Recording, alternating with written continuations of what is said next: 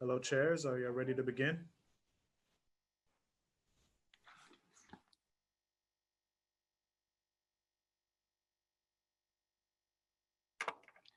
Yeah, I'm ready.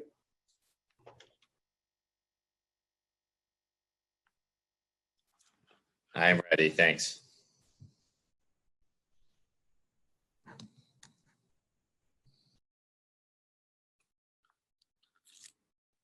Sergeant Polite, if you could start with your opening statement, please. Good afternoon, everyone. Welcome to the Committee on Criminal Justice, Joint with Justice System. Please place your cell phones and electronic devices on vibrate.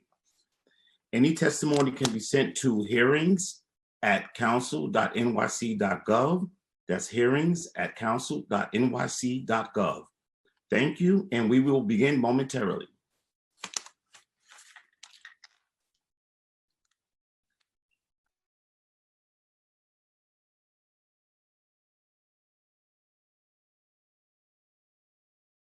We're ready to start.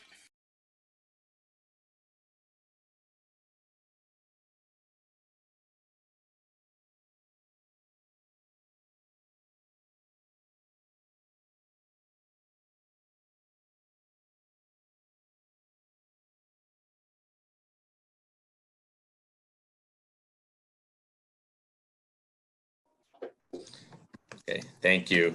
Thank you to all, and thank you everybody. Welcome today. I'm going to gavel in. Thank you for joining our virtual hearing today on the effects of COVID-19 on the city's jail and juvenile detention centers. I just want to quickly acknowledge those that have joined us in addition to Chair Landsman, who we'll hear from shortly. We've been joined by Councilmember Cohen, Councilmember Lewis, Councilmember Rose, Councilmember Rivera, Councilmember Holden, Councilmember Ambry Samuel, Councilmember Lander, Councilmember Yeager, and Councilmember Mizell. And I am sure we'll be joined by others shortly. I'm going to turn it over to our committee counsel, Alana Sivan, to go over some procedural items. Thank you. I am Alana Sivan, counsel to the Criminal Justice Committee of the New York City Council. Before we begin, I want to remind everyone that you will be on mute until you are called on to testify, then you will be unmuted by the host. I will be calling on panelists to testify. Please listen for your name to be called. I will be periodically announcing who the next panelists will be. Today, we will be hearing from representatives of 6 mayoral agencies, including the Department of Correction, Correctional Health Services, the Mayor's Office of Criminal Justice, the Administration for Children's Services, the Department of Probation, and the Law Department. We additionally will be hearing from the Board of Correction, district attorneys, public defenders, and members of the public. We will be calling agency representatives in panels and ask that council members reserve their questions for after each panel is finished testifying. The first panel will be the Department of Correction and Correctional Health Services. The first 2 panelists to give testimony will be Cynthia Brand, Commissioner of the New York City Department of Correction, followed by Dr. Patricia Yang, Senior Vice President of Correctional Health Services. I will call you when it is your turn to speak. For the question and answer period only, we will also be joined by Patricia Feeney, Chief of the Department, by Deputy Commissioner Patricia Feeney, Chief of the Department Hazel Jennings, Chief of Staff Brenda Cook, Deputy Commissioner of Financial, Facilities, and Fleet Administration Patricia Lyons, General Counsel Heidi Grossman, Senior Deputy Commissioner Timothy Farrell, First Deputy Commissioner Angel Villalona from the Department of Correction, and Dr. Ross McDonald, Chief Medical Officer from CHS, and Dr. Ben Harper from CHS. During the hearing, if council members would like to ask a question of the administration or of a specific panelist, after the panel is finished testifying, please use the Zoom raise hand function and I will call on you in order. Please note that we have grouped several representatives of the administration in groups and will not be taking questions until each group has testified. We will be limiting council member questions to 3 minutes, which includes the time it takes to answer your questions. Please note that for the ease of this virtual hearing, we will not be allowing a second round of questions for each panelist. Thank you. I'll now pass it to Chair Powers to give an opening statement.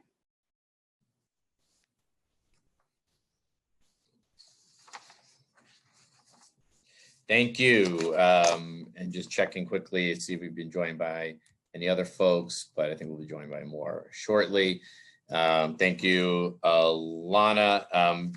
We're going to get started. So thank you. Good morning, everyone. And thank you for all those who have joined us today, to my colleagues, to the agencies, and all of those who are at home and watching today. I am City Council Member Keith Powers, Chair of the Committee on Criminal Justice. I am joined today by Councilmember Rory Lansman, Chair of the Committee on Justice System, for today's joint oversight hearing on COVID-19 in New York City jails and juvenile detention centers.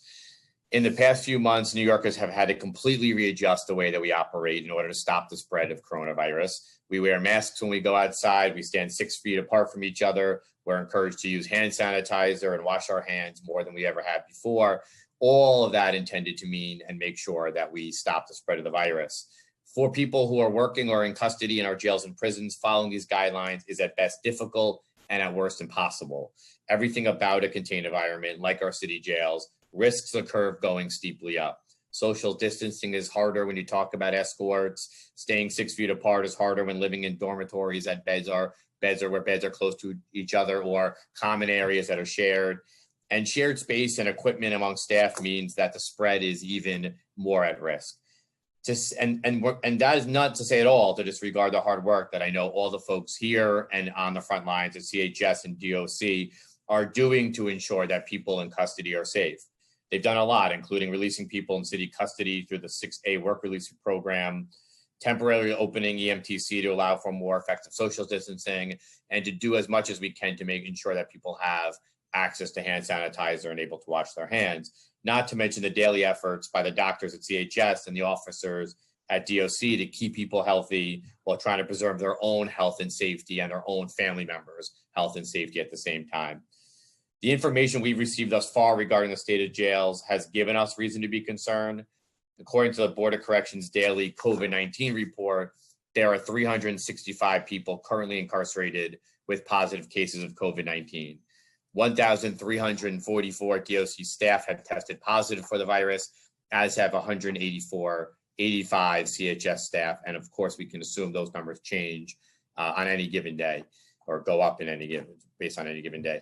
We've lost at least 3 people incarcerated to the virus, and along with the number here says 10, but I believe even we lost an individual yesterday who was an officer to this virus. I want to, just if we may, take a minute of silence just for that individual that we lost yesterday, and all those that we've lost.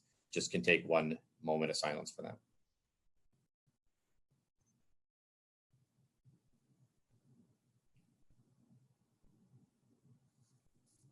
Okay, thank you. And I want to know that they'll let them know that they are certainly in our thoughts and prayers today. Before we go any further, I just want to take, but we have heard and have continued concerns about jail conditions. In the Board of Corrections May 11th audit of correctional facilities, they found that only a small people of custody, 17% of all cases audited, were wearing masks, and 45% of audited dormitories were operating at above 50% capacity.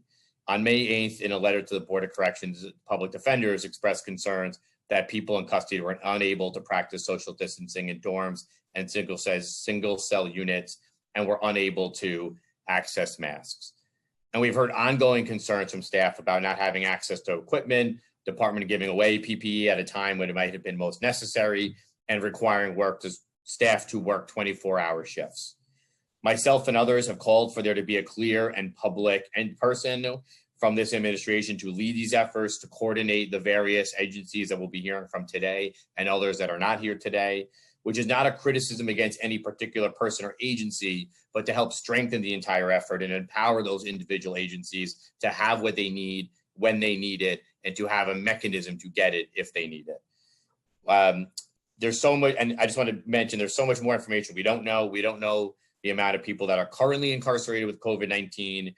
So we do know that, but we don't have an idea of how many people have been infected in total, including those who have been incarcerated and discharged. We know how many people have died while they were in custody, but we don't know how many people have passed away after being infected and released from our city's jails. We don't know how many CHS staff members have been quarantined. We don't know how many people have been hospitalized. We know that jail environments are inherently dangerous during this time, but we don't have a full picture of how dangerous.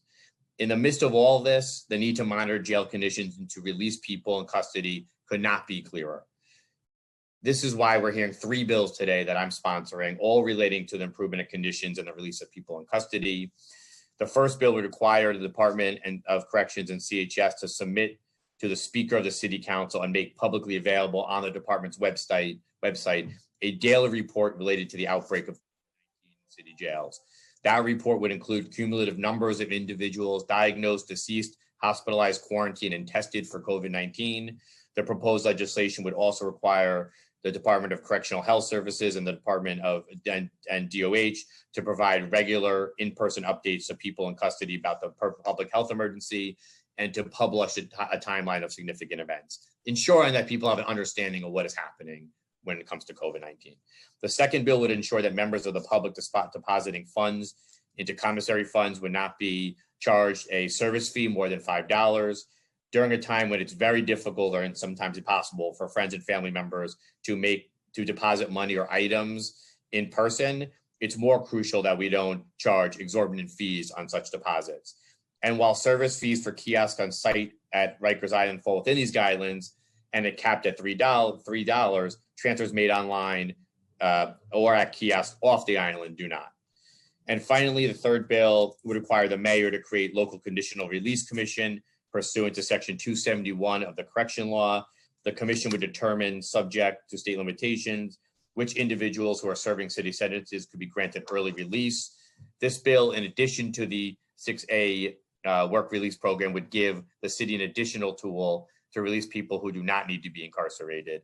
Had the commission been in place prior to the pandemic, we would have decarcerated our jails in a more timely fashion and been able to identify those folks for release. I do still want to recognize that this administration did respond to that call and did do what was I think, much in their jurisdiction to get folks out.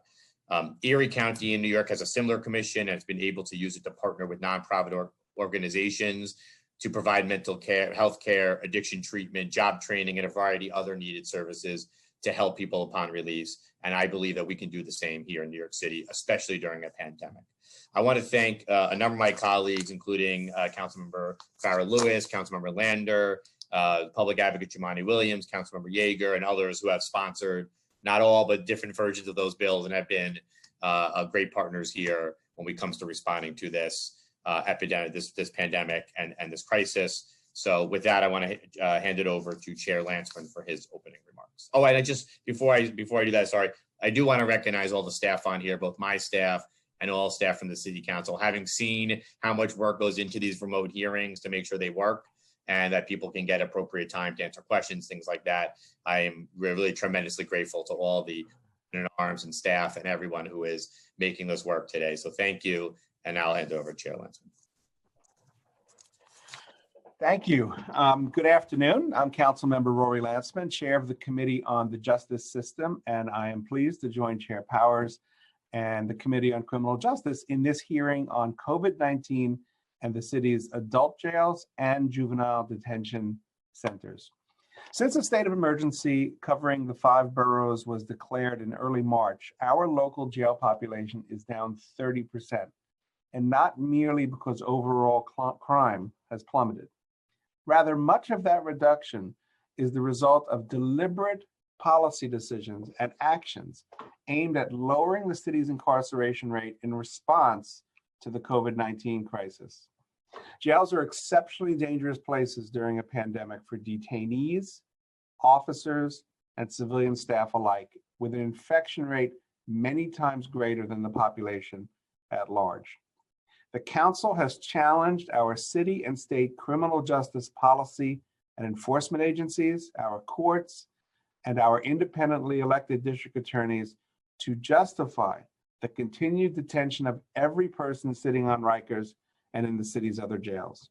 Is there a better way to achieve justice, accountability, and public safety than by locking someone in a cage at enormous risk to their health and expense to the taxpayers? I'm pleased to say that the answer, nearly 2,500 times, was yes. That's why our jail population is right now at its lowest since 1946. Those released include over 300 people serving a sentence of less than a year, pursuant to a law that allows the mayor to alternatively place those individuals in a work release program outside the confines of jail. Over 250 who were awaiting trial on a misdemeanor charge, nearly 650 who were accused of a technical parole violation, like missing an appointment with a parole officer, and hundreds who couldn't afford their bail while they awaited trial for nonviolent or violent felony charges. Now, some of these folks left the jail in the ordinary course of business, but most were released because of the coronavirus crisis and our cities and states' response to it. Now, it's been reported that about 100 of those released from Rikers have reoffended for what appears to be overwhelmingly nonviolent offenses.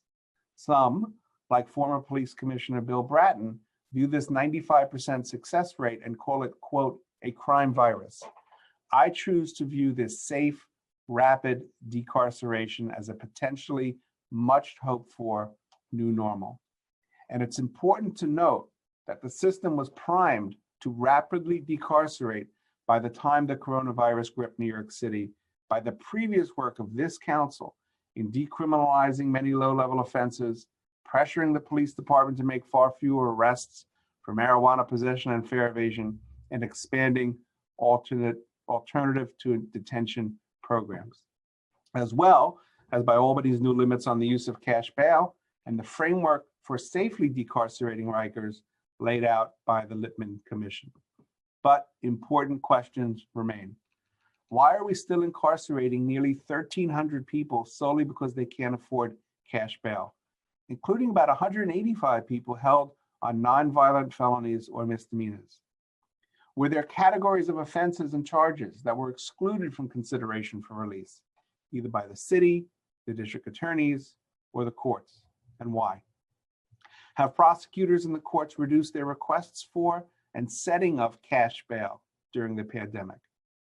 Why are we not completely isolating new admissions to Rikers in the city's jails for at least 10 days to ensure that they are not present, that they do not present symptoms of COVID-19?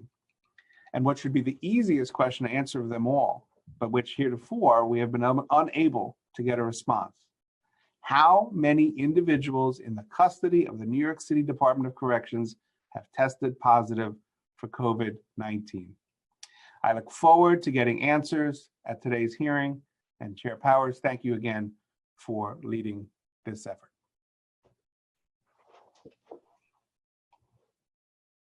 Thank you. We will now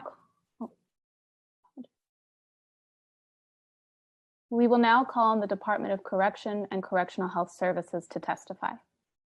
First, Commissioner Brand of the Department of Correction, followed by Dr. Yang of Correctional Health Services will testify. Before we begin, I will administer the oath. Commissioner Brand, Dr. Yang, Commissioner Feeney, Chief Jennings, Chief of Staff Brenda Cook, Deputy Commissioner Lyons, General Counsel Heidi Grossman, Senior Deputy Commissioner Timothy Farrell, First Deputy Commissioner Villalona, Dr. McDonald, and Dr. Farber, I will call on to administer the oath. I will also call on Dana Kaplan, Deputy Director from the Mayor's Office of Criminal Justice, for questions. I will call on each of you individually for a response. Please raise your right hands.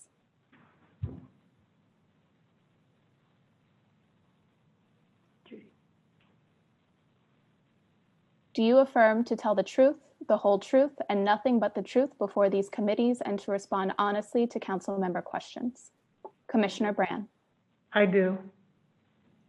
Dr. Yang.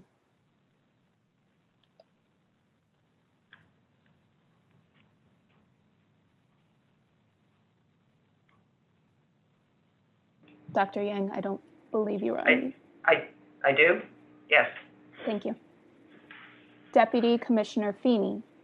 I do. Chief Jennings. I do. Chief of Staff Cook. I do. Deputy Commissioner Lyons. I do. General Counsel Grossman. I do. Senior Deputy Commissioner Farrell. I do. First Deputy Commissioner Villalola.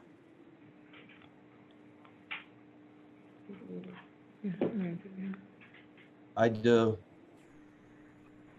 Dr. McDonald, I do. Dr. Farber, I do. It's Mr. Farber. Deputy Director Kaplan.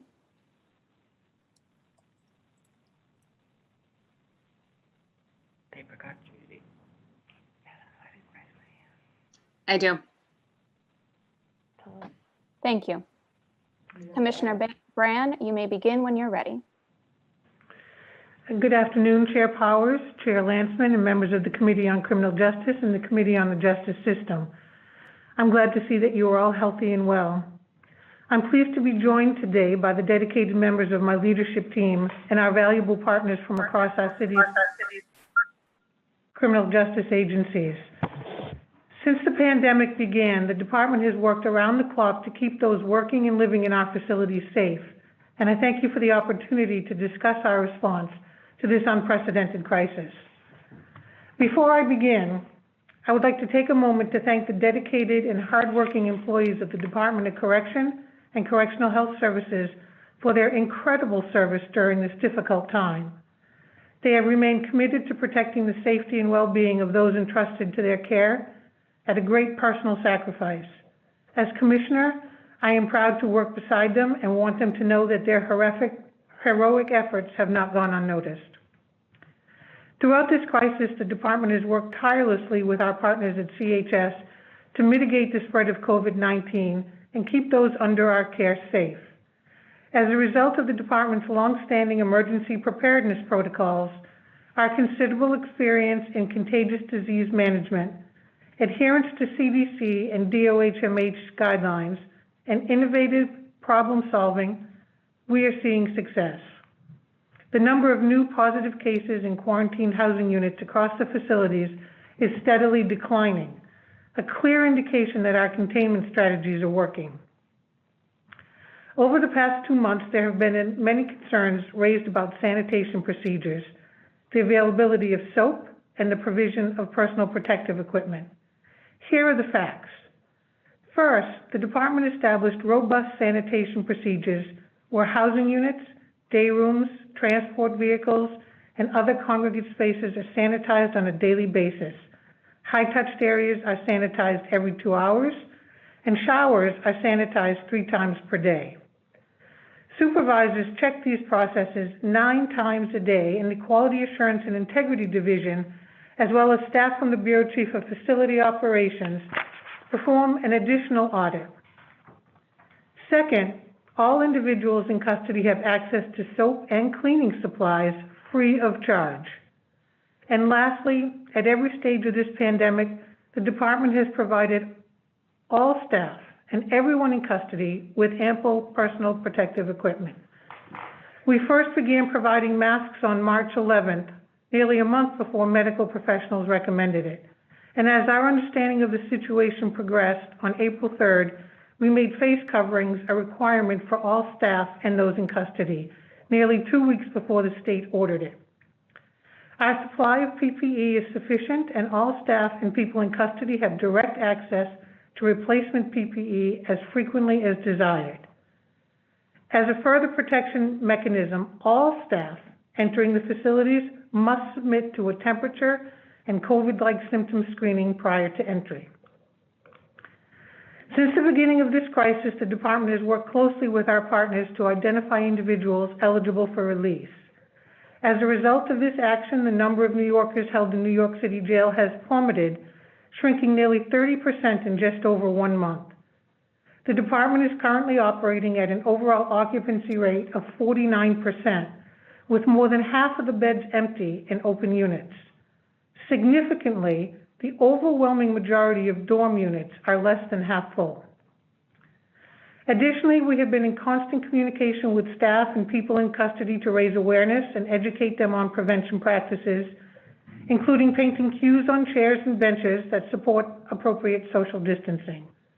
The department's multilingual COVID-19 awareness campaign includes conspicuously placed posters, an informational one-pager, and an informational slideshow displayed at intake. Despite the challenges we face due to COVID-19's impact on our staff sick rate, and the temporary suspension of congregate programming, in-person visitation, and most in-person court appearances, April 2020 has been one of the safest months in recent history. Use of force has decreased by 47% as compared to March 2020, and by 37% as compared to April 2019. Fights among people in custody also decreased by 47% as compared to March 2020, and by 48% as compared to the same time last year. Further, in April 2020, the department saw nearly 50% fewer slashings and stabbing as compared to the previous month, and a 21% reduction in the total number of assaults on staff in the same period. These are significant reductions, and we are sustaining this progress in May. The pandemic has forced many of us to significantly restrict our contact with others. As Commissioner, I understand how important connections with friends, family, and legal support are to those in our custody, and the department has made every effort to afford visits remotely. For critical communication with attorneys in the court system, the department has expanded its Skype teleconference booths.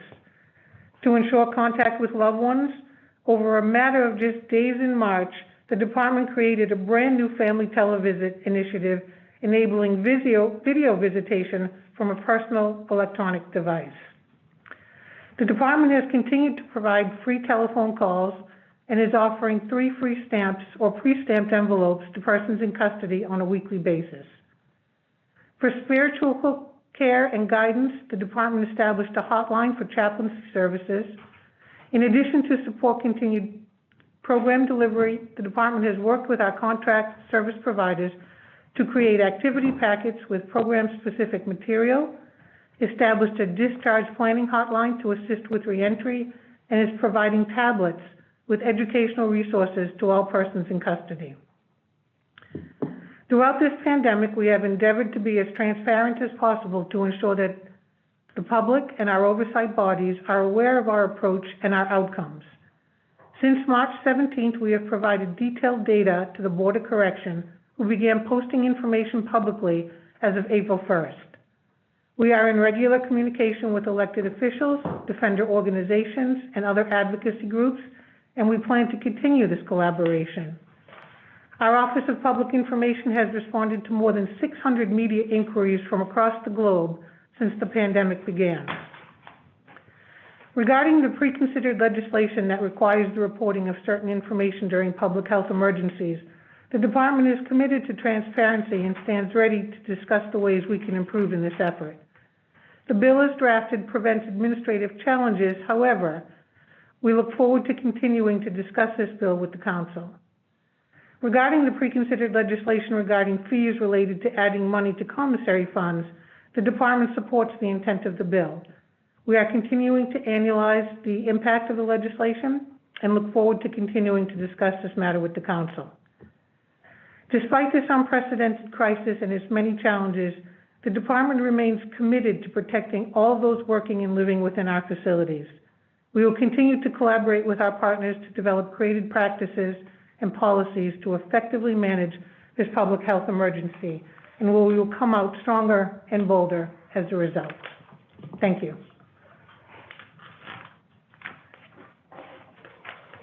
Thank you, Commissioner. Next, we'd like to invite Dr. Yang of Correctional Health Services to testify. Dr. Yang. Victoria. Hi, good afternoon, Chairpersons Powers and Landsman and members of the Criminal Justice and Justice System Committees. Patsy Yang, Senior Vice President, Health and Hospitals for Correctional Health, also known as CHS. I'm joined here by Dr. Ross McDonald, our Chief Medical Officer, and Ben Farber, our Chief of Staff. We appreciate the opportunity to update you on actions we've taken so far in the face of this devastating global pandemic, and would like to brief you on 3 cornerstones of our approach: decarceration, containment, and maintenance. When the novel coronavirus was first confirmed to be in New York City on March 1st, CHS was well positioned to confront head-on this fast-moving, shape-shifting, lethal virus. Much of the foundation of our response has already been built in the 4 years since we became the direct provider of healthcare in the jails. To minimize the likelihood of transmission of SARS-CoV-2 virus, we've taken aggressive and strategic steps that are aligned with the best available public health advice. tailored to the unique environment of the New York City jails. Most tragically, 3 people in custody have succumbed to this plague so far. Yet because CHS and DOC strove to lock arms and stay in lockstep throughout this first wave of the pandemic, in order to shield people who were entrusted in our joint care and custody, I am certain that together we saved many lives. Decarceration was one of our key strategies from the outset. CHS focused on identifying and helping arrange for release from custody our patients who we determined were most vulnerable to a severe course of disease should they contract the virus. This effort was built on CHS's long-standing advocacy work for compassionate release of patients with serious clinical conditions. The global pandemic gave strengthened purpose and opportunity for CHS to accelerate this work, along with our partners at DOC, MOCJ, defense attorneys, district attorneys, courts, the State Office of Mental Health, the State Department of Correction and Community Supervision, This work relied on relationships that were built over months and over years. Between March and May, more than 2,000 people were released, including roughly half of our patients who were aged 50 years or older. To support the safe release of our patients into the community, CHS's already robust discharge services were enhanced to respond to the emergency. While our protocols for discharging patients with mental health concerns and or medication needs remained unchanged, CHS now additionally screens for COVID-like symptoms every patient whom DOC escorts prior to release, and we assist patients in securing accommodations within which to self-isolate as appropriate. We also provide information on community testing sites and on supportive services. As before, individuals who need assistance after release can contact CHS's established community services, our Point of Reentry and Transition Program, and our Community Reentry Assistance Network.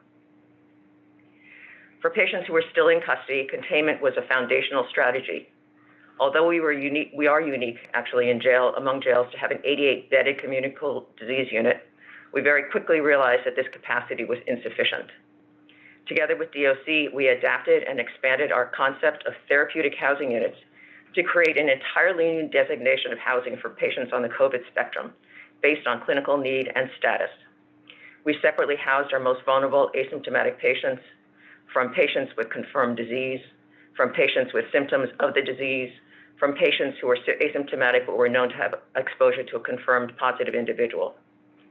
Because this expansion of this notion of clinical housing allowed us to physically separate and shield patients in the face of what felt like a viral tsunami, we also planned for surge capacities in each category of housing.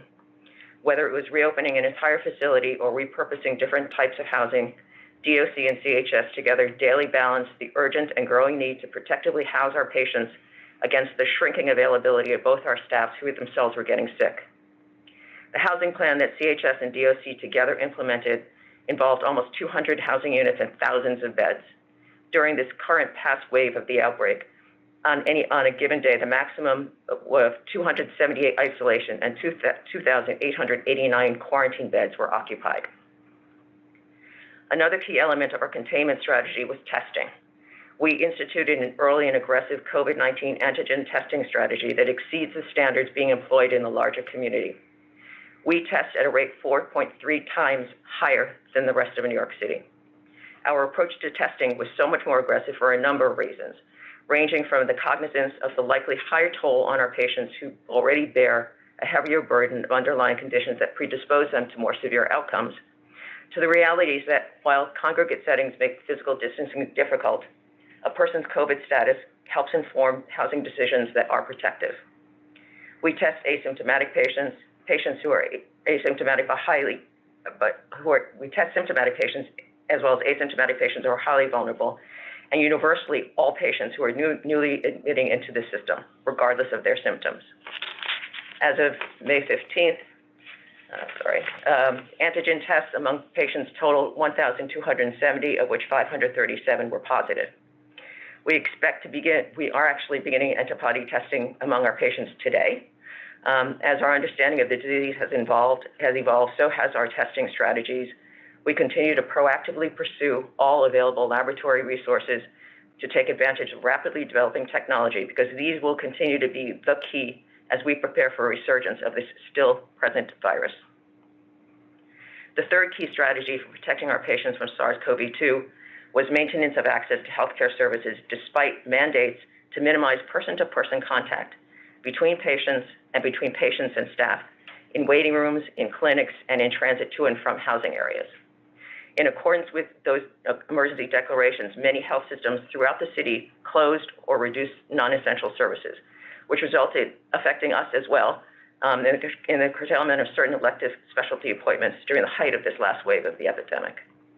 However, while elective and non-urgent visits had to be adjusted, access to our medical, nursing, and mental health services, ongoing substance use treatment, and medications remained unchanged.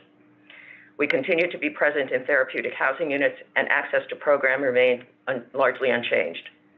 Emergency response, urgent care, nurse and physician availability continued around the clock. As before, we reviewed all missed scheduled visits to prioritize escort by DOC to clinic accordingly. And as always, any patient in mental health crisis or in need of urgent medical attention alerted DOC, who contacted us. While maintaining these core services, we built new workflows and systems given the realities of this pandemic. This required maintaining adequate PPE according to the latest guidelines, responsiveness to the latest clinical guidance, and constant communication with our staff. We safely managed the majority of COVID patients who developed disease without burdening our overburdened hospital partners, and aggressively monitored for signs of more severe disease so that we could escalate care at the earliest sign of trouble. We incorporate COVID-like screening at every point of contact within the criminal justice process, at pre-arraignment, at admission, at every clinical counter, and upon discharge. We worked with our partner ACS to transfer into our care at the Horizon facility any youth who were suspected to have or confirmed to have COVID-19. We balanced the public health imperative to minimize person-to-person contact with our unflagging commitment to healthcare access by expanding our already pioneering use of technology. Our years of experience and our infrastructure allow us to use telehealth video connections to minimize disruptions in care during this past crisis. Working with DOC, we were able to establish new, secure telephonic connections for our patients from any housing area to contact CHS directly, whether it was to report health concerns and like COVID-like symptoms, or to talk through their anxieties about the disease. These new pathways were important supplements to the provider-patient communication channels that existed before the pandemic. Every evening at precisely 7 o'clock, neighborhoods throughout the city erupt as people stop in the streets, they throw open their windows, they go out on their roofs, they whistle, they applaud, they shout, they bang pots, they bang pans, they sound their car horns. They do this in gratitude for the healthcare workers who put the very lives of their patients ahead of that of their own and that of their families. During every one of these daily tributes, I feel particularly privileged and honored to work alongside the staff who, even among essential workers, face daily challenges that are unique to the jail environment, and they've done so with unflinching professionalism and dedication. Thanks. Thank you.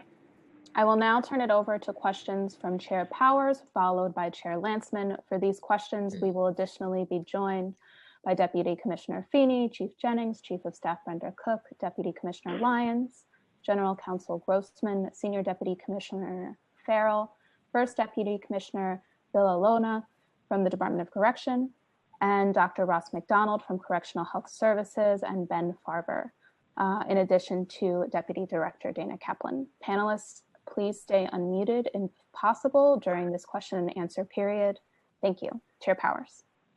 Thank you, and I share THS. I just want to say thank you to everybody here. Thank you to all your staff and particularly the doctors that are serving at a very, very challenging time in the city. And when we do clap, I know that in my district, people go outside of Bellevue, they go outside NYU, but for many of us, we're thinking about all your doctors as well who are putting themselves in a very challenging environment. So thank you for mentioning that as well.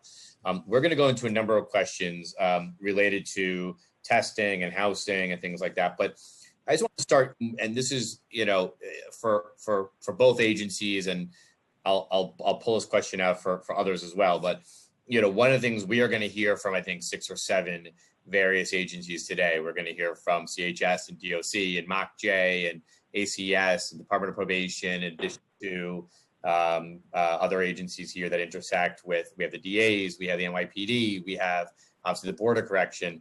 And, you know, one of the things I've been trying to get clarity around and just make sure we as a public understand is through the pandemic, there is a lot of challenges here. Everything from the release, the question about release and who to release. Presumably CHS has ideas around that. DOC has thoughts on that. MOCJ has thoughts on that. Certainly we know we've heard the NYPD has thoughts on that. Can you explain, I'll open this to either agency, but can you explain to us how these decisions are made amongst a group of 6, 7 agencies, some that report directly to the mayor, DAs, BOC, we understand are outside of that. When we talk about, and certainly there's been disagreements amongst agencies about release, for instance. How is this coordinated? How are these decisions made, and who is making the decision when there is a conflict between agencies when it comes to things like release, or if there's a disagreement, be the agencies that just testified about how to house or quarantine, things like that?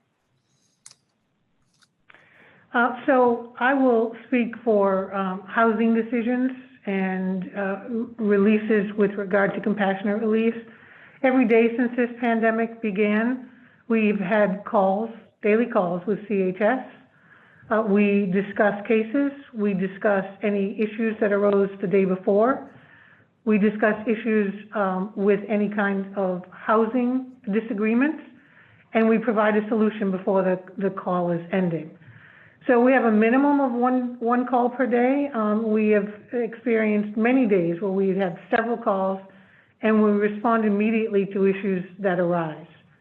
I can say for DOC, and I suspect my colleagues at CHS would say the same thing, that the bonds formed between the two agencies during this crisis has never been stronger. And we have collaborated. We have become very creative in our solutions in our efforts to minimize the impact of the spread of this disease. With regard to broader releases across the city, I'll let Ms. Kaplan speak to that as the Mayor's Office of Criminal Justice and how the Mayor's Office has coordinated amongst all the law enforcement agencies in the city. Sure. Good afternoon. Dana Kaplan, Deputy Director of the Mayor's Office of Criminal Justice. Obviously, the releases were via a number of different mechanisms. So some people were released pre-trial. That involved a coordinated process with the district attorneys, the defenders, and the courts. For individuals who were released because there were holds lifted by the State Department of Correctional, the state docs. Those were individual decisions that were shared that were made by the state.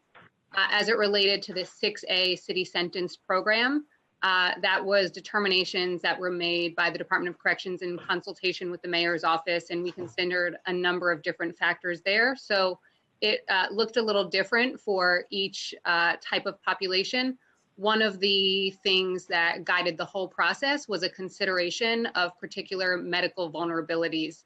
And as Correctional Health Services said, Correctional Health Services was able to help identify individuals who had some of the 5 pre-existing medical conditions that would put them at particular vulnerability for exposure to COVID. And so we were able to make that information available to all of the different stakeholders so that their individual decisions on the cases that they had discretion over could be informed by an understanding of any health considerations that they should particularly be aware of during this period.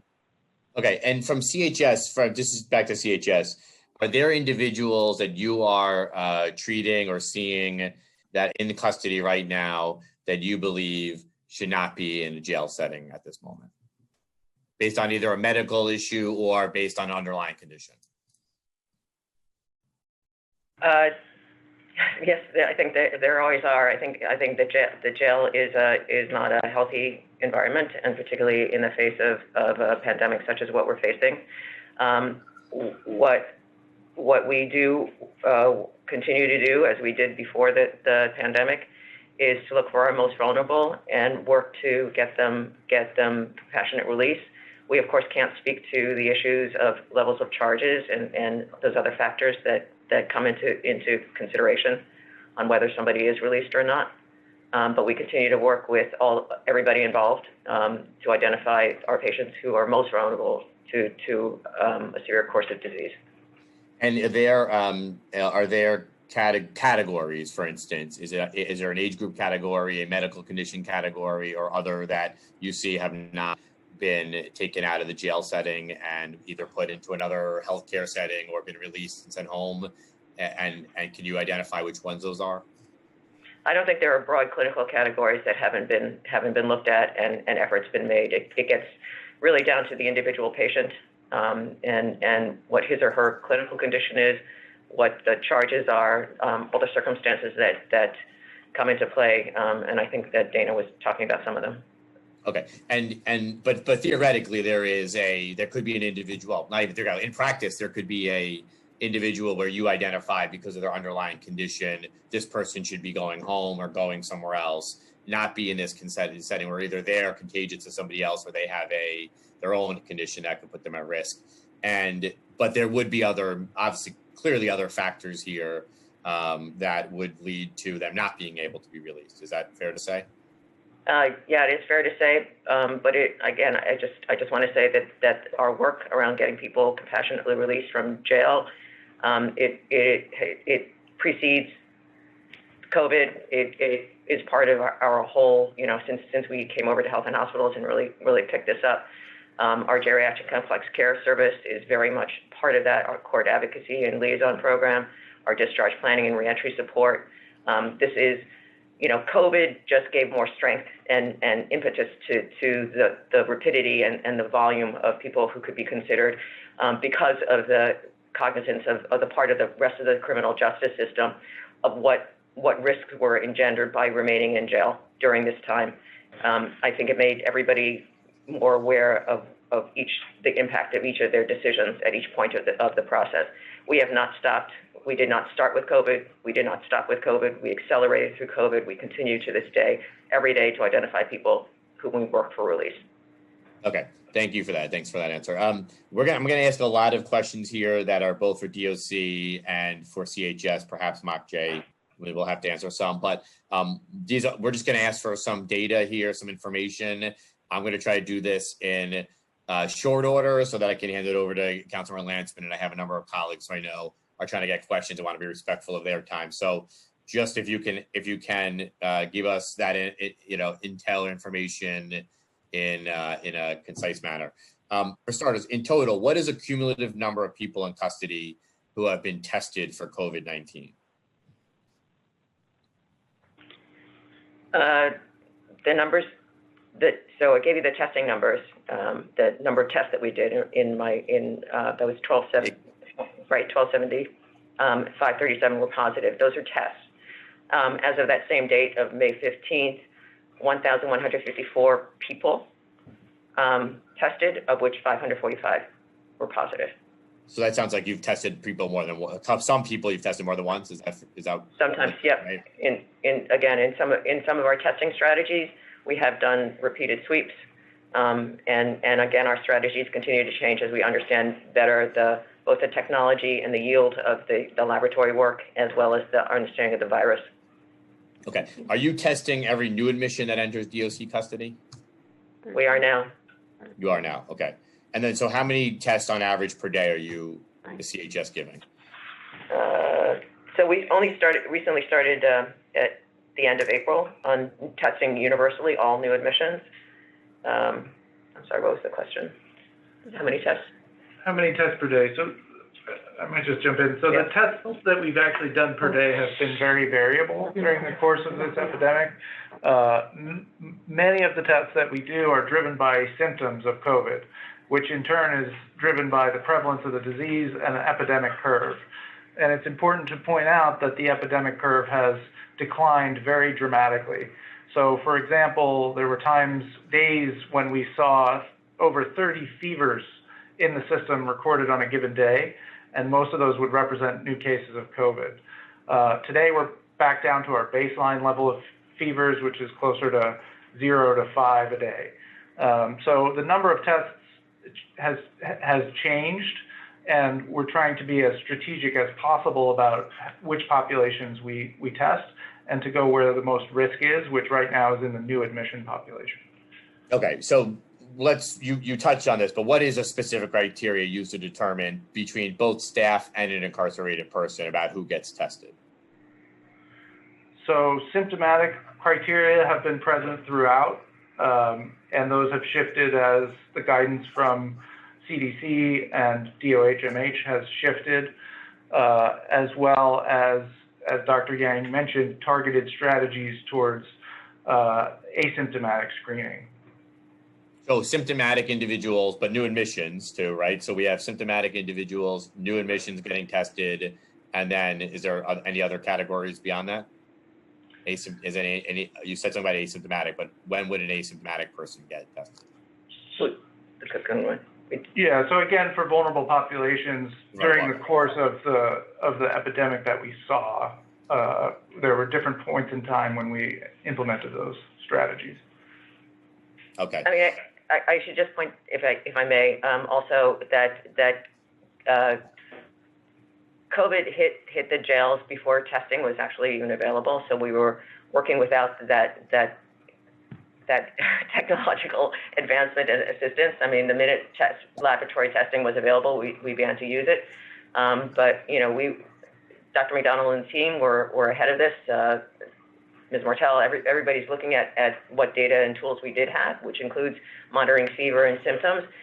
Clearly, by 12 weeks later, everybody's understanding is greater in terms of what the meaning of having a symptom or not a symptom, or what a symptom is, continues to change. Do you think you have enough tests today to accommodate your testing needs? Yes, we do. Okay. Do you have? Okay, thank you. Are you doing temperature screening, even absent tests? We screen for symptoms, yes, among people who are obviously asymptomatic and exposed. Definitely with DOC, I think the commissioner mentioned this, together launched a program to screen. We ask our own staff to screen themselves, but we also screen people before they come into the facilities. DOC does, and with us. Okay, so if I'm a staff member showing up to work, I'm getting my temperature taken and my symptoms evaluated. Is it a verbal examination, and then I'm also getting my temperature taken? Is that correct? Yeah. Okay. I don't know if the commissioner wants to say anything, but yes. Okay. For uniform staff, for instance, if they have symptoms and they go quarantine, what is the criteria by which when they return to work, and do they get a follow-up test given to them to determine whether they still have it? What happened? What is the process for an individual as a staff member who has symptoms, or let's say test positively? What is the process by which they would return to work? So I would defer that question to FTC Villalona, who oversees our health management division. Sure. Hello, good afternoon, and thank you for the question. So if a staff member of any type, whether it be uniform or non-uniform, is calling in sick related to COVID-19, they would call our health management division and report their symptoms. We would track them via our sick codes. There are specific sick codes based on the symptoms that the staff member is exhibiting. At that time, they would be told to stay home and self-quarantine, pending them being able to either get a test performed or for their symptoms to subside. The doctors at our health management division will be guided by documentation from the employee's primary care physician, and they would provide the results of their COVID tests if they were to receive one. Well, let's say they test positive. I test positive. I say to you, I'm not feeling well. I go take a test. I've come up positive. I'm an officer or a staff member. I test positive. What happens now? I assume I go home, I quarantine. Right. So I can tell you that I tested positive, and so my interactions and everyone else's interactions with HMD are that when you receive your positive test, you notify our health management division, you are assigned to a doctor, that doctor tracks your symptoms, you are in contact with that doctor who tracks your progress until the point that you no longer are exhibiting symptoms and you are cleared to return to work or receive some type of medical documentation from your healthcare provider. That is documented with HMD, and you are given a return to duty date once you are free of symptoms for the established period of time per medical guidelines. So I need a doctor to clear me to go back to work. So there have, not in every case, right? Just because there are certain doctors who, we have come across doctors who refuse to provide a written note because they're not physically, as we all know, during this time period, people are using, are going through telehealth. So it's teledoc or it's a virtual. So there have been a very limited occasions where the staff member reports to HMD. And so in those instances, extra precautions have been taken. But is there a minimum amount of days if I test positive that I'm off duty? So I believe that it's 7 days from the initial symptom or 3 days without any symptoms are the medical guidelines. I thought it was 10, but okay. And then do I get a test? I don't get a test at, I don't CHS or otherwise, I don't get a test to reconfirm whether my symptoms, or I mean, reconfirm whether I've cleared the To my knowledge, there is no requirement for a secondary test. Okay, and do those sick days, are sick days used? I assume there's an allotment of sick days an individual can have. Does that count against their sick days if you are tested for COVID? So I'll answer the question in two parts. The first part is uniform staff. Uniform staff have what we like to call, in general terms, unlimited sick. So uniform staff, if they test positive or have their COVID case documented at HMD, those days will not count towards any potential sanctions or discipline related to excessive use of sick leave. And if it's a non-uniform person who has called into our health management division, they will not be, their sick time, which they accumulate, will not be deducted based on having reported a COVID illness. Okay, I just want to make sure we are not asking somebody to go back to work when or to feel compelled to go back to work based on their any policy that the city has. If they are presenting symptoms or feeling sick or have not cleared it, I think it's important that we're not having any policy that compels them to go back to work. No, absolutely not. And I can say that if anything, our health management division is being extra cautious because if we introduce someone who is still exhibiting symptoms, we only create the potential for more people to contract the disease, which is absolutely not what we want. Okay, this may be CHS. Can you tell us which COVID test you're using right now? Our PCR-based testing is via our longstanding lab contractor, BioReference. Okay. And are you doing antibody tests as well? We are starting those today, yes. Okay. Is there other plans for contact tracing or any other plans for expanded testing in the near future?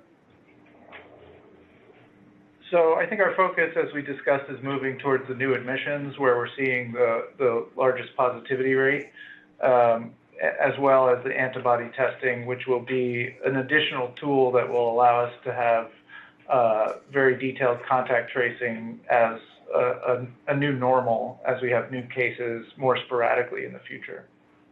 And with the new admissions, what percentage of new admissions are testing positive? Approximately 7% at last check. We'll get that for you. 7%? What's the average in the state? It's probably about 1%, right? 2%? Yeah, It was like 9% so far, but again, we've only begun the intakes. yeah, it depends on Recently. exactly what period of time you look, but I think it's in the single digits Yeah. or thereabouts. Yeah. But that is a high number relative to comparatively, isn't that fair to say, relative to the general population? Yes, that's correct. At this point, it is. But again, you know, for the concentrated number, we're assuming community transmission, right? Which is why we're focusing on new admissions. They're the people who are most likely to be introducing the virus to the people who have been in custody for a while. And the fact that we're universally testing everybody who comes into the jail system is not something that's being done outside in the city of New York. So again, our more aggressive testing strategies, even from the beginning, make it very hard to make comparisons with the rest of the city of New York. The rest of the city, it's not as aggressive testing. It's not universal by any means. It's not available across the board. It's not, you know, this is not being offered to every 8.5 million people in the city. So it's I just say that as a cautionary word. No, I totally understand. Yeah. Thank you. Just a few more questions, and I want Councilmember Landsman give out. I know the colleagues feel that have an opportunity. Can you just give us numbers? How many people in custody are currently hospitalized for COVID-19?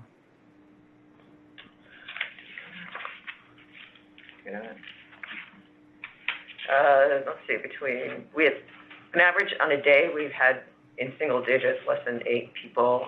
Between March 25th and May 15th, we had 34 people who were hospitalized at some point. Between 34, between which dates? March 15th? March 25th and May 15th. And how many are there today? We don't, I'll have to get that to you. Okay. How many people have, okay, you gave us that number. How many people in custody are currently on ventilators? None that I know of. I don't know. We have to check. Okay. This Well, is- if this that, is- that this is number really- maybe, no, sorry, go ahead. Yeah, well, we need to check with our sister hospitals, into Okay. whose care we transfer people. We would like to know maybe since the beginning of the pandemic, how many folks have been put on ventilators, if that's available. My last question, and then I'll hand it over. Just in terms of how, I'm going to come back, but just for now, just walk us through what happens when, and maybe this is for DOC, but when someone is tested positive after having already been in the general population, in terms of housing and testing, where are they sent? How long are they quarantined for? Do they go back to their original housing? If so, how long after they're separated? Can you just walk us through what happens if if I was in general population and I tested positive, what would happen in terms of my housing? So I will start for DOC. I just want you to know that we have a conversation with CHS when that occurs, and then I'll let Chief Jennings speak to how housing decisions are made. Hi, good afternoon. How are you? Hi there. Good. I would first like to thank you for the moment of silence for all of the staff and persons in custody in which we lost, because I think for all of us who were not infected, we have all been affected by this deadly virus. And so I think at the onset, there was a lot of collaboration with CHS and to talk about how best to house. So we worked with them, and we partnered up with MOCJ and also NYPD, whereas there were 2 community courts that were opened up to actually have all persons coming through be arraigned via video conferencing at one in Red Hook and one in Manhattan. And all of those persons who were arraigned there and screened, they were either brought right into our West facility, CDU unit, or the facility EMTC, in which we opened up to house all persons male coming into custody that were either suspected or positive with the COVID. And so for all new admissions that were asymptomatic, MDC became the facility in which we would house all of those persons there.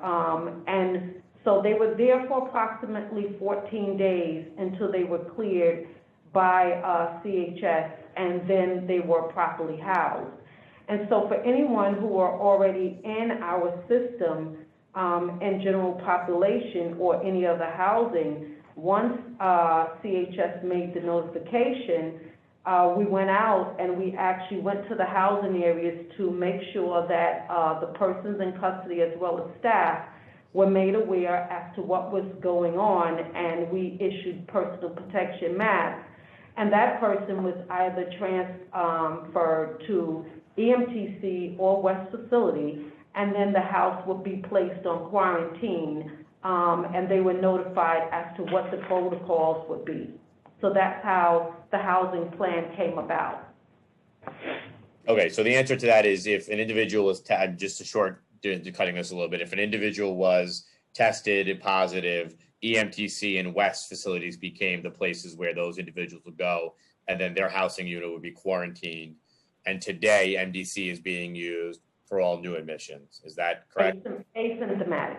Asymptomatic. If you're symptomatic and you're a new admission, you go where? To EMTC and... Go directly to EMTC or West Facility. Right, okay. So the Manhattan Detention Facility, how many people are in MDC today? We have 504. Just right around 500. 504, to be exact. 504 are the new admissions since you've started doing that are asymptomatic in the Manhattan Detention. Okay. That's correct. I'm gonna hand it over to Councilmember Landsman, but come back to questions. I just wanted to touch on one topic that you came up before I had one more question, so I apologize. You know, the mayor had a few weeks ago, you know, commented on the 24-hour tours, calling them a mistake. I don't think anybody here is going to defend that policy. I would like to know if there have been changes to that, been directives that changes or directives that put in place to ensure that no individual staff member is being asked to work 24 hours in the middle of a pandemic. Can you share with us what changes have been made? So at the height of the pandemic, we had a staff out sick rate of approximately 34%. Unfortunately, there were many staff who were working double tours because we did not consolidate housing units, as would have been not only fiscally prudent, but also increasing our ability to put staff where they needed to be. We kept those housing units open according to our housing strategy to minimize the impact of the virus transmission. And so unfortunately, there were some time, very few, where people went into a third tour. That was uncovered, it was discovered, and it has been remediated. And since it was brought to light, there have been no reoccurrences of anyone going in through a triple tour. That has been eliminated. And I will agree, there's no one in this room, there's no one in this agency who will defend that. And we are committed to moving forward with that not ever happening again. Thank you. I mean, it feels unconscionable in the middle of a pandemic to ask somebody to work 3 tours, even a second tour feels difficult, but I understand that's practice, but a third tour feels unconscionable to me, but I do appreciate that being changed and uncovered. I'll hand it over to Councilmember Landsman for questions, and then we'll go to members. Good afternoon, everyone. Commissioner, I want to understand the testing and the cumulative positive numbers. So if I heard correctly, it's 1,270 tests have been administered to detainees, and 537 of those came back positive. That's the cumulative number. Do I have that right?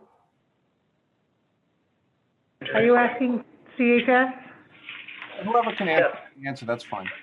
Correct. So as of May 15th, 1,270 tests, 537 were positive. All right, so that's a 42% positive rate. That's an extraordinary number. But before we get into that, can somebody tell me, either the commissioner or CHS, why it took weeks and weeks to get us that information? I'm concerned whether or not you don't have systems in place to know how many people in your custody have tested positive for COVID-19, or was it some effort to conceal from the council and the public the number of people who tested positive, because it would call into question how good a job the department was doing in protecting people. Can you tell me why it took so long to get that simple number? It's a correctional health number. We have systems. We are highly data driven. We track, even before there was laboratory testing available, we used every tool and all our data systems to identify people who were at risk or were sick and needed to be protected and shielded from COVID. It is not for a lack of data system. We report daily to the State Commission on Correction and report daily to the New York City Board of Correction. The New York City Board of Correction, we really appreciate their service to us by posting our data for us so that the public can see that. There has been concern, and we have said this to the New York City Board of Correction and to the State Commission on Correction with caution about how our numbers are interpreted. Again, the more you test, the more you will find. We have an aggressive testing, 4.3 times more aggressive than the city of New York. And there was concern about the comparative prevalence that people were going to draw conclusions. But that didn't stop us from reporting daily data to the board and to the commission, and the board posts it for us. Well, I don't want to speak for the board. They're going to have an opportunity to testify, but I don't think I'm out of bounds in saying that they too were very frustrated in not being able to get the cumulative data that we were seeking as well. So I not to belabor the point, and I don't want to spend more time litigating why it is that we couldn't get data that we wanted, but you can assure me that you do in fact know how many people have been tested and how many people have tested positive, and you've had the ability to know that for some time. It's part of our patient management. May not be in a format that suits everybody, but it allows us to manage the clinical care that we provide. Okay. Let me ask you about the testing, and I apologize if I'm going over some things that Councilmember Powers may have asked in a different, better way. The current test that you're giving to new admissions, how long does it take to get a result? About 24 hours. About 24 hours. And can you tell me, what's your understanding of how long a person might take from the time that they've been exposed to COVID-19 to actually develop enough of the virus to test positive for it?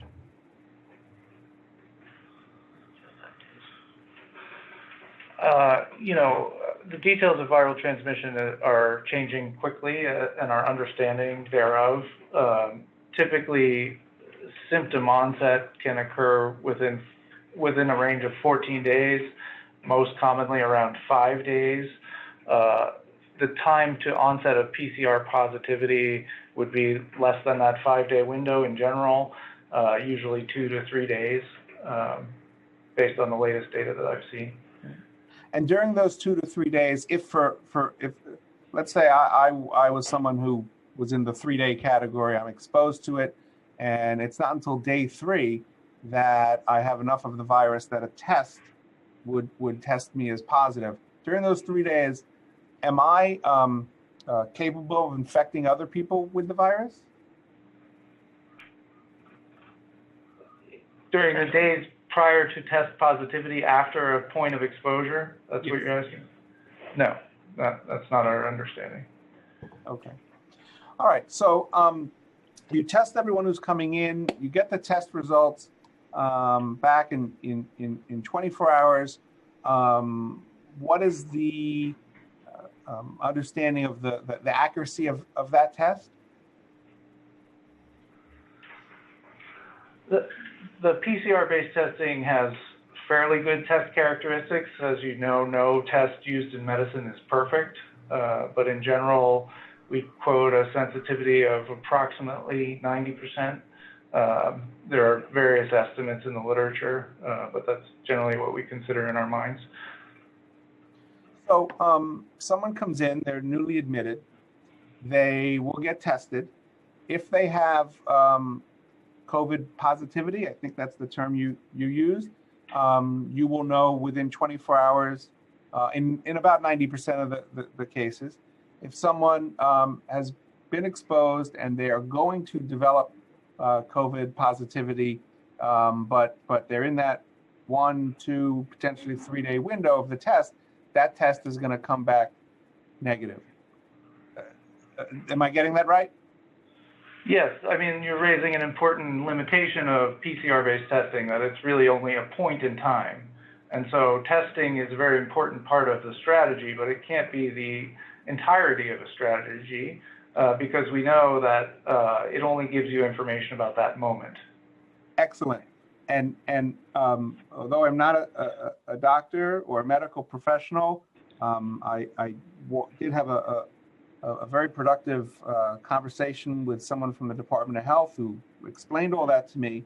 And so that Chairman Powers and I arrived at the conclusion that the only way to truly ensure that somebody who is newly admitted to Rikers is not going to potentially infect other people at Rikers is to quarantine, segregate, isolate each new admission for at least a period of 10 days.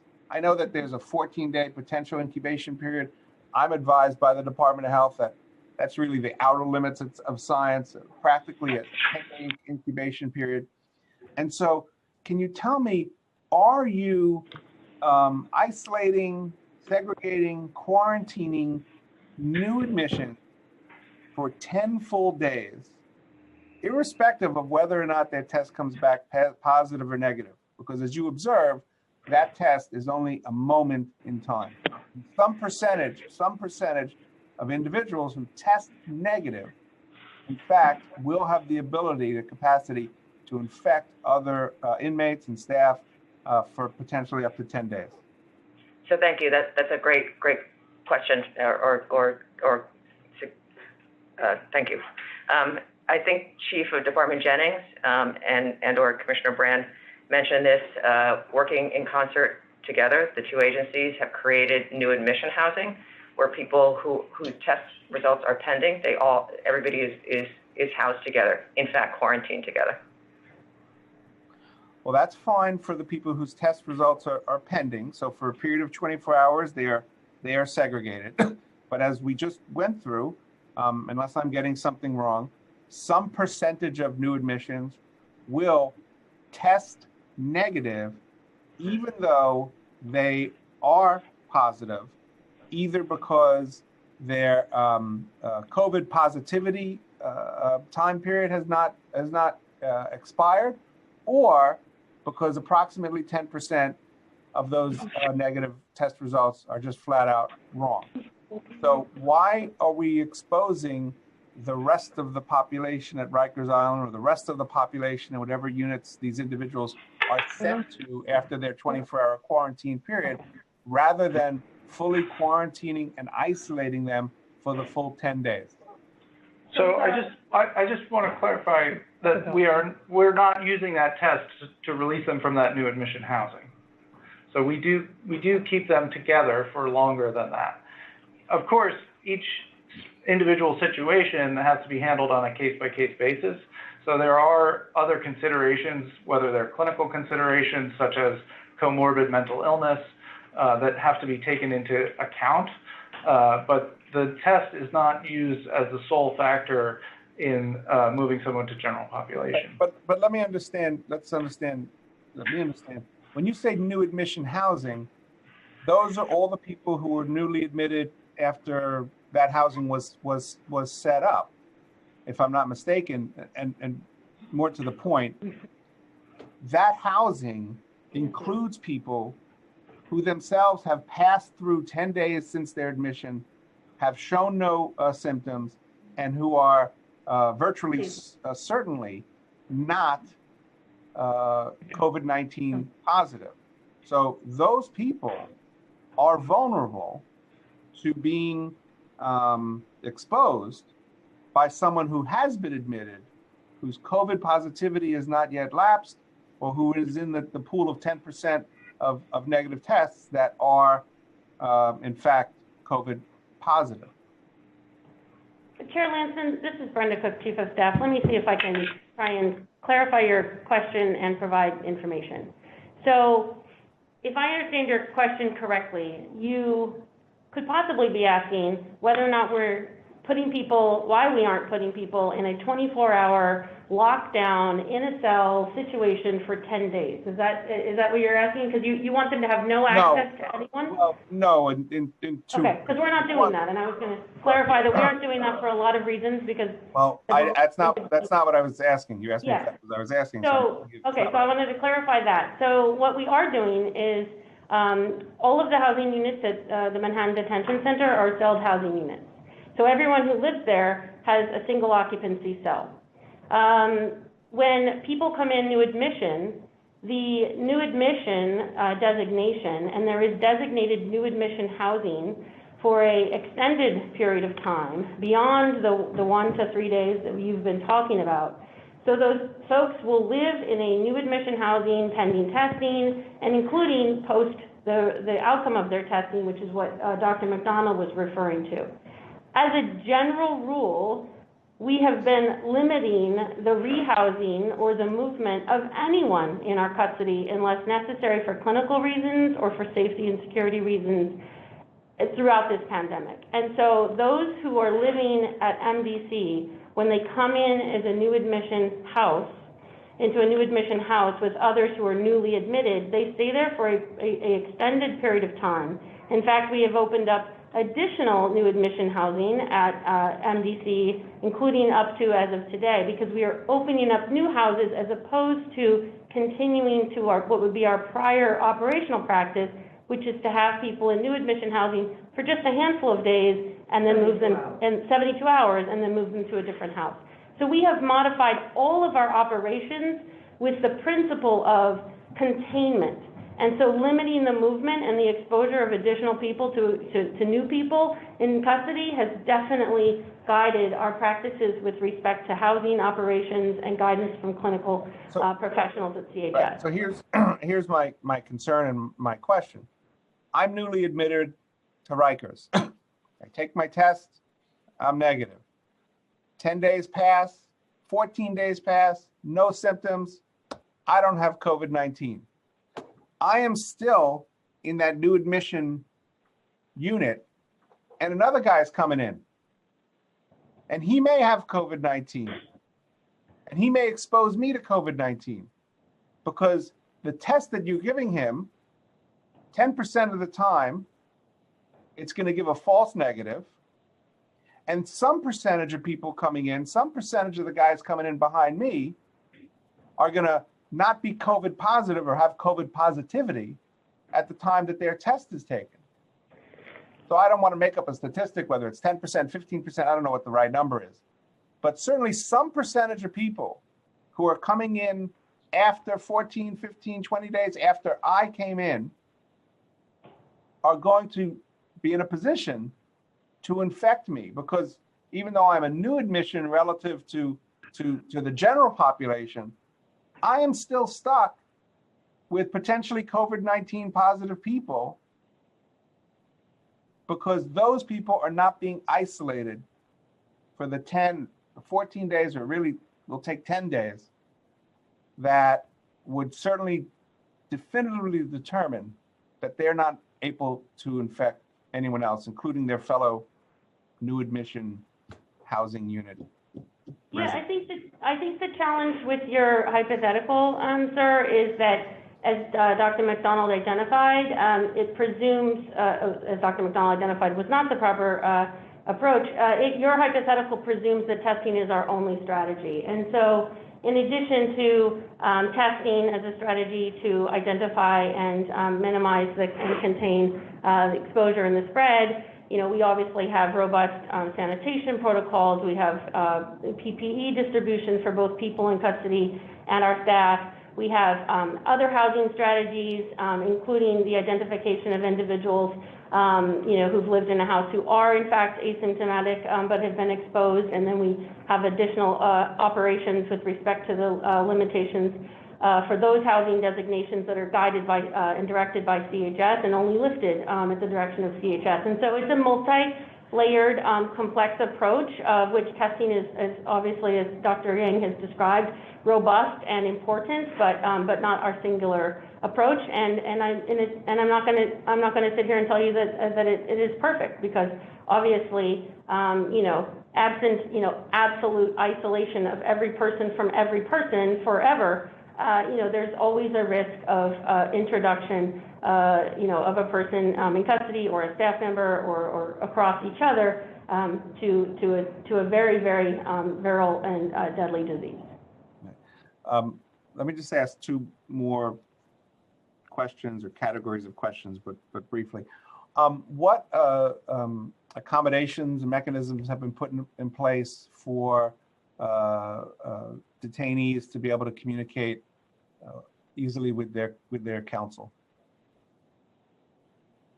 I'll let Chief Jennings respond to that. Yes.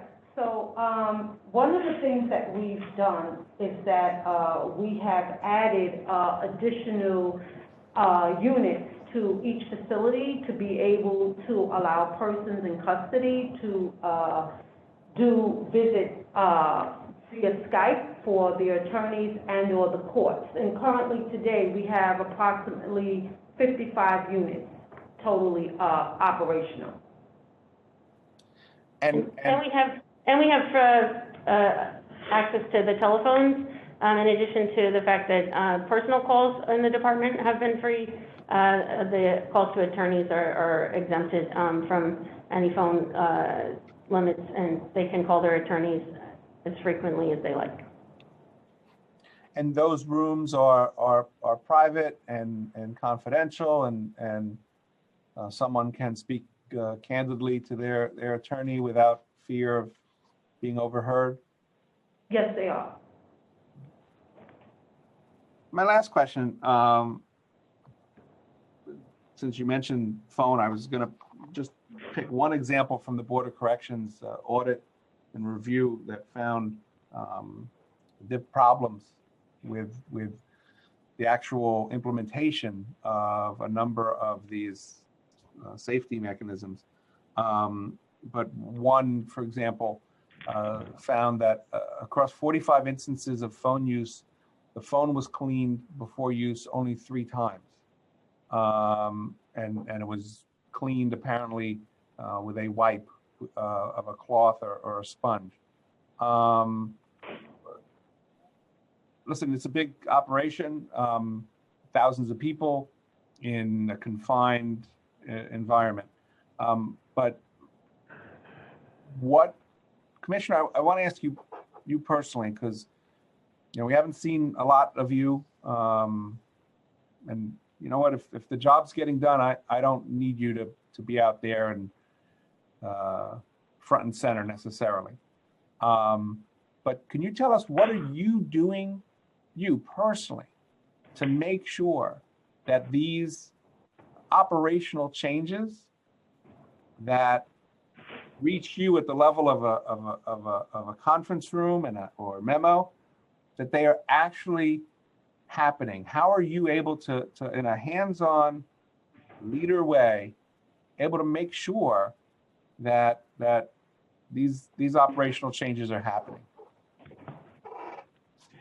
So I personally tour the jails, so I'm not sure what you mean that you haven't seen me out there. That could be in front of the press, but I've been busy in the jails, and I tour with my wardens, and I tour with my deputy commissioner, and I review audit protocols.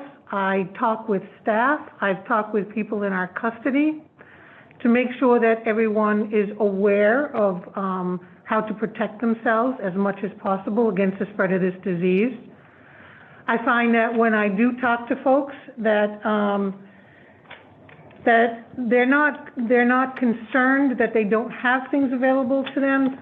Some of the time they forget to use it. So I have seen the Virex and the sponges, the buckets of that available to people in custody near the phones. Some people choose not to use them. Some people choose to use a sock to cover a phone or to use a T-shirt, and that's not abnormal in a correctional facility. That was occurring even before this pandemic came through our jails. With regard to the BOC audit that you mentioned, that was 12 days in mid-April, and we have significantly increased our audit response and our processes. And so as people become more aware of how they can protect themselves, they're using it better. I frequently see people in custody not wearing their masks, and I talk to them about wearing their masks. They have them, they're around their chin, but they're not wearing them. And so a lot of it is reinforced education by staff who are working every day and by when our leaders are walking through the facility to make sure people know what they have available to them and use it to their advantage. If you would like additional information, I'll have Deputy Commissioner Feeney talk about the audits and what's available to everyone in the housing units. No, no, thank you. I just want, and I'll close with this. You know, you have one of the hardest jobs in government, thankless job. The situation at Rikers is so fundamentally and inherently bad that we're shutting it down and building new jails. And I just want to have a level of confidence. I've been reached out by constituents, family members of the incarcerated, many correction officers. You know, they want to know that you're out there, that you're leading. And it's true, we haven't seen you, as you put it, out in front in the press, and I'm not saying you need to be. I just want to know that you know you're handling this, that you're leading this effort in as much of a hands-on way as possible. So I appreciate your answer, and I hope we can all get through this together. That's all I have, Keith. Thank you. Thank you. I think we're going to move now on to council member questions. Thank you for everybody's patience with us. We are long-winded collectively, but I know I am at least. But thank you, guys. We'll move on to questions, and Alana will take it in the order that they raised their hands. Thank you. I will now call on council members in the order that they have used the Zoom raise hand function. If you would like to ask a question and you have not yet used the Zoom raise hand function, please raise it now. Council members, please keep your questions to 3 minutes. The Sergeant at Arms will keep a timer, and I will let you know when your time is up. You should begin once I have called on you and the Sergeant has announced that you may begin before delivering your testimony. First, we'll hear from Councilmember Rivera, followed by Councilmember Holden. Councilmember Rivera? Time starts now.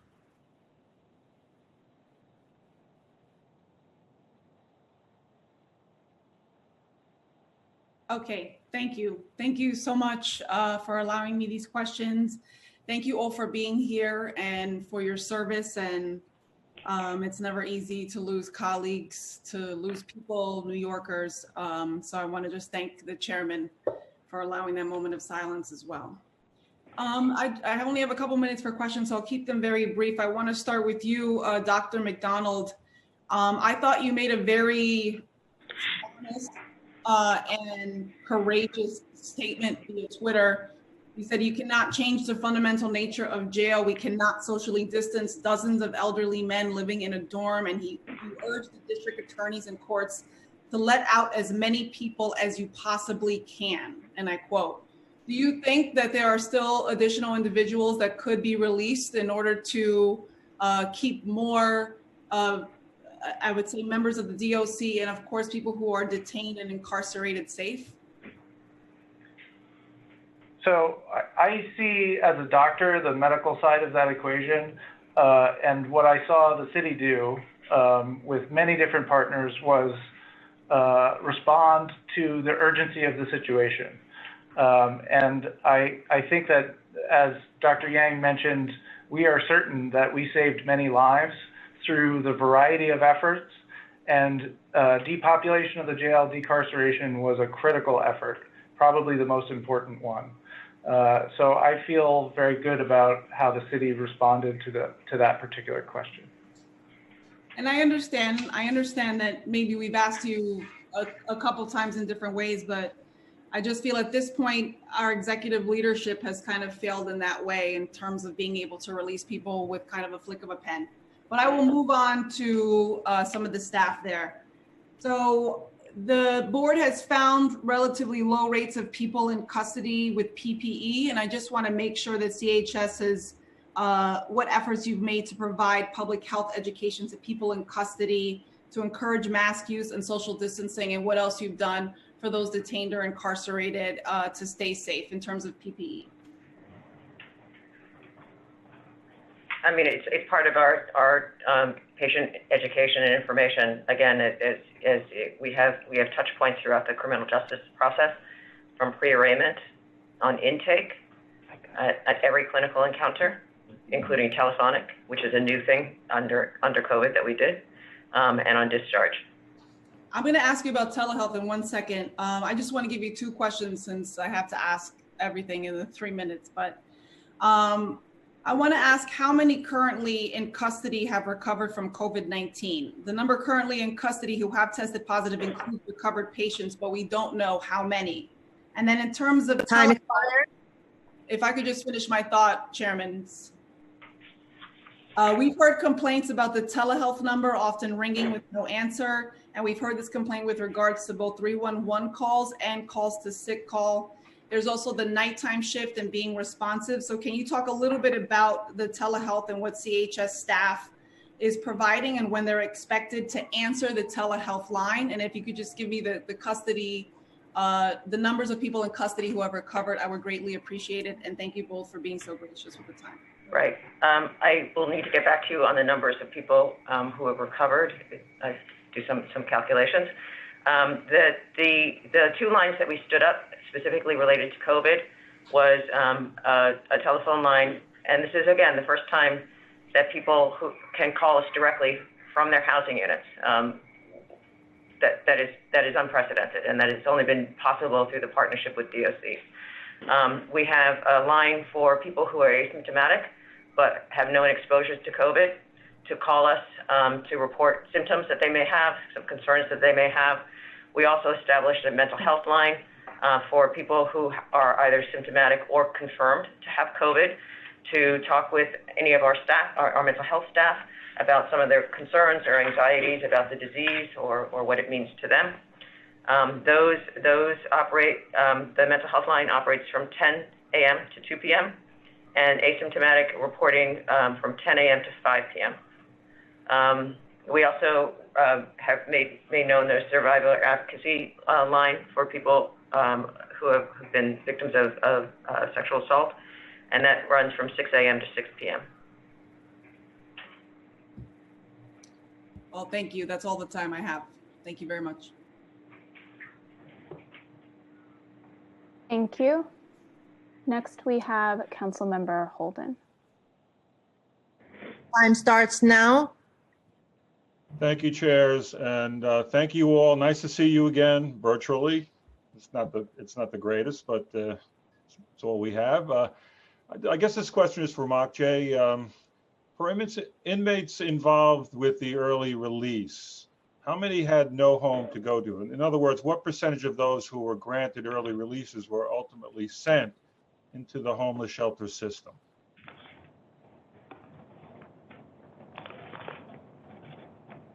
Hi, so I don't offhand have the number of individuals who were homeless who were granted the discharge into the 6A program, but what I can say is that we provided hotel rooms for that population. So we have hotel rooms that are available now for anyone who is being released from Rikers Island and doesn't have a place to go where they can safely quarantine. We have hotel rooms that are available both for people who are identified as having coronavirus, where they can be in one of the specific designated isolation sites.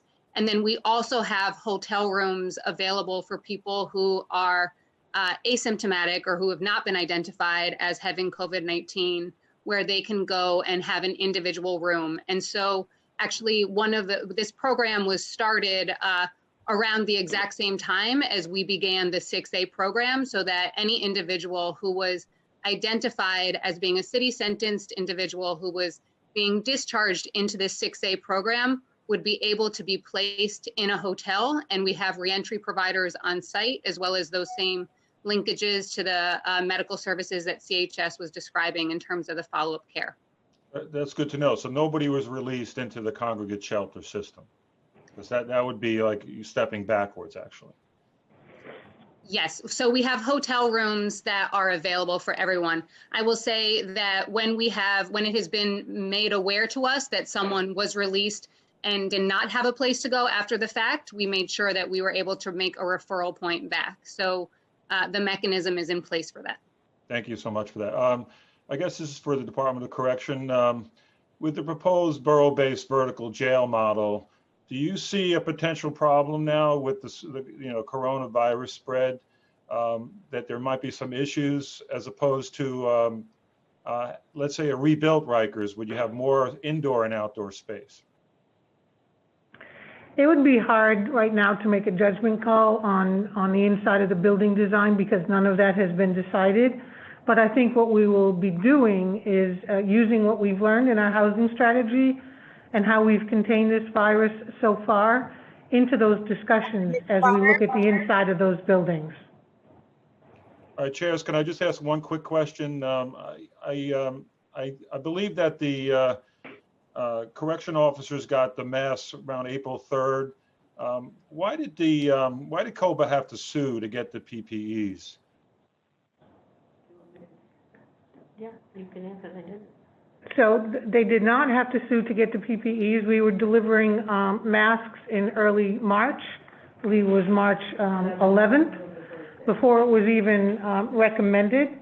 And I can't speak for why COBA felt the need to go to court, but we were already distributing PPEs prior to that court action. Okay, thank you, Chairs. Thank you, Commissioner. Thank you. Next, we'll hear from Councilmember Ampry Samuel, followed by Councilmember Lewis. Time starts now. Hi, everyone. I don't want to waste anyone's time. Usually by like 2 hours in, we've had the opportunity to hear from the different agencies. And so my questions were all related to our juvenile detention centers and focused directly to ACS. And so I guess I'll have to hold until we hear from them, and I'll do the. Thank you. Next, we will hear from Councilmember Lewis. Good afternoon. Starts now. Good afternoon, everyone. I want to thank Chairs Powers and Landsman for organizing this call. So I have two quick questions. The first question is for Angel. On April 9th, I reached out to the Department of Corrections. I got a lot of phone calls and emails from corrections officers that tested positive for COVID and required to go back to work. They even emailed me their test results. So I want to know, when did HMD implement the tracking for uniform and ununiformed staffers that tested positive? And the second, let me just be quick because I know the time is limited. The second question is for DOC. So it was mentioned that tablets were made available to those that were incarcerated and 55 units were designated for rooms for Skype and telephone purposes. But I wanted to know, how often will the incarcerated population be able to provide, have visits, video visits with their family members? That wasn't answered in some of the questions that the chairs mentioned. And what's the plan moving forward? Are you going to expand capacity? Is it going to be more than 55 units? What does the technological aspect of this look like moving forward? Thank you. Let Angel answer first. I'll answer the first question, which was related to HMD. We began tracking both uniform and non-uniform staff at HMD at the very beginning of March. I believe it was around the 6th of March, but I could get you the exact date. So what happened with those officers as of April 9th that were still required to go back to work, even though they tested positive? So without speaking to the specific situations of the individuals that reach out to you, I can say that, as I previously mentioned, every one of our uniform and non-uniform staff, whether they test positive or not, are assigned to a doctor who tracks their progress, and they are cleared to return to work when they are no longer symptomatic. And that is in consultation with their doctor based on the documentation that that employee provides. So if you have specific names and that you would like information on, we can speak about those separately, but our policy is as I just articulated to you and to previously Chair Powers. Thank you. And to the Department of Corrections regarding capacity for video conferencing for participation with family members and the incarcerated. So this is Chief Jennings speaking. We have installed approximately 74 kiosks department-wide, and we've done over 3,400 actual visits, which are available for our exploration. One of the things that we looked at, and prior to this pandemic, we had always looked at ways of increasing our visitation. And I think it's been our plan all along to do additional kiosks in the housing areas, which we're looking to expand that. And even when we go back to what normality will look like, where we have in-person visitations, is something that I would like to keep and also encourage, because you know, we're looking to install additional kiosks in the housing areas so that people in custody can communicate with their family. Because one of the things that we know is that having that communication really creates a more positive outcome. We had the liberty of going away to Norway to look at the way in which they are currently doing their processes.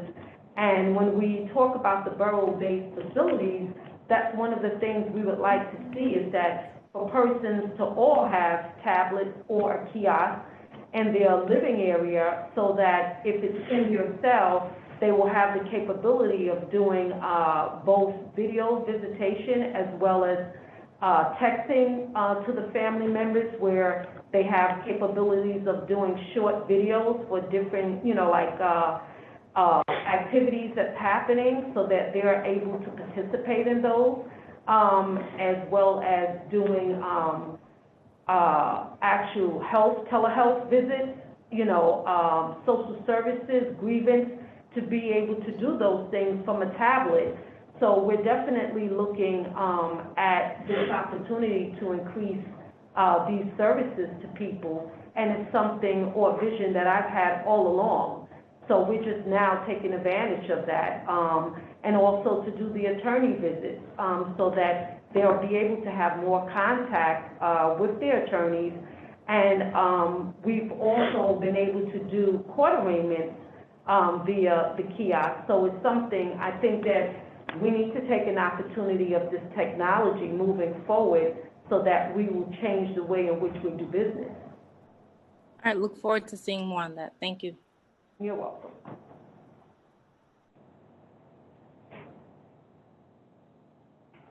Okay, we're gonna keep moving on, and we're gonna, I think Councilor Ambrose Samuel had questions, and we're gonna come back to with ACS on, so we'll go next. I'm sorry about that. Thank you. Next, we have Councilmember Lander.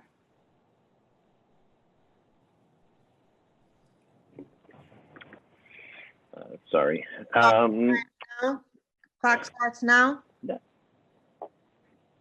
Good afternoon. Thank you for being here, and thanks, chairs, for convening this hearing. I just want to associate myself with the taking our time to think about and thank and mourn those that we've lost in all your agencies. And I also really do to Correctional Health Services, especially both Ross, to you, but also Dr. Rachel Bedard, who was one of the people who really rang the alarm bell earliest and loudest for me, pushing me not only to speak out about the releases that we need to do and the changes that we needed to make to do as best as possible, but even to get shut down earlier out of a real commitment to saving the lives of patients. So I'm grateful for Correctional Health Services as well as the other agencies, all of you at this time. And I guess I'll say, you know, I wish we were going further in all of these ways, having read that Board of Corrections report on the continued social distancing violations, wanting to think about who's there that doesn't need to be. We could go further, we should go further, but I will say by comparison to what I'm seeing at the state and federal correctional systems, I appreciate the work that is being done to have gotten our numbers down and to have changed our systems as well. I want to ask two questions, and I'll just go ahead and ask them now and then just take your answers. One is about one of the bills. I want to ask some questions about the fees. I know you gave us a kind of one line, we support in principle, but I really would like to drill down here because there was a hearing on this issue back in 2016, and I think we asked then whether you had explored with DCAS free payment processing options that are available for other. Can you guys hear me still? Yes. Okay, sorry, I apologize. Have you explored with DCAS free payment processing options that are available for many other city payments? If so, what's going on there? If not, can we set a deadline for getting that answer? What can you tell us about how many deposits are made each year and what New Yorkers are spending on those deposit fees? And are you aware of the fact that other jurisdictions, even our current vendors, are charging a lot less? I was surprised to see that a $40 deposit with JPay costs $6 in New York City, but only $2.75 in Kentucky. So help us understand what you've done and how we can get that done quickly.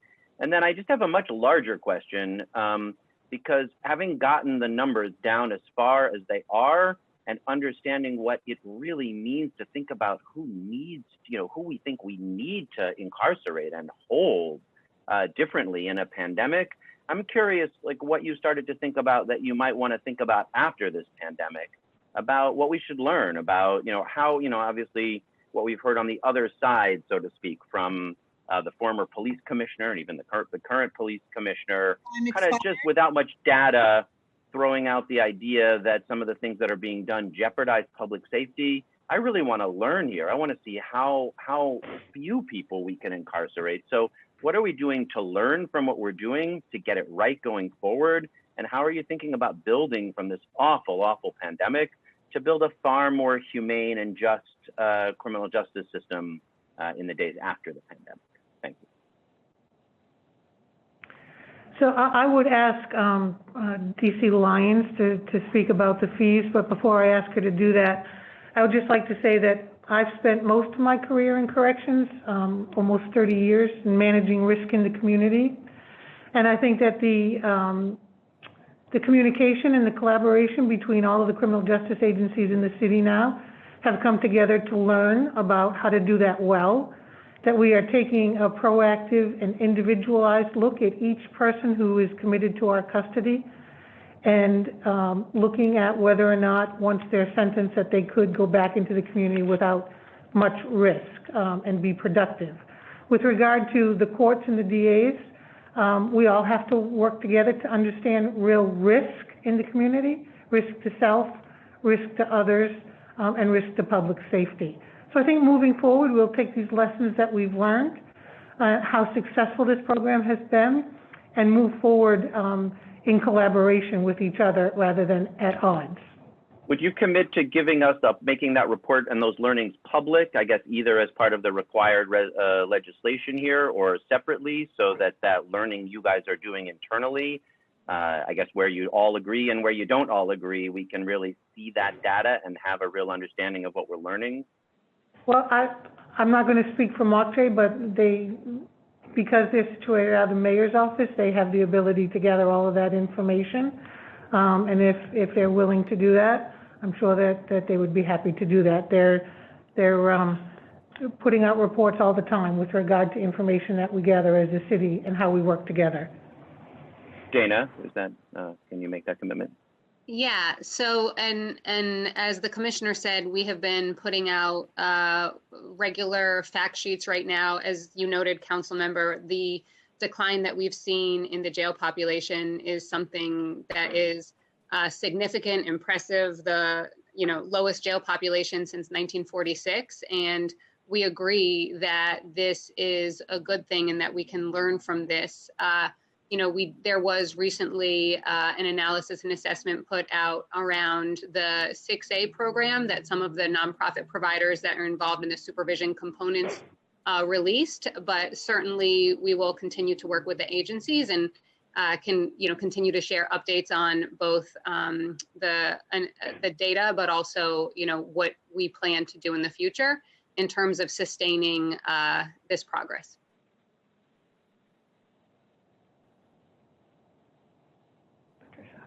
Patricia, if you could handle the second part. Sure. Thank you, Commissioner. Thank you, Council Member, for your question regarding the fees. So we have not engaged ECAS in those discussions, but I'm happy to have those conversations with them and explore what options they have for us. And additionally, because the fees that are collected for the deposits related to banking with the commissary are outside of the correction department, meaning their fees allocated to a third-party vendor that we don't see, I wouldn't necessarily have that information offhand as to what has been collected by those vendors. It's certainly questions we can explore with you, but I think now is the time to look forward and in the spirit of this bill, take a look at all the agreements that we do have right now and see what modifications we can make. I'm well over time, but Chair Powers, if you want to follow up on any of those items, since the bill is yours, I hope you will. Thank you. We'll do. We'll move and we'll keep moving. Thanks. Thank you. Next, we have Councilmember Yeager. Starting time. Thank you very much, Mr. Chairman. Okay. My questions are very brief, and Councilman Lander's questions actually touched on a little bit of where I'm coming from. I am co-sponsoring one of Councilman Powers' bills, the introduction related to the deposits and commissary accounts. And I view this similar to how I viewed a previous bill of Councilman Powers, Introduction 1199, which he sponsored last year and was passed, and it related to fees on bail. I believe in a civilized society, we have the unfortunate need for a criminal justice system to protect the public. And it's unfortunate, but it is necessary. But that also doesn't mean that government should either profiteer or should sit idly by while others profiteer off the incarceration and frankly off of people's misery. So my question really is the following. I've rarely, if ever, seen an agency come before this council and say, hey, folks, that's a fine bill you have there. You should pass it tomorrow. And with respect to this bill, you've indicated that the administration supports the intent of the bill, but you look forward to further discussing this with the council. Well, the council's here. The prime sponsor is here. Looks to me like, my time is going to run out very soon. I guess, as will all of our time at some point. But here we are. Tell us what's wrong with this bill and what needs to be done, assuming that Councilman Powers can get in front of a keyboard today and type in a couple of syllables or comma here or there. What is it that's preventing you from saying right now, this is a good bill, you want it to pass today, tomorrow, the next day, and look forward to its implementation? What is it? That this is an outside vendor and therefore you don't control it? That's great. Does that mean that only an outside vendor can run this? Can the city not run this program? What is so complicated about you coming in and saying, good bill, pass the bill, we'll get it done?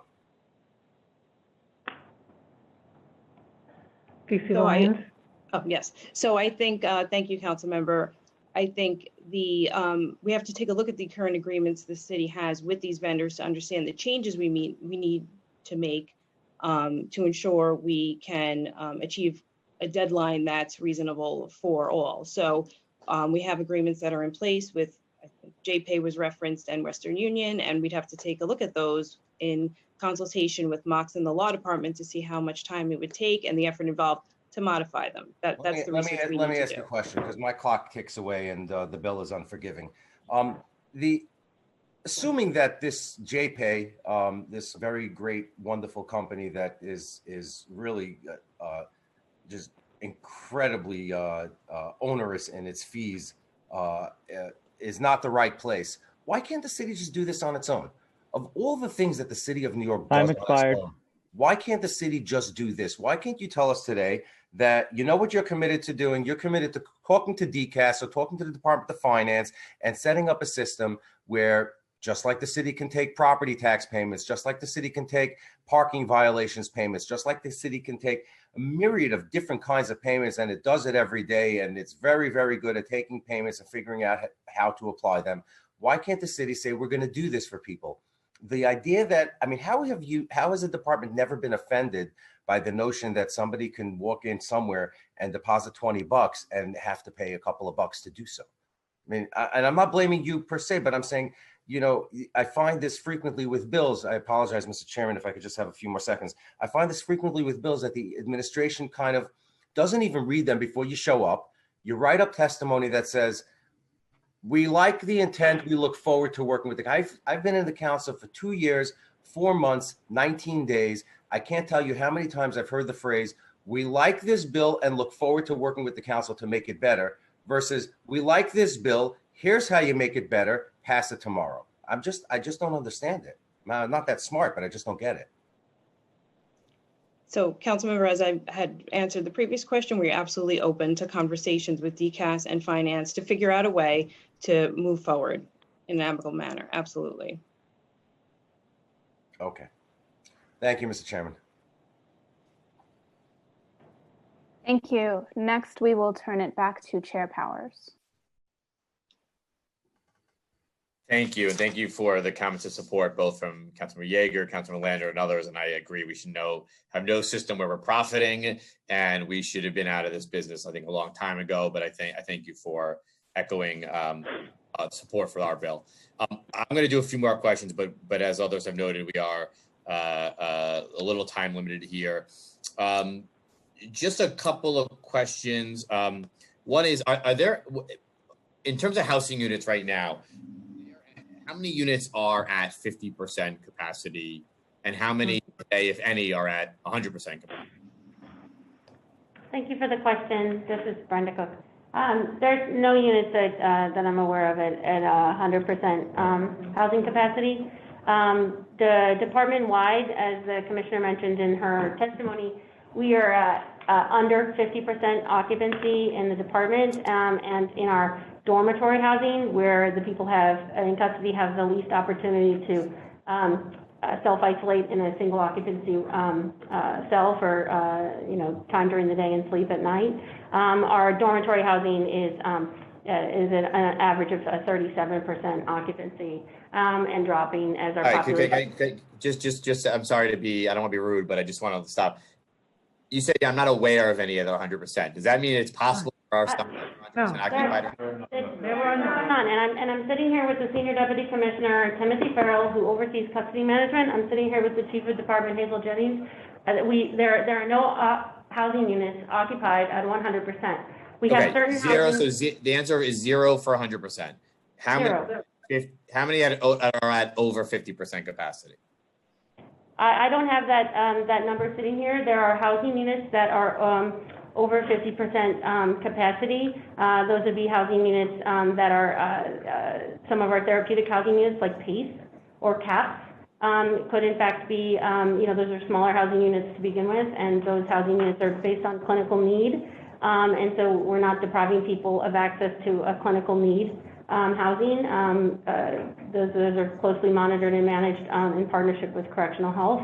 There may also be detox housing or other, again, clinical housing for those with service therapeutic needs with correctional health that I'm aware of, that have occupancies that are driven by, again, patient care and need, not an arbitrary number of the number of people who could live in that house. And so there are some of those housing units. I don't have those numbers as was, I believe, stated earlier, or maybe I just know it, and so I believe it was stated, but there are more than 230 housing units open across the department. So I can't recite from memory sitting here for you today all of those housing unit occupancies. Okay, how many are over 75%? As I said, I don't have that number. I don't have that number. Okay, guys, let's get, if you don't mind getting us that data to understand how crowded or congested a particular housing units might be, that would be helpful, and potentially we can get that today.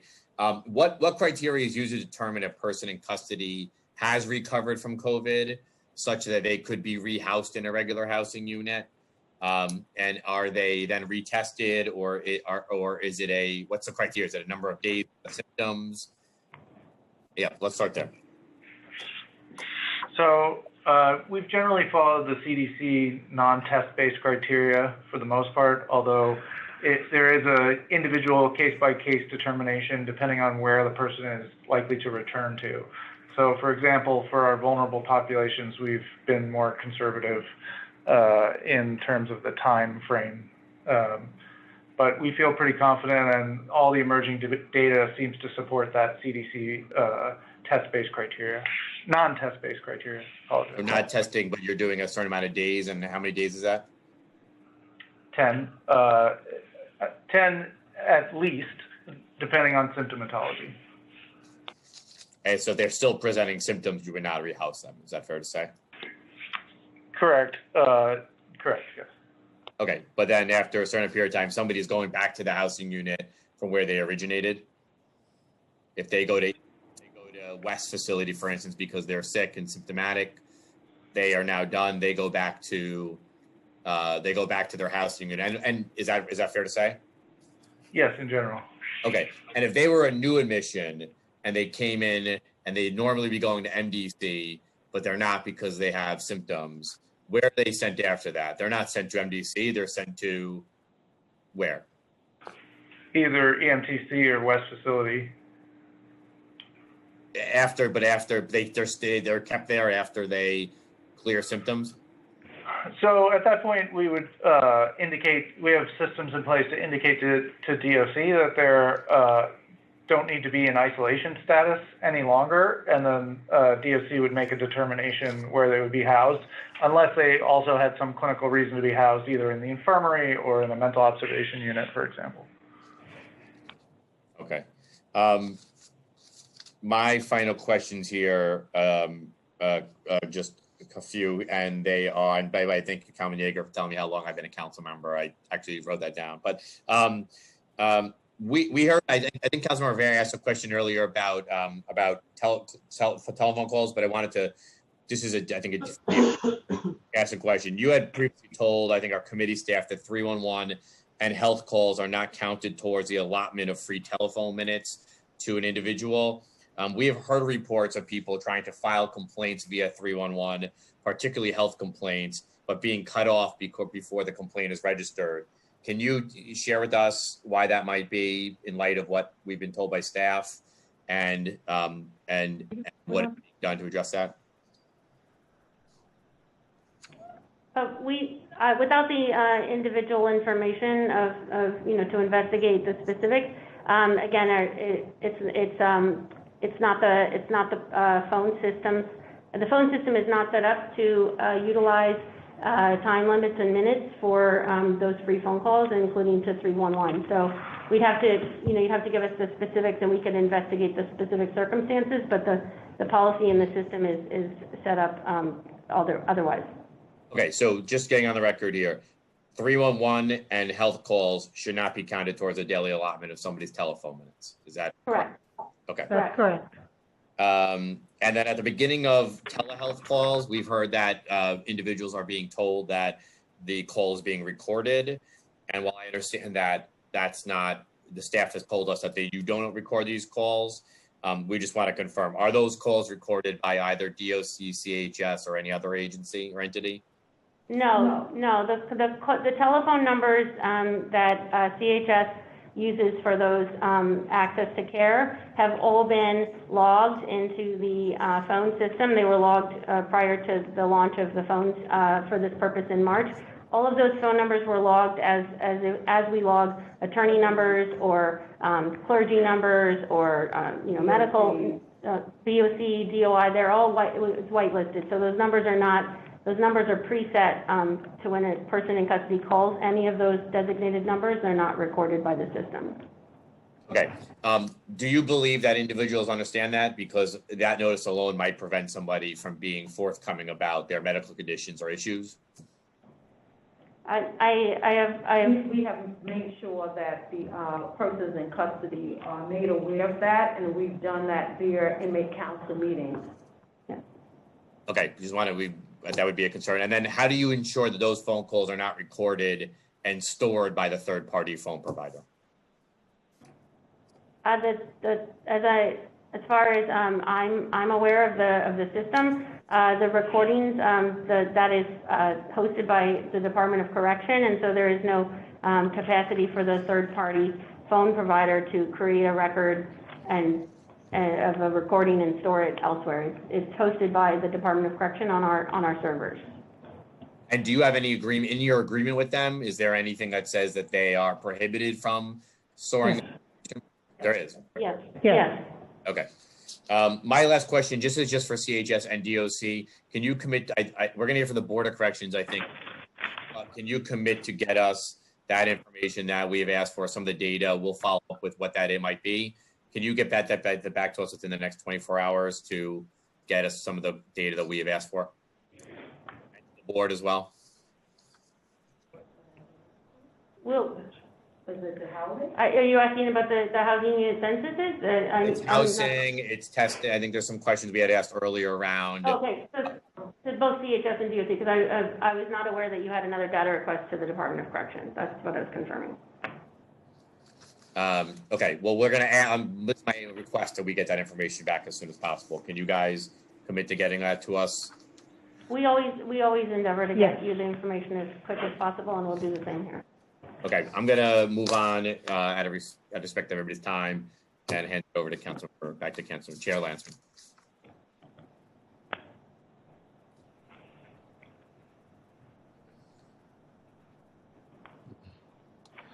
Thanks. I want to ask one last question. There are issues in court proceedings around determining whether or not bail should be set, whether someone should be remanded, about the safety of Rikers Island. So could you confirm for me that it's fair to say that despite your best efforts and best execution, that the environment on Rikers Island still is one that presents a much greater risk of infection from COVID-19 and a much greater risk for someone who might have an underlying medical vulnerability compared to just being out in the general population in New York City?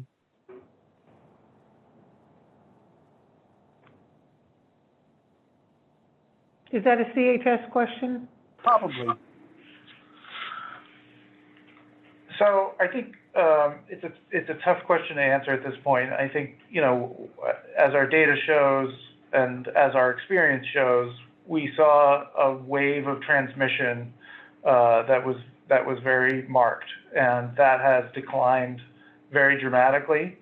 I think that the success that we've seen, though, as we've discussed many times, did rely on a reduction in the jail population. And so we are concerned about new admissions, and the risk will remain, absolutely.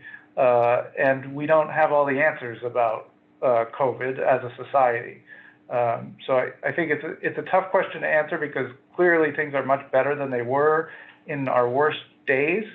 But I would be concerned about reintroduction of disease with continued new admissions, and that's where we've put a lot of our focus. So you would agree that continued new admissions only increases the possibility that we will go back to where we were earlier with a high rate of infection, and also that at least comparing the rate of infection and the likelihood of exposure at Rikers Island to the general public, it's much more significant in the jail setting.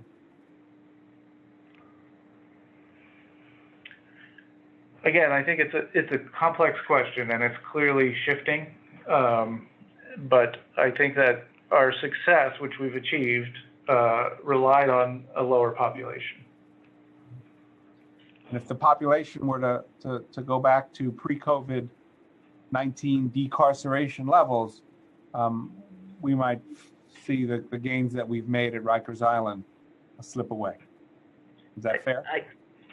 I think it's as fair as saying that, I think there's a general concern as the city, as elsewhere on this planet, consider returning to what people dream of as a normal, and will not be achieved, that as people reemerge or get more impatient, and begin to comply less with self-isolation or social distancing or hygiene etiquette, and attempt to reach back to what they believed and remembered as very fondly as normal life, the risk to everybody increases. It's inevitable. The virus is with us. It continues to be a shapeshifter. It's something to have great respect for and concern about. Right. And given the higher rates of infection at Rikers, is it fair to say that risk is much more acute when we're talking about a jail setting like the city's jails? I think a congregate setting, whether it's a jail or a nursing home or assisted living, is always a higher risk when transmission of the virus requires close contact, and can only be slowed down by separation. That is true in any congregate setting. And again, I would say that with all due respect, the concern about the numbers of people that we test, the total numbers of tests and the positive need to be handled with caution. We test more than four times more aggressively than the city of New York. The prevalence can't be comparable. All right, thanks very much. All right. And, sorry, unless Correctional Health Services had something to add. No. Okay, thank you. Thank you, Chair Landsman, and thank you to the agencies. And I'm sure we will have follow-up questions. We are having, as many know here, a weekly call to discuss these issues and get data and to provide oversight. We're going to move on now to thank you to everybody, and thank you to everybody at the department who is working tirelessly to keep people healthy, keep people safe, and as well putting yourselves at risk of the same threat. That we appreciate all your time today and your work on behalf of those in New York City. We're going to move now on to the Board of Corrections. We're going to, I think, hand it over to Alana to get them sworn in and get them loaded up. Thank you. I will now call on the members of the Board of Correction to testify. First, I will call on Board Executive Director Meg Egan and Board Member Dr. Cohen. For the question and answer period, we will be joined by Deputy Executive Director of Research, Emily Turner. Please raise your hands.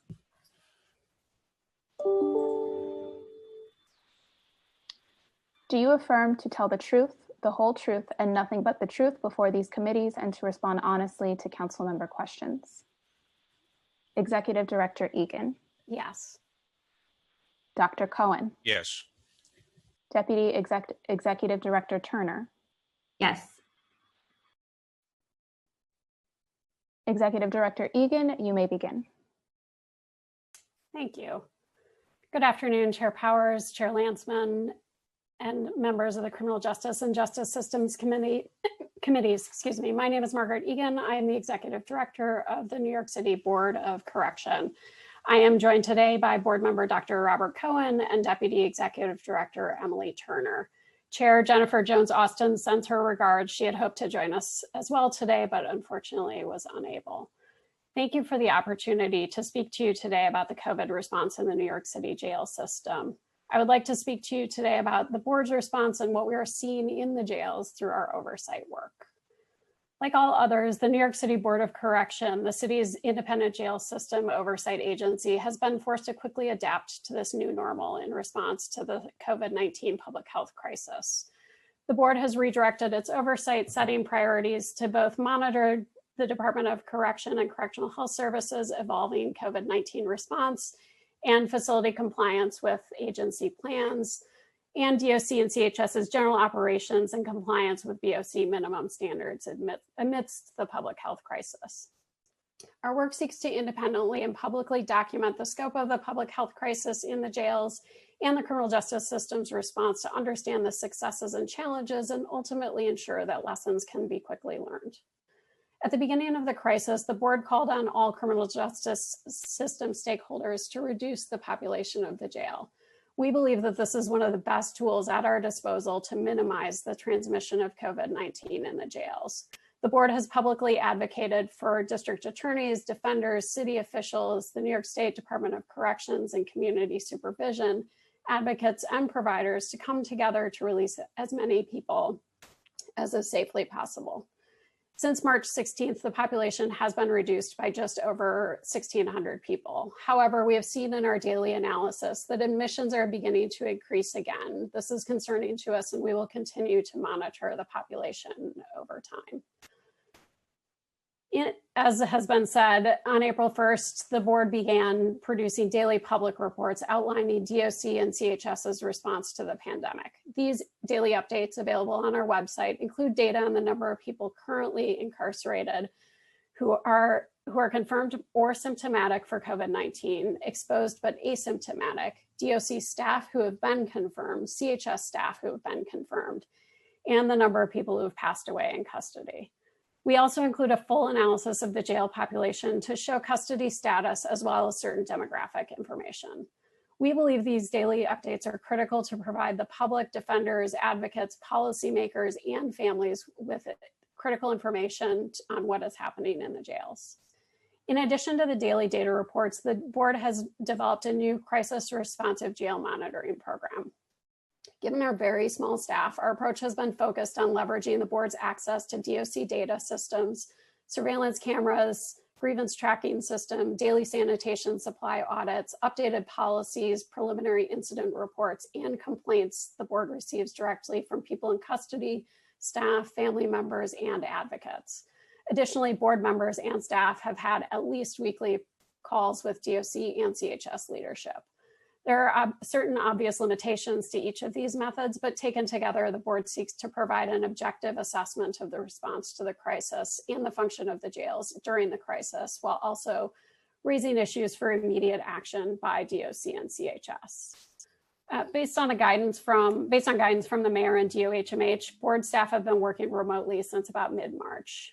For the last week, however, we have begun to slowly reintroduce in-jail monitoring, taking a very targeted and strategic approach. The board will continue to follow local guidance on agency work conditions and to reduce the risk of spreading COVID-19. Our oversight in the jails will be guided by the do no harm principle, meaning the board will prioritize the safety of BOC staff and the safety of all of those who work and live in the jails while planning jail inspections. On May 11th of 2020, the board issued a report on our observation of housing areas designated for confirmed COVID-19 patients, symptomatic patients, and those likely exposed by asymptomatic for adherence to DOC statements and CHS guidance. We reviewed Genetec surveillance camera footage, conducting 72 audits in 56 unique housing areas to monitor social distancing, use of PPE among staff, use of masks among people in custody, phone access and cleaning, and DOC rounding practices in cell units. Our observations found that while the majority of staff were observed wearing PPE, including masks and gloves, there were challenges with people in custody wearing masks. We do not believe that there are issues with mask availability, but we have recommended that CHS and DOC should identify and address barriers to the use of PPE for staff and people in custody and renew their efforts to educate on the importance and proper use of PPE. DOHMH has advised that public health communication should be conducted by non-security staff. Another critical piece of our oversight is to understand COVID-related complaints submitted to DOC. The board is working closely with DOC's Office of Constituent and Grievance Services, OCGS, the office responsible for handling complaints. Board staff review COVID-related complaints daily, analyze grievance data, and audit complaint resolutions, regularly providing analysis and feedback to OCGS. We plan to publish our own analysis and audit findings in the future. Since March 5th, OCGS has been tracking COVID-related complaints in 3 categories. Environmental, which is the lack of access to PPE and cleaning supplies; medical, which could be concerns about COVID-19 exposure, safety and access to medical care; and staff, which could be complaints about DOC staff from people in custody, as well as complaints made by DOC staff members or their families regarding staff working conditions. As of May 5th, the department had received 1,029 COVID-related complaints. So that's from early March to May 5th, representing 18% of the just over 5,600 complaints received by DOC since March 5th, when the department began tracking COVID-related complaints.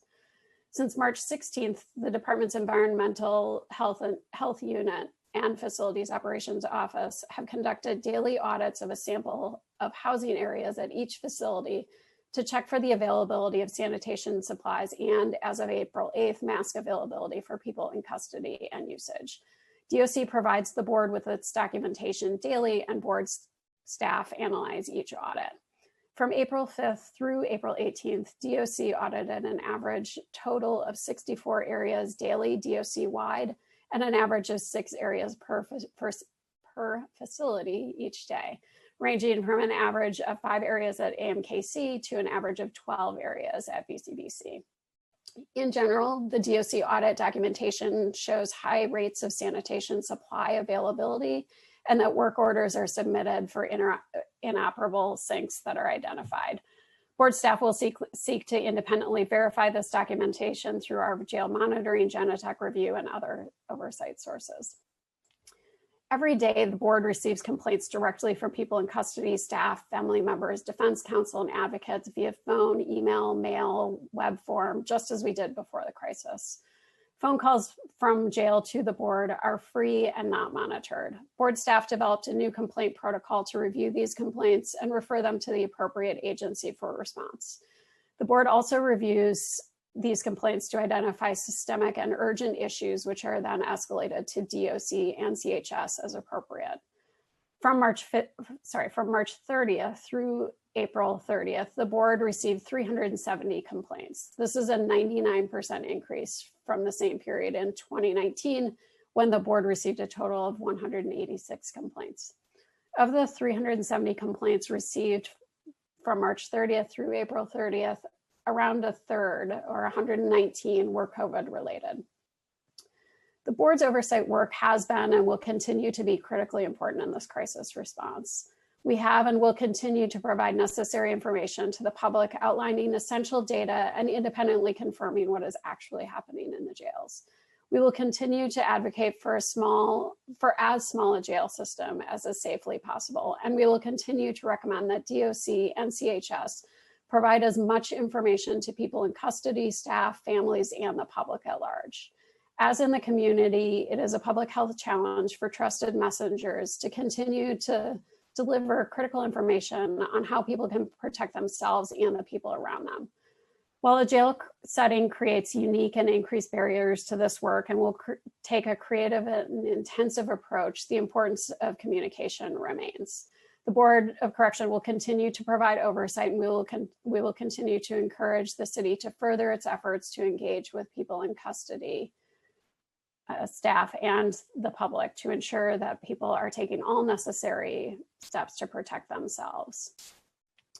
The number of people in custody in COVID confirmed or symptomatic housing has dropped from a high of 286 people on April 1st to 67 people on May 17th. DOC and CHS leadership and staff, as well as people in custody who work in the jails and have taken measures to protect themselves, should be incredibly proud of their efforts. However, the pandemic is not over, and the risk of getting sick in the jails is still significant.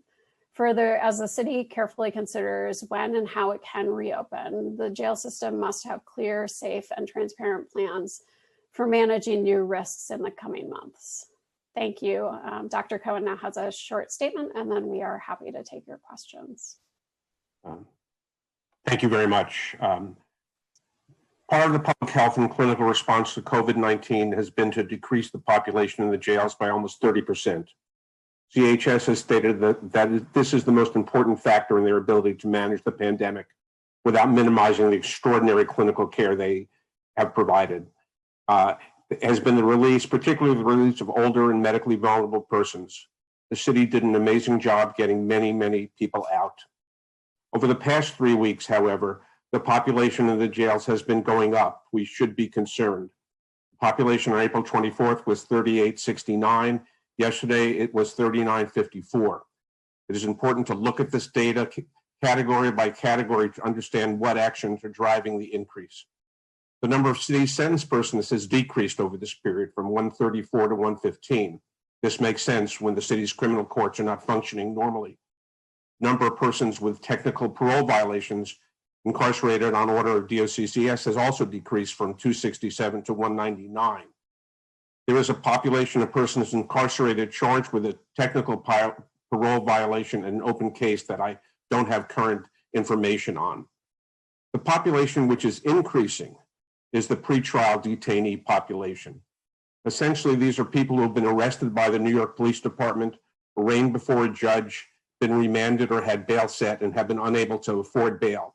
This population was 3316 on April 24th, and yesterday was 3,484, an increase of 168. We do not know if the increase in the pretrial population represents a change in police arrest policy, a change in district attorney practice, or a change in the bail practice of the city's judges. We live today in the hope of a better tomorrow, but we live in clear expectation that there will be a surge in infections and a surge in deaths later this year. It is vitally important that the jail population not be allowed to increase to pre-COVID levels. The decrease in population was intentional, the result of joint action by the city's agencies, DOC, CHS, MOCJ, the elected DAs, the defense bar, and the judges. Population increase in the jail, if it occurs, will also be intentional and will follow from changes in the city's agencies, particularly police, the elected district attorneys, and in the practice of the judges with regard to bail. Our task is clear. We must intentionally work to keep the population in our jails as low as possible, carefully tracking each of these categories.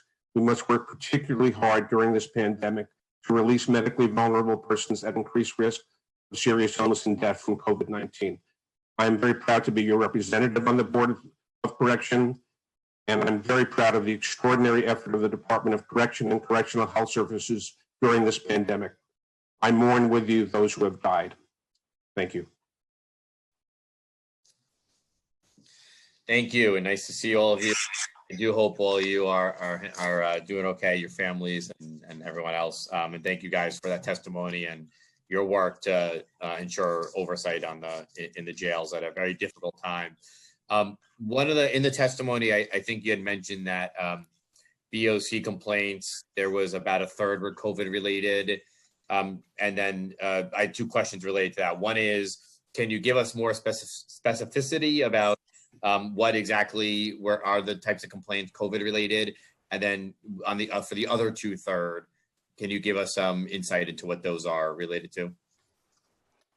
Sure, and I'll ask Emily to jump in on specifics. I mean, I think that we're hearing from family members and from people in custody at times about lack of communication, just people sort of not understanding what is happening in the jails. I think that's one of the general categories. Emily, can you speak to other specific issues that we're getting specifically from people in custody? Sure. So in addition to those that complaints that the board receives directly, board staff have reviewed every single complaint that the Department of Corrections has received and that are handled by the Department of Corrections Office of Constituent and Grievance Services. And we've done some additional coding of those complaints to have a better understanding. One of the main categories of COVID-related complaints, which represent about 37% of those received by health, include health complaints. So 37% of those complaints that we've reviewed that were handled by the department were health related.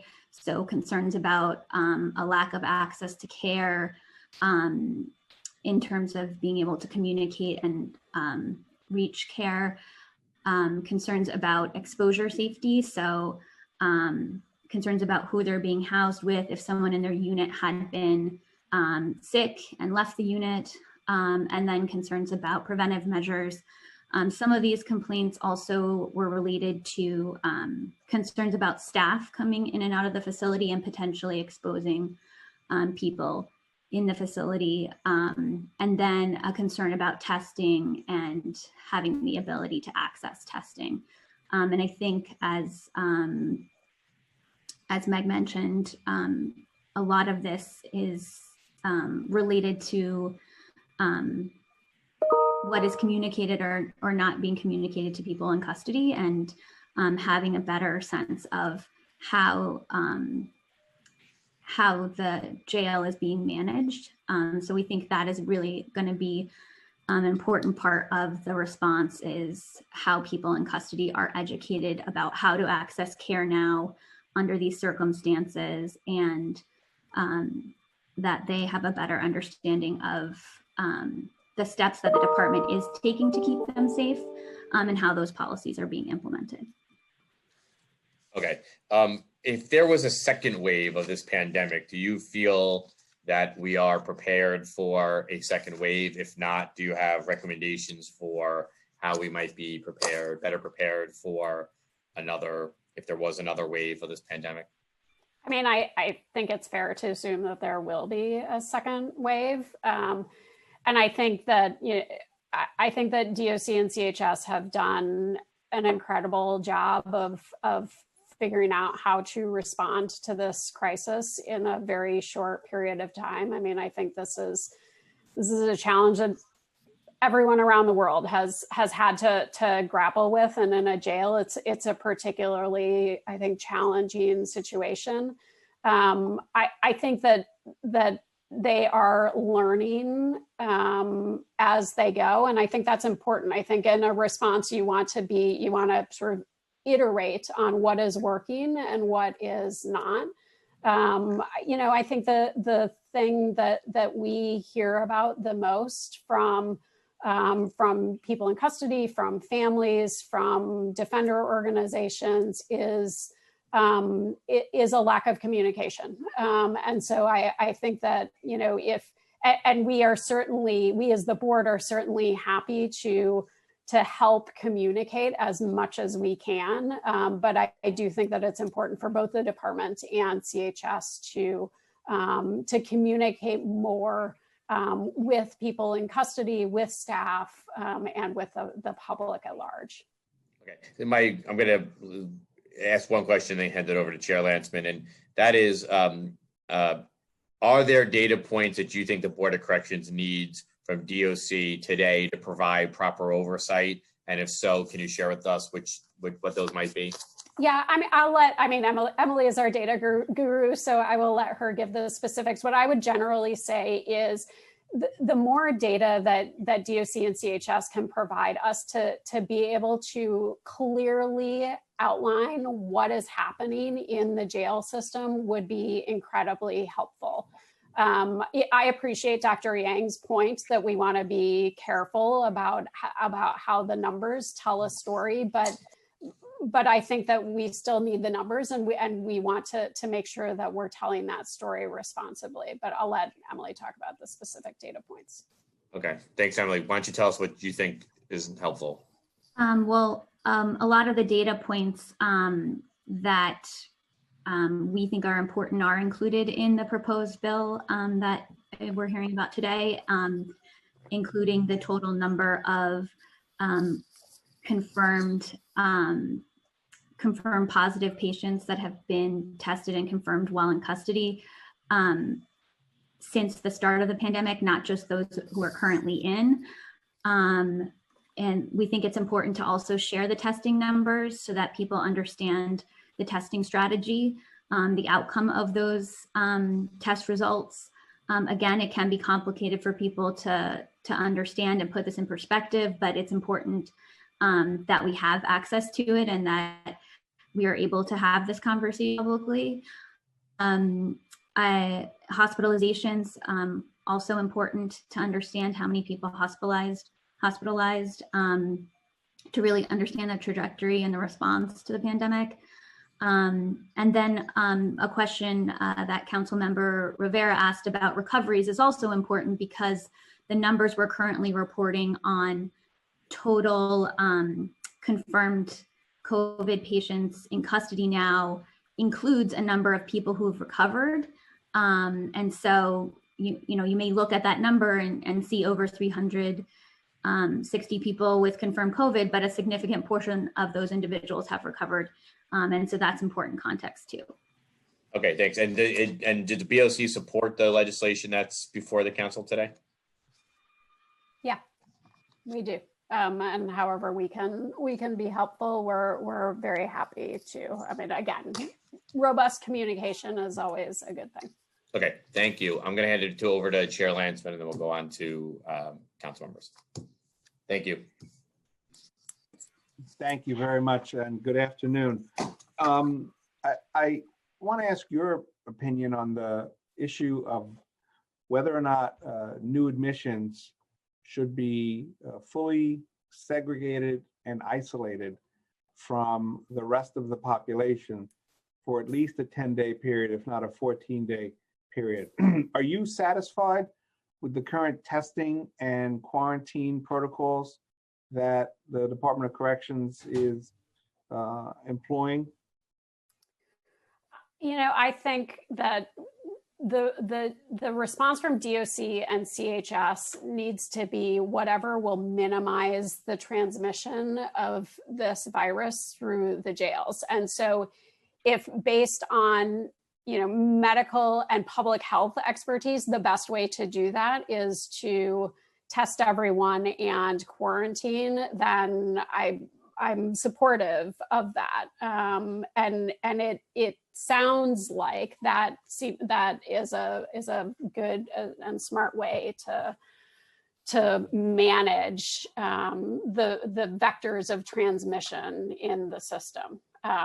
In terms of days, it's not necessarily my area of expertise, but I think whatever minimizes transmission makes a lot of sense. Well, based on your understanding of what the Department of Corrections is doing, do you believe, are you confident that the current protocols is the most they can do to minimize transmission? And you heard the exchange that we had back and forth, and the Department of Corrections and their operations inside and out. What do you think? I mean, I think yes and no, because it's hard to. It makes sense as a going in strategy. I think this is one of the challenges of not having all of the data. It's hard to see how the virus is actually moving through the jail system. It looks like most new cases are coming in as new admissions, and so some period of quarantine does make sense. It goes into housing strategy as they talked about. And so I think it does make some sense as to how you would minimize the transmission based on people going in. I also think that it goes to sort of a tangential issue, which is reducing the number of admissions into the jail system, as Dr. Cohen talked about. I mean, we're starting to see admissions rise, and I think we're also concerned about that. Bringing the community spread into the system is super concerning. All right, let me ask about the board's access to data. I mean, the board plays a very important role in overseeing and regulating, to a certain extent, the Department of Corrections. I was very surprised to learn in certain circumstances that you did not have data that I would have thought are even more essential for you to fulfill your responsibilities than even the council. Have you anywhere made a list of all the different types of data that you would want and feel that you need to do your job that you have not gotten from the Department of Corrections? I mean, in response to this pandemic, I think Emily just outlined for Chair Powers the missing data elements that we think are essential to providing the most robust oversight that we can. So on May 11th last week, the board published a report on what's going on in Rikers with COVID-19, and you found a number of shortcomings, as one would expect, even in the best of circumstances. But given the seriousness of what's happening and the potential for serious illness and death, I want to know, are you confident that the Department of Corrections is acting on the 5+ subparts recommendations that you make in that report? Do you have any indication that they're taking this report seriously and that they are actually acting on these recommendations? We do. I mean, we have had a number of conversations with them about the findings in the report and issues that have come up through our oversight in this process. And I will give them credit. They have been incredibly responsive where we have raised issues. But I think, and you're sort of getting to this point, I think it's an ongoing process, and we will continue to monitor their response to this and answer the general operations in the jail to raise issues with them when we see them. As I said, we pulled the monitoring staff out of the jails in mid-March. We are starting to go back in. We're restarting our in-person monitoring in a really targeted and strategic way in order to support and supplement the oversight work we're doing through Genetec, through the grievance audits that Emily talked about, through these other means. And so when we're raising both individual and systemic issues, I think the department has been responsive. Mr. Chair, if I could comment on this, I first just want to say I want to compliment Chair, the chair of the board, Jennifer, for her work and the staff in this very difficult time. But I think that you can make some judgment about the way this has worked, Jennifer Austin, by looking at the mortality at this point. It's terrible what we described. But at the same time, I think that the effect of the effort of the Department of Correction and CHS can be measured by that. And you know that the board's role is to oversee and to identify problems and help the department correct them. And we spend a lot of time identifying problems, and we know, as you say, more than anyone, what the warts are in the system. I have been concerned that we were not provided the kind of data that are in this bill, but which came out today. When I heard Commissioner Brand, and she and I don't often agree on things, when I heard her response today to the board's report, I was very heartened by not a response of criticism, by a response of agreeing with the observations and a commitment to do it better. I think these are very, very hard, as we all do,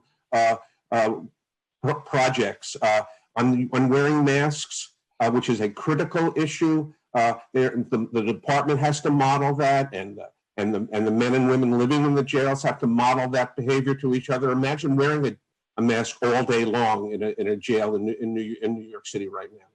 It's an incredible effort that we're asking of people, and I support the council's efforts to instrumentalize the processes that you have through these bills and to get the reporting that's necessary going forward. But I think we should be very proud of the work of New York City at this moment. Thank you.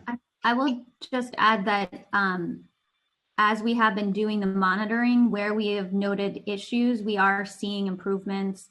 We are actually seeing more availability, like through our monitoring of the supplies to clean phones. Getting people to consistently do that cleaning is going to be a challenge. Again, the messaging to staff and people in custody has to be there. It can't just be about making things available. But we have seen improvements in terms of compliance with the use of PPE and the availability of supplies from what we have been able to observe remotely. So we do see corrective action and improvement taking place.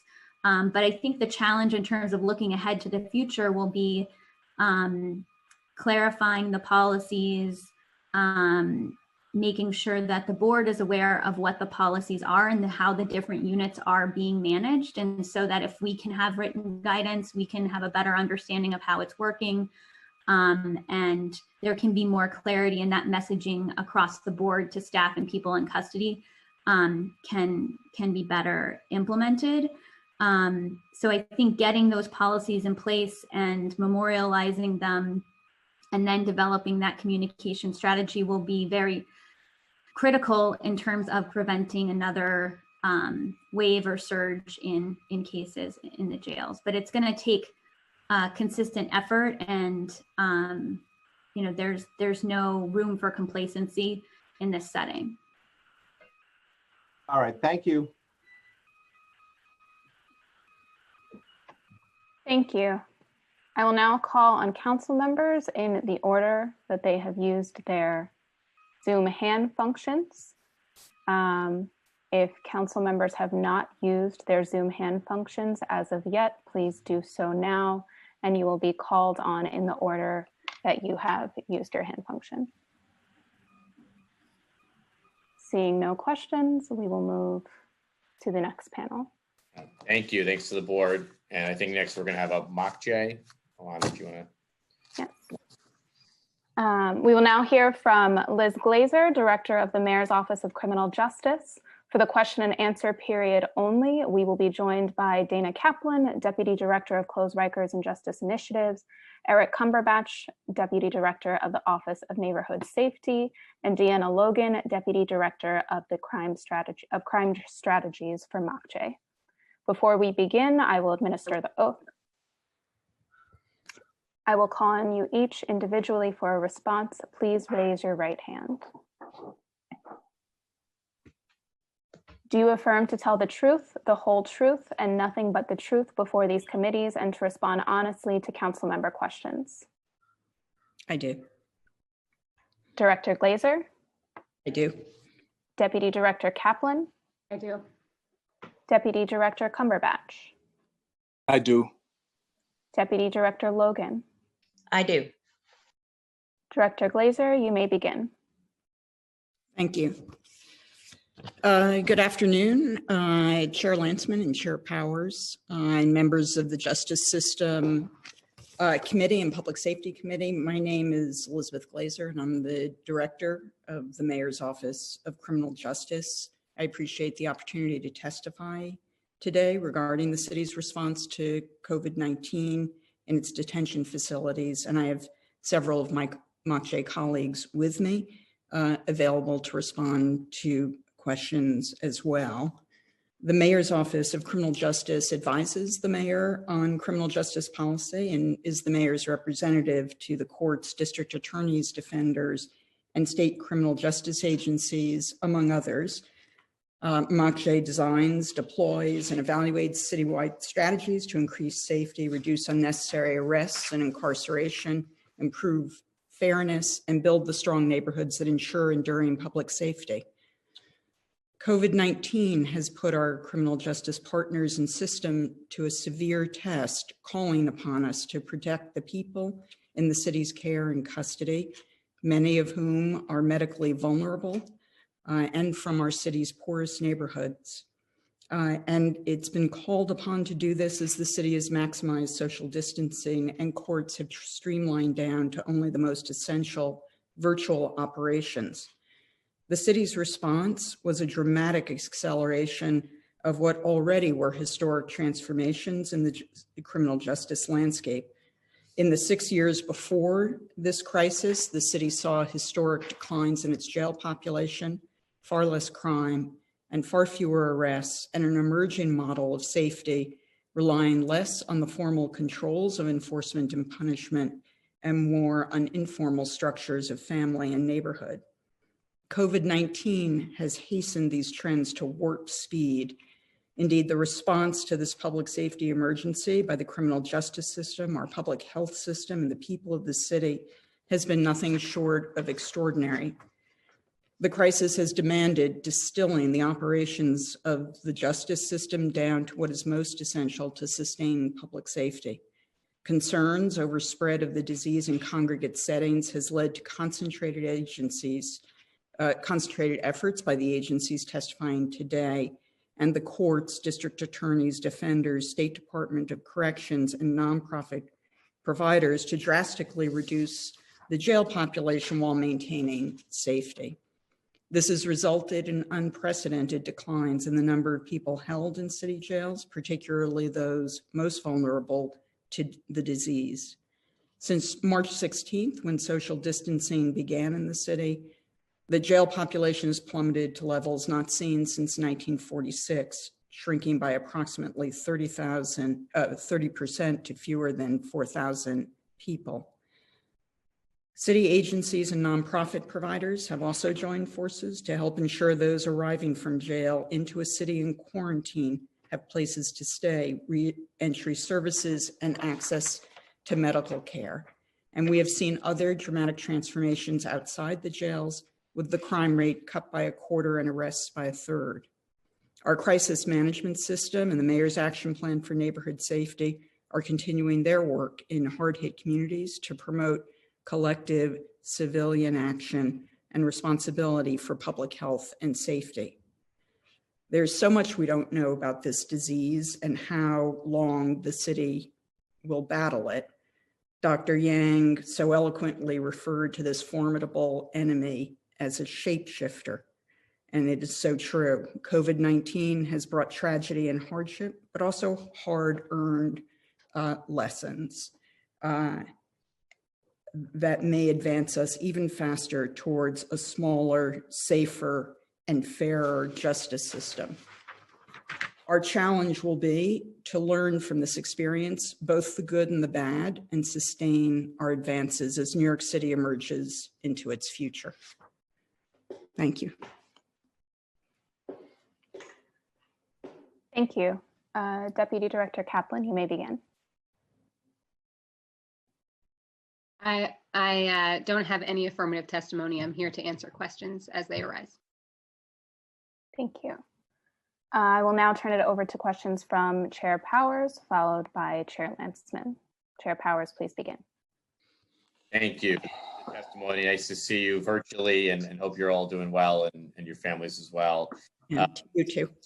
Yeah, thank you. On the week of May 3rd, there was 134 new admissions to our city jails compared to 100 admissions to jail the week of March 29th, according to the Board of Corrections, which is an 127% increase in over a month. Can you give us some insights into that, and also let us know what the city is doing to ensure, that the jail population does not skyrocket, that the releases were meant to be, compassionate releases to make sure that people do not get COVID. Can you share with us some insights on that, and also what additional efforts the city is taking now to ensure that that population does not go back to where it was, and that we are not putting extra people into harm's way? Sure. So we've been through an extraordinary period, quite obviously, and two things happened. One was a very dramatic drop in admissions, largely because of the conditions in the city. number of arrests, a much, much smaller court system that accepted only the most essential cases. And at the same time, we had a very intentional and dramatic effort that a number of people have talked about already to review really every single person who was in custody to determine whether there was a route to safe release. That very dramatic discharge, where we had discharges really sort of outpacing admissions in a significant way, has slowed. And I think it's slowed for all the reasons that you could imagine. Partly that people that tension between public health and public safety is becoming tighter as the population has dropped to these low levels. The admissions, are a function of a lot of different things. We are in an artificial period. I think it goes without saying, where all of New York is under stay-at-home orders. I think we take some hope from the period that we've gone through and the kind of weighing that DAs and judges and others have done to determine when and whether jail is really the necessary solution to getting people back to court and to ensuring the city's safety. So I think it's pretty early to tell what the impacts will be and what the lessons learned are, but we are intently interested in seeing how we can hold on to some of the things that we have learned. And I think that we may see some enduring effects of behavior among judges and DAs with respect to how parsimoniously they use jail.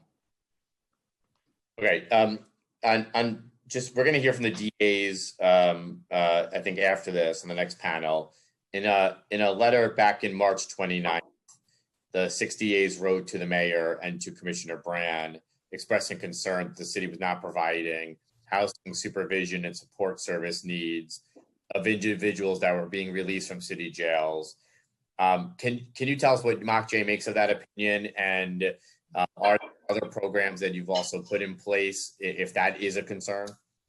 Yeah, I actually think one of the heartening things to come out of this tragedy has been a kind of intensified focus on what the kinds of supports are that are needed to ensure that people leave jail and are supported and don't come back. There's been an enormous amount of work to really kind of knit together what reentry should look like from DOC, from providers. My office has played a role as well.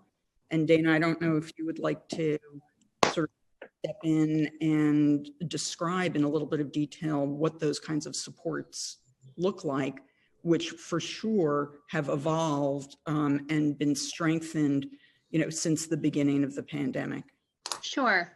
So as I spoke about a little bit earlier, one of the things that we put in place that is specific to this moment has been the setting up of the hotel sites. And those are hotel sites that are both available for people who have tested positive for coronavirus or who are symptomatic of coronavirus. Those are operated by the Department of Homeless Services and Office of Emergency Management. And then a separate set of hotels for individuals who are asymptomatic or not identified as having COVID-19. On site at these hotels, particularly the ones that the Mayor's Office of Criminal Justice supports, we have reentry providers that are providing daily wellness checks.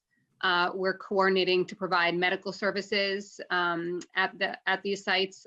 We provide essential supplies such as phones, food vouchers or food. we provide access and referrals to benefits assistance, to longer term housing placements. And while we have reentry providers that are on site providing supplies and doing wellness checks and making sure that they are contacting people who are in the hotels, we also are accessing our ongoing reentry supports, particularly the Jails to Jobs service providers. And all of those service providers are providing continued services virtually, doing case management, the same types of referrals that they have always done. Those services are, of course, available not just to people who are in the hotel sites, but to anyone who is coming out of Rikers Island.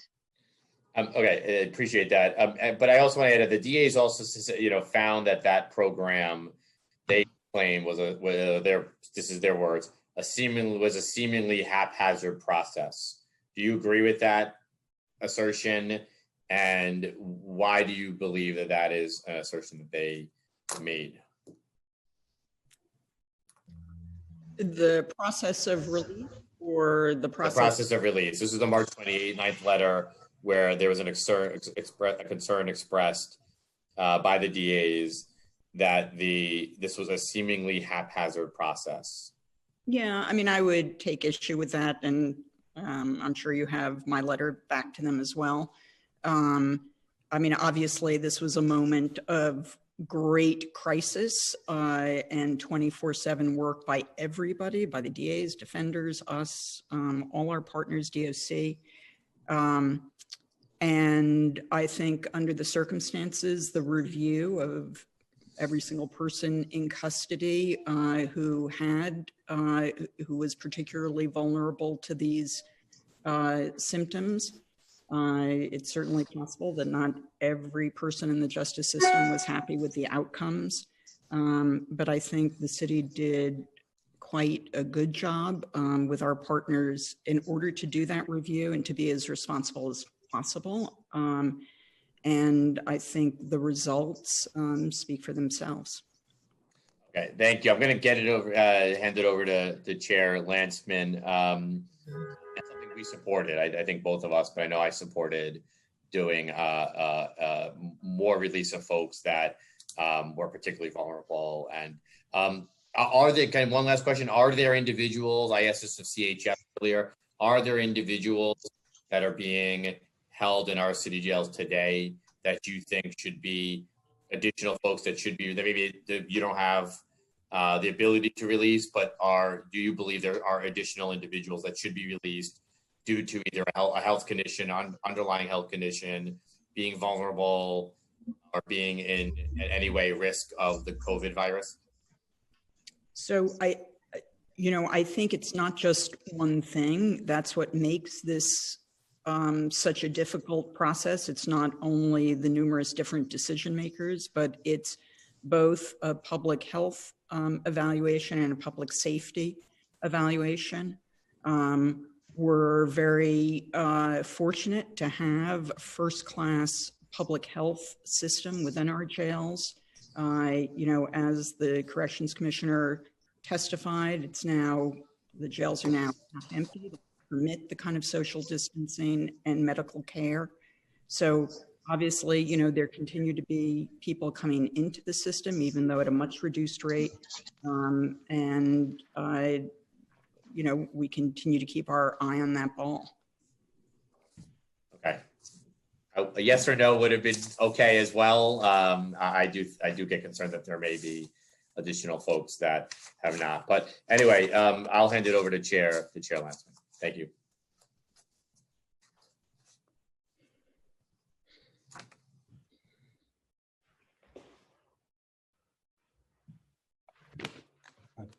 Good afternoon. How are you? Good. How are you? Very good. Thank you. So I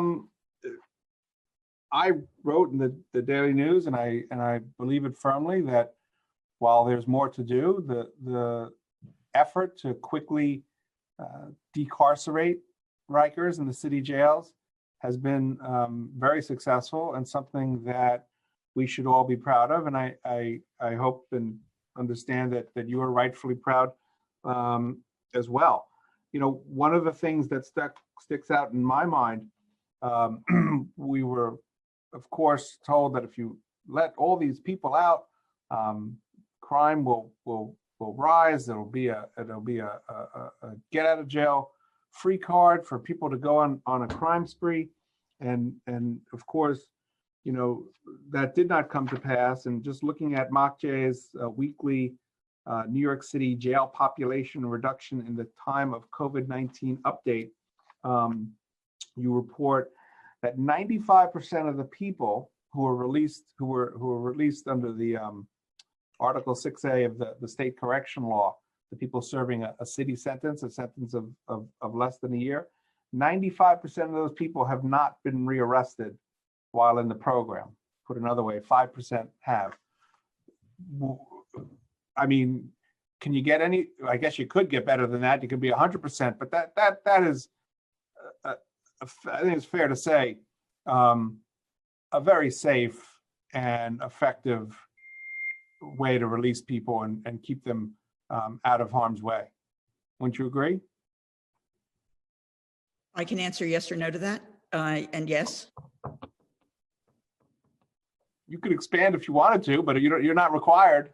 So yes, I mean, I think that when I said that I think there are going to be some lessons learned here, obviously it's still early days. Obviously, we're living in a very different city than hopefully we will emerge into, but we certainly find those results very, very heartening.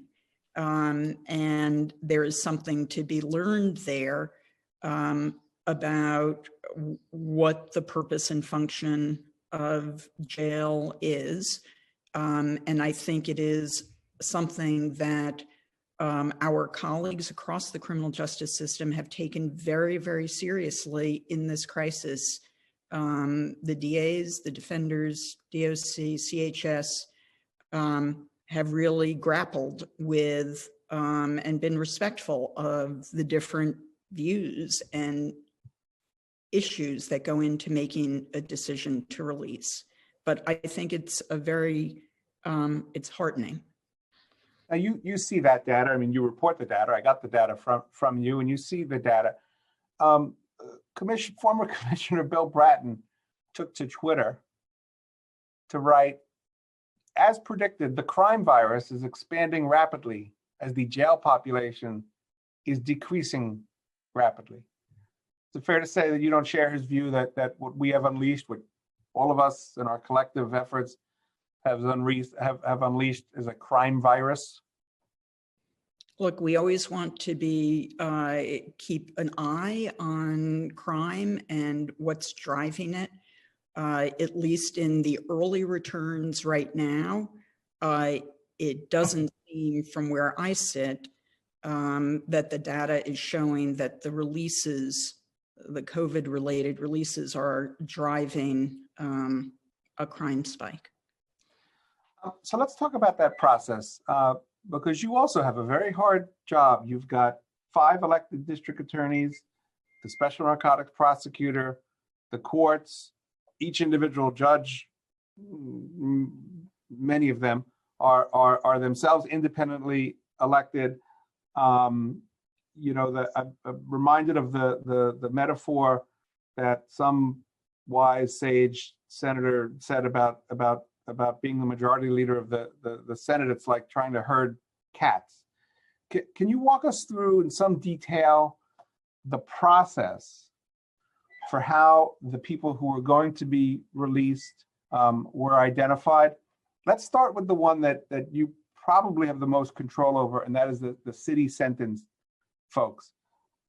Was that you and the corrections commissioner and who else sitting in a room going person by person? Were certain categories of offenses eliminated from consideration right off the bat?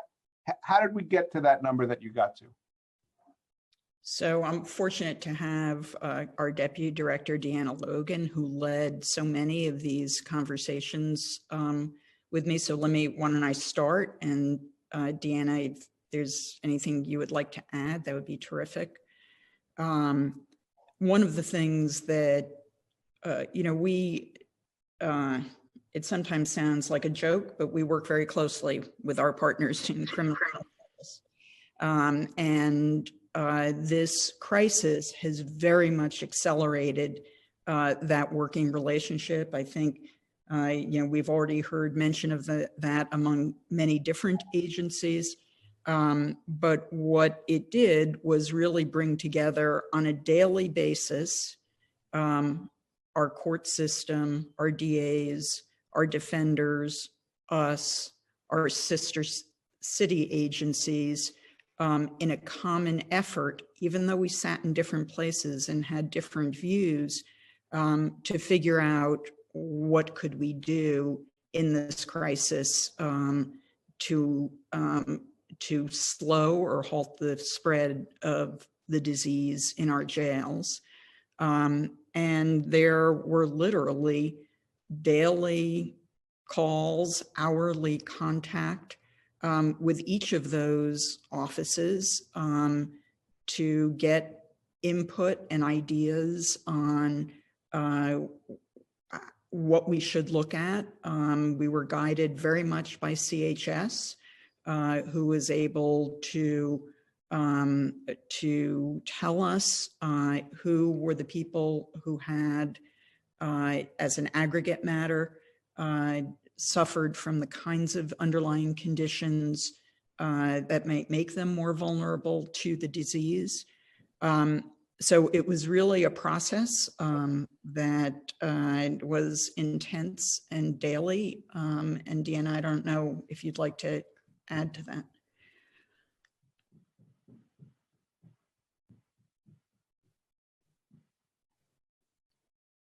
Maybe needs to be. Can we unmute her, please? Alana, can we unmute Deanna Logan?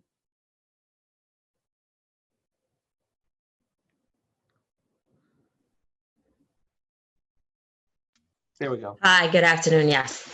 So just echoing what Director Glazer said, all of the system actors committed an enormous amount of time, but not only time, but executive levels, individuals who were actually decision makers. So on a daily basis, the decision makers in all of the offices, members of the court administration, defense bar, made their personnel available to review cases. And then after doing their reviews, they took action in making sure that cases were calendared very expeditiously to have individuals brought before court so that cases could either be expedited for completion and or bail reduced in many of the cases that they reviewed for a number of cases that CHS brought to their attention, but then ones that defense bar brought to DA's attentions. All of the system players made sure that they were able to, on a daily basis, be available. And when we say daily, we're not just talking about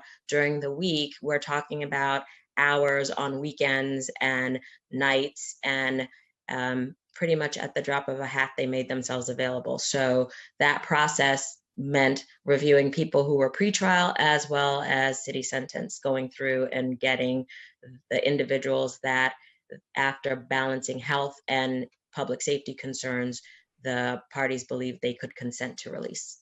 So let me ask you about the city sentence. Because if I'm not mistaken, that decision is a unilateral one, correct? That's the city, or maybe more specifically the Commission of Corrections, right? You don't need the district attorney's approval or a court's approval to put someone into that 6A program, do you? You do not need the DA's approval or consent on those individuals. That is correct. Okay. I would say, let me just jump in for 1 second.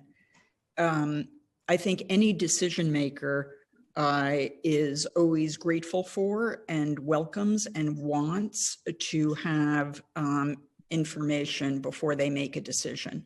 So what we can see with respect to a case or the circumstances of a case is quite minimal. We can see what the charge is. We don't necessarily know whether the charge describes the conduct. We really don't, we meaning the city, don't know that. So consultation, as Deanna sort of laid out, was and is an important part of making those decisions. Were there any hard and fast rules? For example, was it necessary for someone to be considered that they have some kind of underlying medical condition that made them particularly vulnerable if they contracted COVID-19? Our focus was to prioritize those who had an underlying medical condition or were over 50 years old, which were sort of the two, main areas of vulnerability. But we were also interested in ensuring that we could make the kind of space within the jails that would permit DOC and CHS to do the kind of social distancing and care that they wanted to do. And so if the DAs themselves, this wasn't just us, the DAs themselves worked with the courts with lists of people that they consented to release. And so I don't think it was, our priority was to focus on people with those issues, but our priority was also to make space. And if the DAs agreed, there were a number of different routes to go there. Right. So in terms of the city sentence, folks, if someone didn't have an underlying condition or wasn't over 50, they still might have been considered, maybe not in the first round, maybe not in the first day, but they weren't barred from being considered. Is that correct? Correct. Yeah. Were any, and just focusing on the city sentence right now, because again, just the things that you control, even though I understand and certainly makes sense to me, you'd want to solicit input from a wide range of sources. But for the city sentence folks, were there any offenses or charges that were would preclude them from being considered for this program? For example, we're not letting anyone serving a sentence for a sex offense or some other offense. Yeah, I think there was a particular concern around sex offenses, course of conduct of, DV behavior, some kinds of violent offenses. So definitely there were things that seem to be limiting factors to some degree, but no hard and fast rules. It's a program that needs flexibility. The commissioner has to exercise her discretion. And so having information is important. Did at some point, you had mentioned earlier the importance of creating enough space at Rikers for there to be proper social distancing. Was there some target number to reach after which, let's just say the kind of intensity that Ms. Logan described ebbed, and okay, we've cleared out enough people, now they can socially distance, let's move on to other things? I think there was a sort of natural and organic process in which the decisions became harder and harder. There may be people who have underlying conditions, but the nature of the offense or other concerns that our partners expressed meant that that was not going to be a release. So we never had a quota or a particular number we were aiming for, because it was really a case-by-case evaluation. Is that case-by-case evaluation still going on? Or if anyone is in Rikers now on a city sentence, basically they've been evaluated and it is what it is. They're gonna serve out their term. Right now for the city sentenced, we are not, because of the nature of what's happening in the court system, we're not seeing any newly city sentenced people. So we have gone through that, that evaluation process, again, with our partners, and again, taking guidance from the corrections commissioner, whose discretion is obviously the one that has to be exercised. So my understanding from your data, as much as I could figure it out, eliminating the people who are pre-trial, now moving away from the city sentence, moving to the pre-trial population,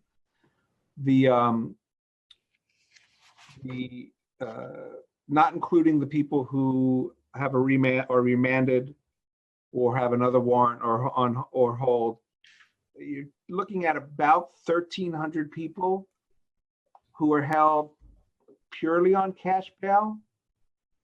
And again, people not remanded, people who don't have some other hold or warrant. A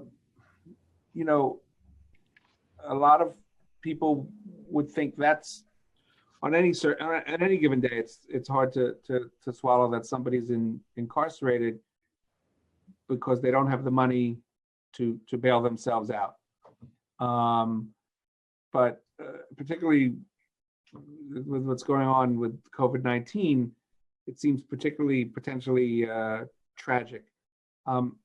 Is there any ongoing effort being made to try to figure out a way to get those approximately 1,300 people out, maybe through some mechanism other than cash bail, so that they're not sitting in Rikers during the coronavirus crisis because they don't have money? Yeah, so I can't confirm that that's right, the 1,300.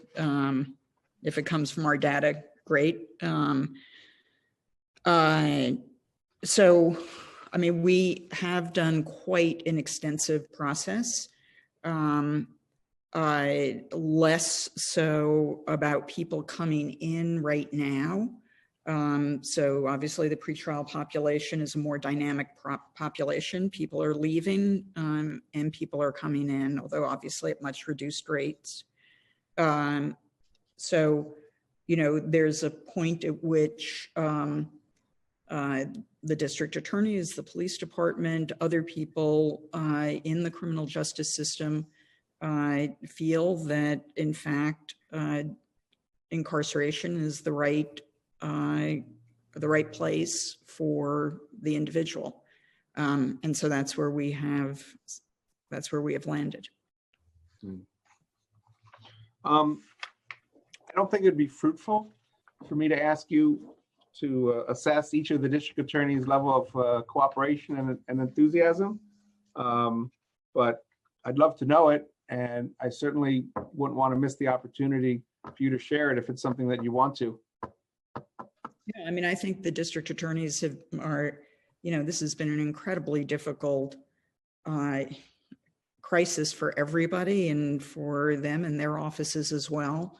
They've been just remarkably dedicated, and at a time when they were setting up parallel systems to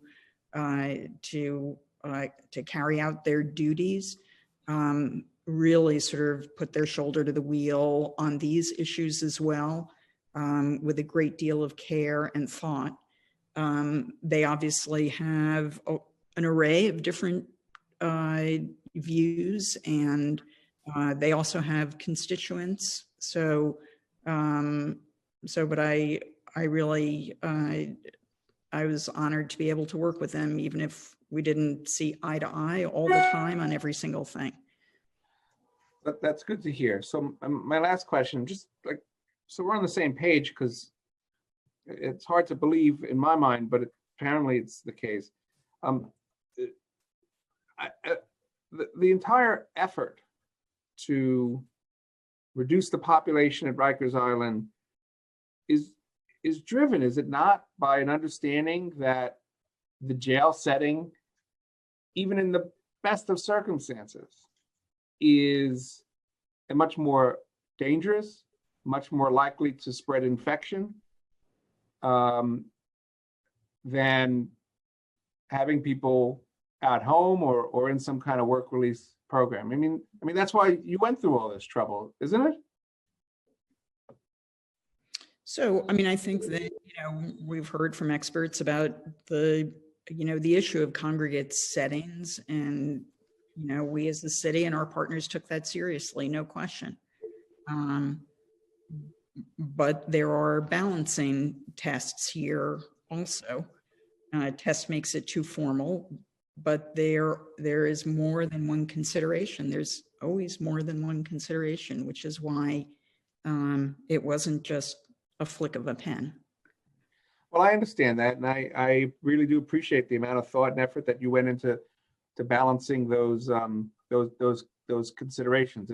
It's strange to me to hear, or potentially we're going to hear later, an assertion that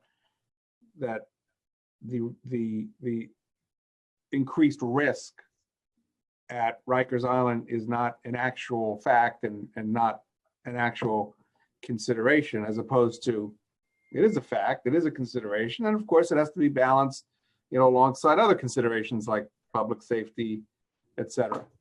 Well, listen, I thank you for your testimony. I thank you and your whole team for your very hard work, and to a very significant degree, you're a great success. I would just respectfully urge that you not let up. If we flatten the curve, if Rikers appears to have more space now than it did before. I don't know if you were here to hear the testimony of the people from the Board of Corrections, but they, like everyone else, we should all be very, very worried about a return to the population size at Rikers, driving a return in force of a new wave of the coronavirus. So thank you very much. Thank you.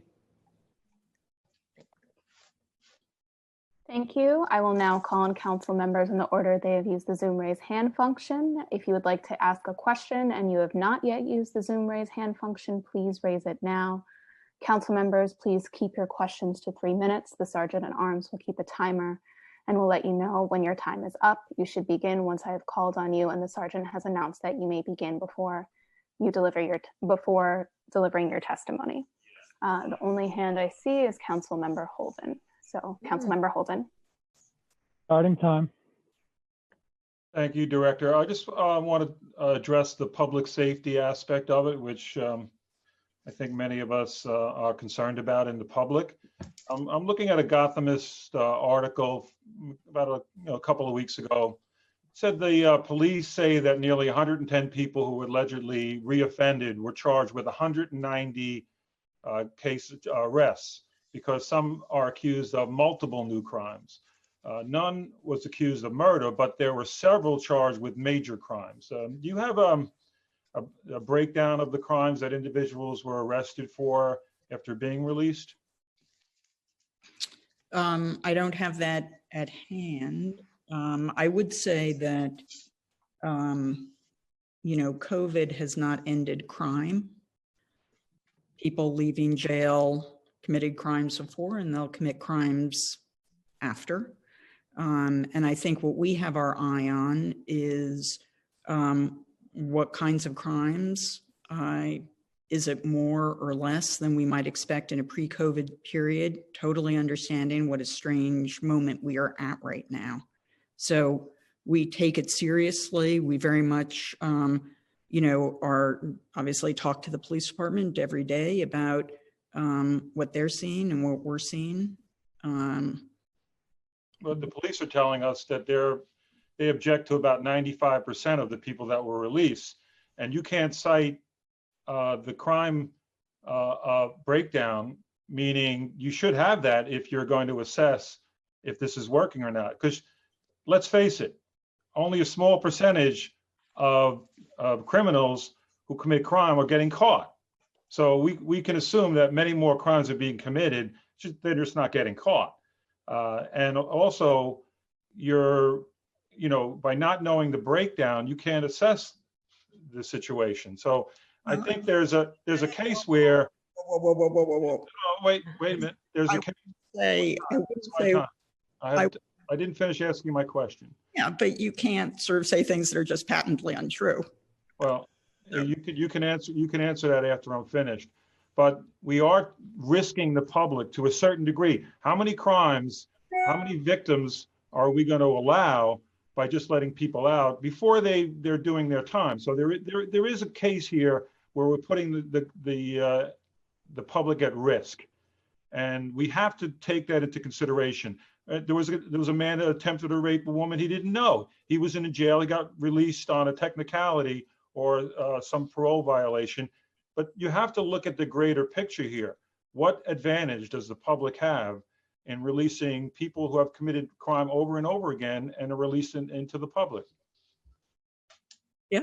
Time expired.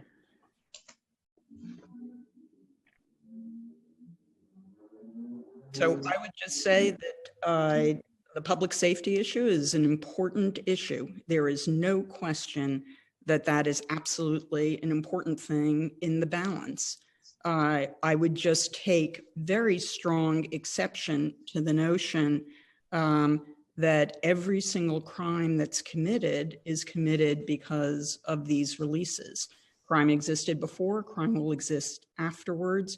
We need to to really sort of be attentive to what is driving whatever the crimes are. But, I'll note the crime is down. I don't remember saying that every single crime was committed by early releases. That's if I did say that, that's ridiculous, but I don't believe I said that. That was your implication. Well, you can read into it, but that wasn't what of course, that's ludicrous to say every single crime committed in public is by early releases. Come on. It is ludicrous. Agreed. Yeah, all right, I agree, but I didn't say that. I didn't come close to saying that.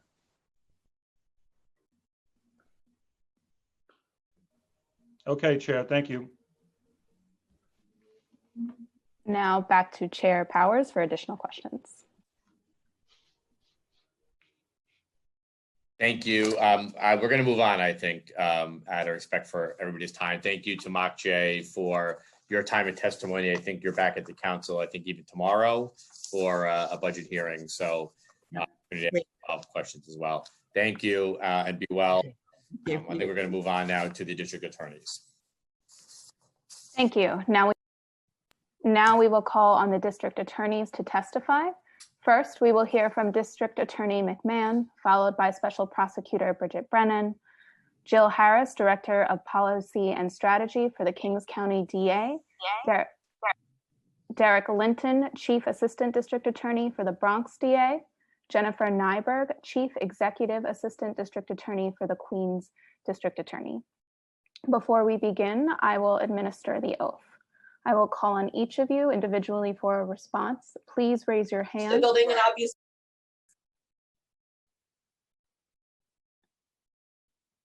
Please raise your hand.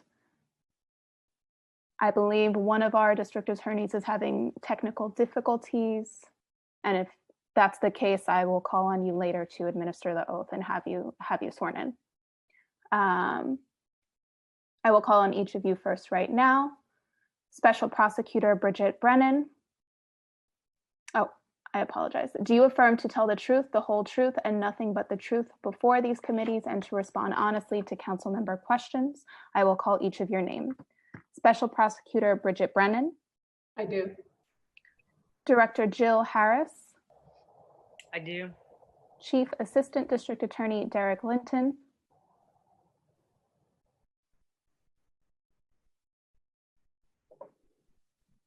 Chief Assistant District Attorney Derek Linton. I do. Chief Executive Assistant District Attorney Jennifer Nyberg.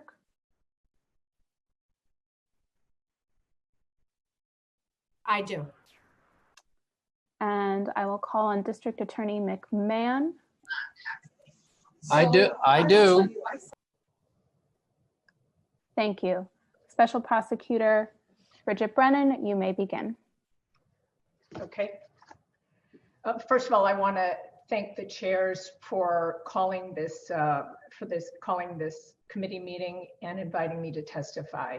I think this is a critical issue for all of us, and it's important to have the opportunity to discuss our strategies and the process and programs that we've used to reduce the population of city jails in response to the COVID crisis.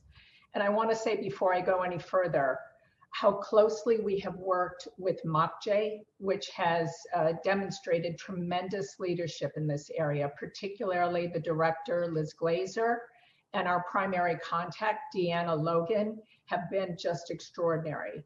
And we've worked closely with the defense bar, with the court system. It has really brought us all together and has taught us a deep respect for each other. And how to listen to each other, how to listen carefully, and try to get us to the best result during this terrible crisis. You have heard the statistics on this crisis from the experts, and I won't go through those again, but I will tell you about our approach. The compassionate release of prisoners who are at high risk of serious complications from the virus is a priority to us, so long as the release will not jeopardize public safety, and as long as we are confident that those who are released will return to court. Due to criminal justice reforms, which eliminated bail or remand for the vast majority of narcotics offenses, relatively few individuals facing prosecution by our office were confined. And in case you are not aware of the specific jurisdiction of our office, we have jurisdiction over felony narcotics offenses throughout New York City, and we focus on the highest level of offenders. Our goal is to prevent deaths. So we investigate a lot of cartel-related cases, cases of distribution of narcotics related to overdose deaths, and public safety is our highest priority. 73 incarcerated defendants faced charges brought by our office at the start of this crisis in mid-March, and most were charged as operating as a major trafficker or were facing weapons or assault charges. We work closely with MOCJ to identify defendants appropriate for release.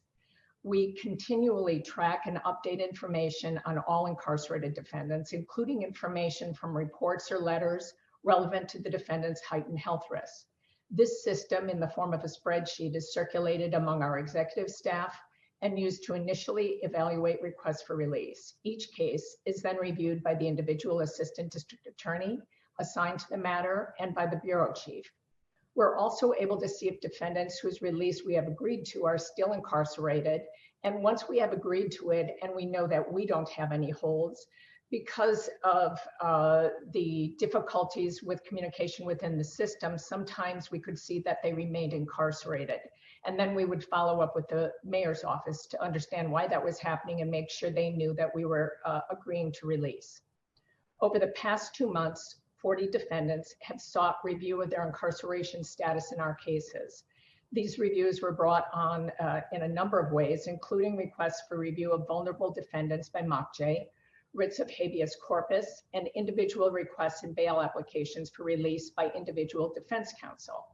In addition, recently, we were presented with a request for electronic monitoring of a defendant who's currently remanded.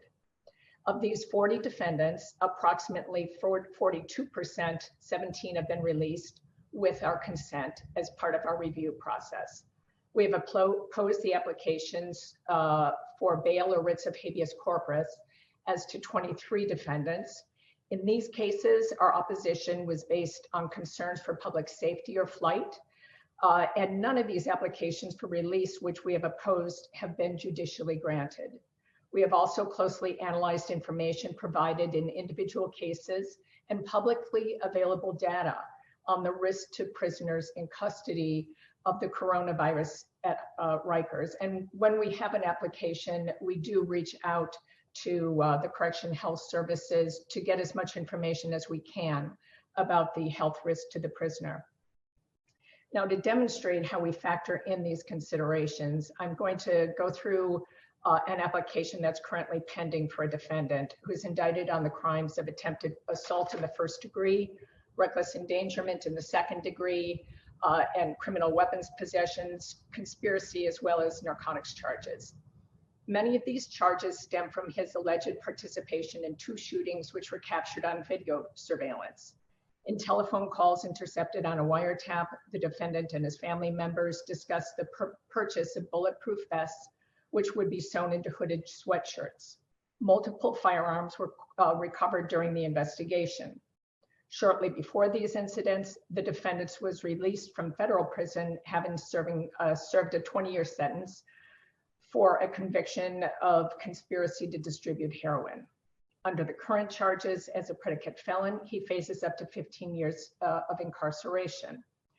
In this application, we have argued against release for public safety reasons, but we didn't do that without first doing a thorough review of all available health records, indicating that the health care he received while incarcerated did actually protect this defendant's well-being, and it appears that he may have had better access to appropriate care while he was incarcerated than he might have had when he was at liberty. In his application, the defendant states that his pre-existing health conditions escalate the risk of serious complications from the virus and support his request for release. We evaluated his claims using reliable statistical data and comparing the health risks related to COVID-19 in city jails to the risks faced by an ordinary New York citizen. Our review of his medical records indicates that this particular defendant may have had better access to virus testing and follow-up care than available to the ordinary citizen at the time. He received 2 COVID-19 tests at a time when most of New York was unable to obtain a test. Because the virus was identified through early testing, he immediately received supportive care and was transferred to a unit dedicated to inmates exposed to COVID-19 who became ill. This suggests a level of care that the severely strained city healthcare system could not have provided during that same period of time. There's no reason to believe he will not continue to receive appropriate care while incarcerated.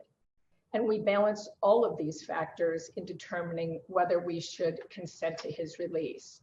And in this case, balancing the public safety concerns and risks against his health status, we have determined that we should oppose release in the interest of protecting the people in the city. Our ability to respond is enhanced by the public reporting of relevant information by the Department of Corrections. DOCS regularly reports on the number of inmates under observations, whether they're symptomatic or not symptomatic, and you've heard all about this.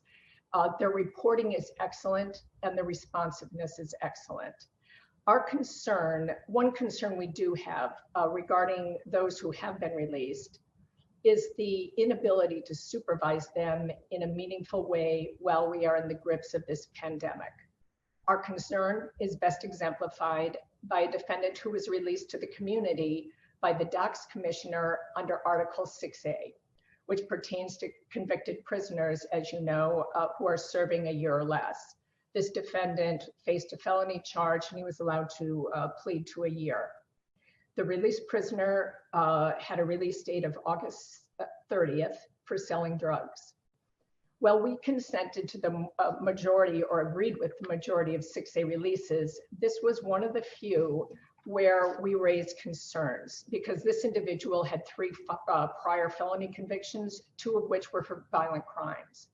We were concerned that he was unlikely to obey the law and the conditions of release. And almost immediately after his release, my office was contacted by the lawyer for the landlord of the building that he immediately returned to. And he said that the defendant resumed drug dealing from his home while he was still wearing corrections clothes upon his release. And a steady stream of strangers entered the building to purchase drugs, putting other residents at great risk. It became apparent that at this point in time, there wasn't a great meaningful mechanism in place for supervising or sanctioning the defendant. The only suggestion was to conduct an NYPD investigation and make a new arrest. This is not possible under the current circumstances. These are not the kinds of cases that the NYPD was typically involved in at the time we received this complaint. And apart from that, we're not really looking to return defendants to jail. We're really looking for effective means to keep them out of jail when they are committing low-level nonviolent offenses, as this person was. However, the lawyer pointed out that the neighbors should not be subject to increased risk of infection, not to mention the other risks posed by this early release. I'm in complete agreement that we want to get away from a system that incarcerates people for nonviolent offenses. But instead of arrest and incarceration, we must have an effective means of protecting the public. In this instance, under these unique circumstances of the pandemic, it was clear that the neighbors felt their safety was compromised solely to benefit the released prisoner, who immediately flouted the law. And there was little we could do about it. The current restrictions on the supervised release program didn't allow them a great opportunity to intervene. And as I say, we're not looking to return defendants to jail at this time, but we do need an effective means of intervening. So that is one thing that I think we all should be looking at. If we don't want to keep this cycle going, we need to think of how it is we're going to satisfy neighbors, satisfy the public that their safety isn't being compromised. I have one comment on the proposal to create a local conditional release commission designed to address these same concerns about releasing defendants who are serving less than a year. My understanding is that this commission would not take the place of the DOCS commissioner, and the DOCS commissioner would still have authority to release defendants, obviously. It would simply amplify this. But at this time, I would view this as redundant. I believe there are fewer than probably 100 defendants who are now serving sentences of this nature. And of this hundreds, the DOCS or the commission would have much more limited authority, much more limited than the DOCS commissioner. Their authority would be restricted. And so at this point in time, when the city is facing a financial crisis, to me, it appears unnecessary. Secondly, it didn't appear to me in looking at the proposal that it would have the built-in kind of authority to do the type of supervision that I'm talking about, have the ability to intervene in a meaningful way. Finally, I would also remind the council that the city did have a commission like this, which was disbanded about 15 years ago after being the subject of several scandals, accusations of releasing people on the basis of favoritism or political connections. And if you are going to institute anything like this, I would hope that you would build in some kind of protections which would prevent that from ever happening. Thank you very much. Thank you. Next, we have District Attorney McMahon. Thank you, Council Sivan. Am I coming through? Yes. Can you hear me? Good.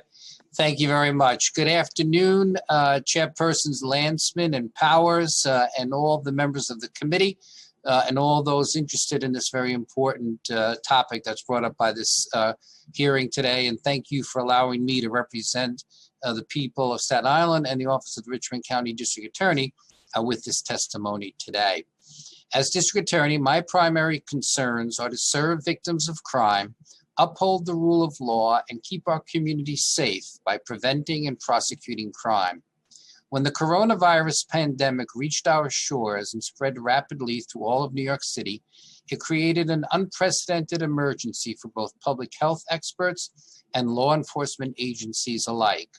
We have all felt the massive strain this health crisis has placed on the entire system, and my office has been working diligently with our partners, including the NYPD, to ensure the coronavirus pandemic did not cripple law enforcement's ability to protect and serve the people of the city of New York. At the same time, we recognized early on how COVID-19 infections could have the potential to overwhelm our city jails and juvenile detention facilities if containment efforts were not immediately undertaken. From the outset, we recommended in a letter from the city's prosecutors simple measures that should have been put into place to protect inmates and corrections staff, calling on the city to reopen shuttered buildings on Rikers Island to allow for social distancing and better quarantining and care of the sick. Instead, the administration focused on releasing as many defendants as possible from Rikers Island. When this process began, we were asked to consider consenting to the release of those convicted of nonviolent, non-domestic violence, and non-sexual abuse-related offenses with a short time remaining on their sentences. In several instances, we were able to identify individuals who had little time left in their sentences and posted minimal risk to public safety and did give our compassionate consent to early release.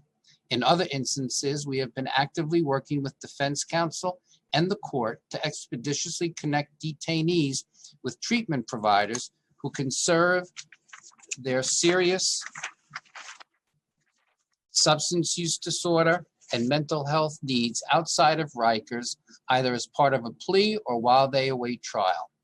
In our view, the compassionate release of these defendants would not pose a risk to public safety, so long as the city upheld its promise to closely monitor them through supervised or work release programs.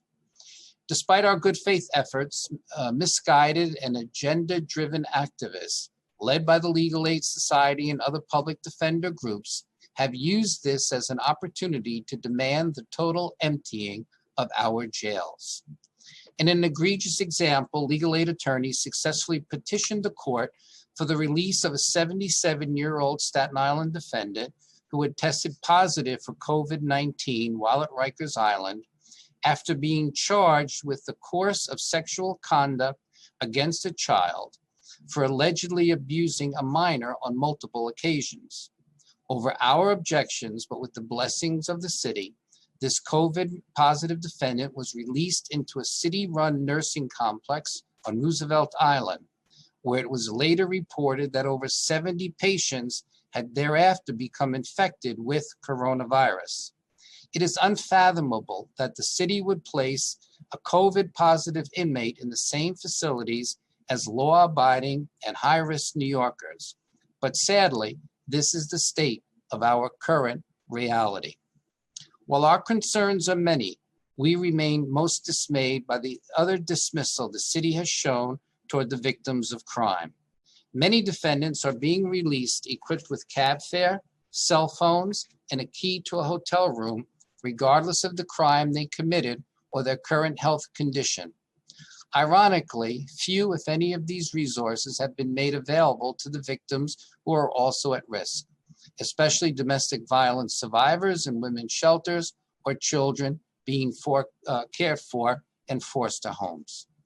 I think it's also been quite clear by the testimony here today that in many cases, those who find themselves incarcerated on Rikers Island over the course of this pandemic have had access to more testing and more health care than the average New Yorker. And certainly, sad to say, that the death rates on Staten Island, a different island, have been higher than those who find themselves incarcerated on Rikers because of the coronavirus. Again, we have to be compassionate for those who are incarcerated in our penal system. But at the same time, we cannot use this crisis as a reason to let those fulfill their longstanding agendas to decarcerate our society. As long as individuals commit crimes, which are acts against individual victims or society and against the norms of those society, then we have to have a system that provides for their accountability as well as provides for those who are the victims of crimes. The so-called decarceration or emptying of our jails does not provide that in any way. One area that I would like to also discuss is some proposed legislation that the council is considering, and in particular, the Local Release Commission in New York City, I am compelled to express my deep reservations on both practical and constitutional grounds. As is in my written testimony, there is a series of cases that would call into question the constitutional authority that this commission would have, as it takes away the power from a sentencing judge to set the sentence of someone who's convicted of a crime. And the other problem, as my colleague, Special Prosecutor Bridget Brennan mentioned, is that the history of this commission is questionable at best.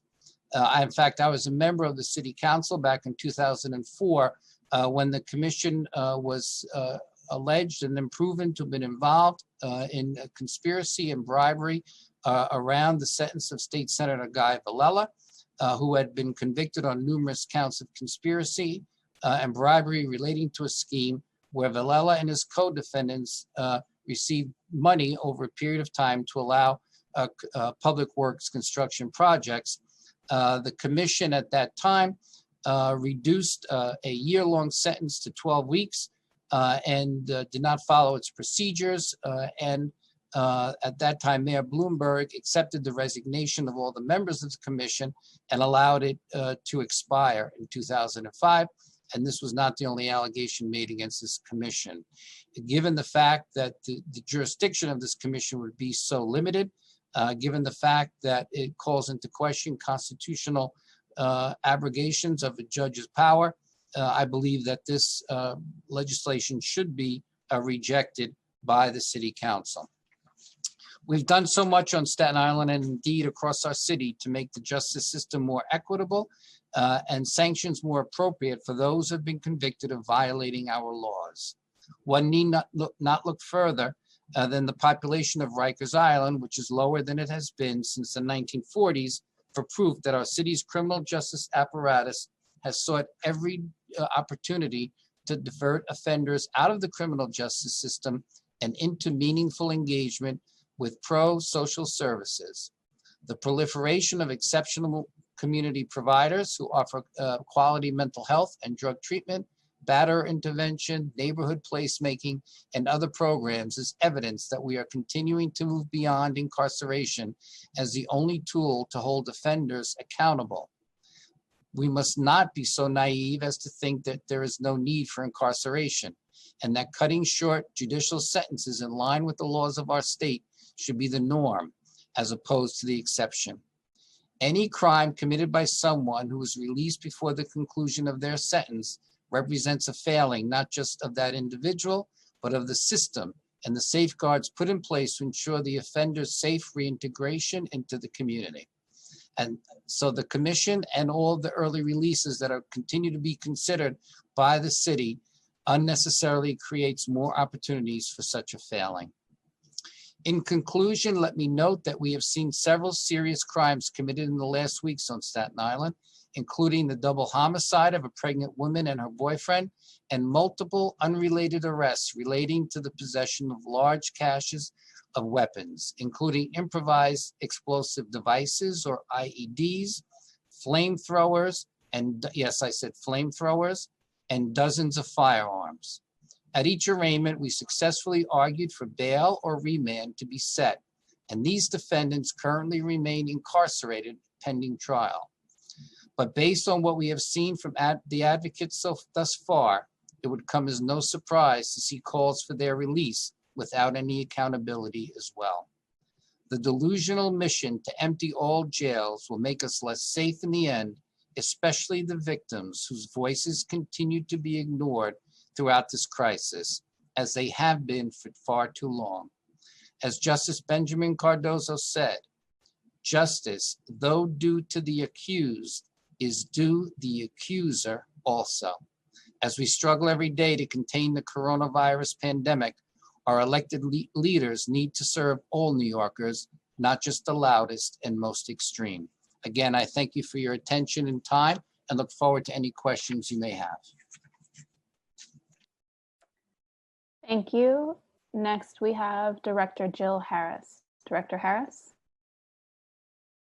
Thank you, Chairman Landsman, Chairman Powers, members of the committees on criminal justice and the justice system for this opportunity to testify regarding COVID-19 in city jails and juvenile detention facilities. My name is Jill Harris, and I am the Chief of Policy and Strategy in the Office of Brooklyn District Attorney Eric Gonzalez. When the first cases of COVID-19 were reported in New York, it became immediately clear to all of us who work in the criminal justice system that jails and prisons would be hard hit by the virus, and that it would be essential to reduce the number of people on Rikers Island to slow the spread of this deadly disease. From the earliest days of the health crisis, the Brooklyn DA's office has acted urgently and intentionally to reduce the number of people from Brooklyn who are detained on Rikers, where doing so would not create an undue risk of harm to any person or to the public. DA Gonzalez views it as his solemn responsibility to keep his constituents safe, and he understands that his constituents include people who are incarcerated. During this public health emergency, in trying to do our part to reduce the jail population, our office has had to strike a balance between protecting the health and safety of people incarcerated at Rikers and those who work there by consenting to releases that will reduce the population and allow for more social distancing, and on the other hand, protecting victims of crime and the public by supporting the continued detention of individuals who we believe would be likely to commit further acts of violence if released. Striking this balance in favor of releasing someone is especially challenging in Brooklyn because of the work our office has already done to reduce incarceration. Before the pandemic, we had already taken aggressive steps to ensure that we were not incarcerating people on low-level cases, because we view jail and prison as extraordinary responses that should not be sought if a non-jail alternative is available that will not endanger the public. DA Gonzalez changed our office's bail policy well before last year's changes in state law, instructing our ADAs to consent to release at arraignments unless public safety or risk of flight in serious cases demanded that we seek bail or remand in a particular case. And of course, we've diverted countless people into services and programs to address the circumstances in their lives that contributed to their criminal offenses, rather than simply seeking to lock them up. So if we ask a court to incarcerate someone, it is because we believe that public safety requires it. But the pandemic has forced us to change our calculus, and we are revisiting even those cases in light of the risk of infection on Rikers Island. We have been going through our Rikers cases involving individuals who, because of age or underlying health condition, may be particularly vulnerable to serious illness if they contract COVID-19. In some cases, we have received lists of names from the mayor's office or from Corrections Health Services. In other cases, defense attorneys have reached out to us, asking us to consent to their client's release. Many cases have been brought as writs, and in others, we have simply asked our ADAs to review their own cases for possible release in light of the health emergency. DA Gonzalez has put together a small team of senior executives to help him conduct these reviews. We've done a case-by-case review to determine what, if any, conditions would allow us to consent to a person's release without putting a victim or the public at undue risk. In many cases, this has meant working with defense counsel and service providers to find supportive housing, drug and mental health treatment, and other services to support the person released and reduce the danger to the public. And you can imagine how challenging this has been during this extraordinary situation. Our team has also considered cases where the person may not have any special health vulnerability, but in the interest of reducing the population at Rikers to permit more opportunity for social distancing, we might consent to their release. And so from March 12th to May 15th, the number of people on Rikers Island from Brooklyn dropped by 316 people, a decrease of 28%, and our reviews are ongoing. There have been cases where we have opposed release, gotten new information, gone back and reviewed the cases. The cases, as I said, are ongoing.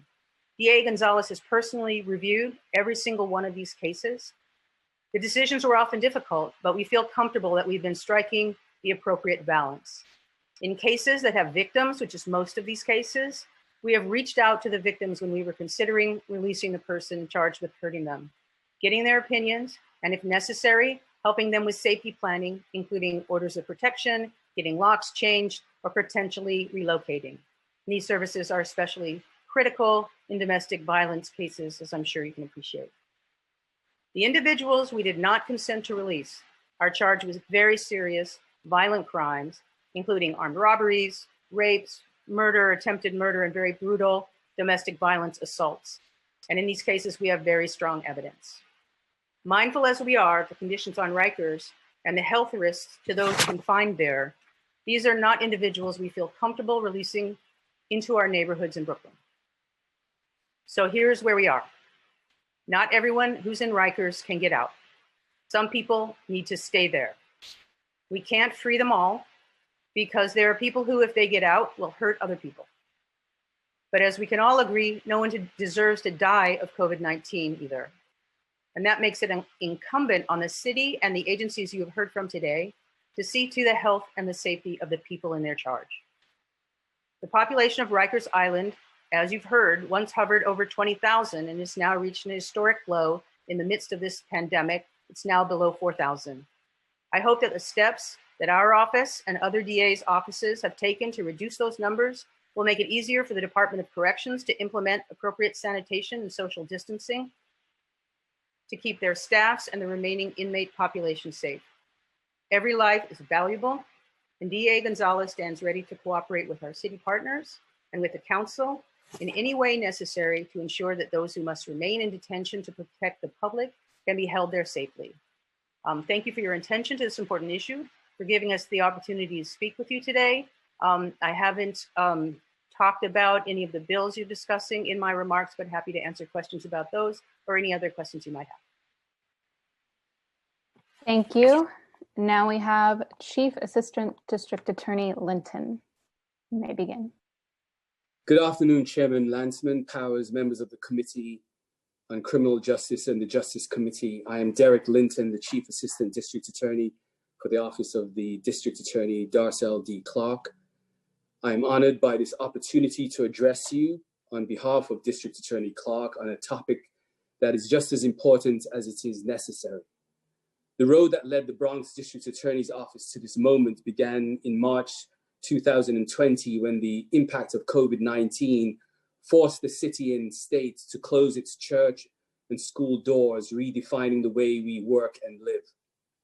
We share a passion for justice, and we as prosecutors are uniquely positioned to administer justice.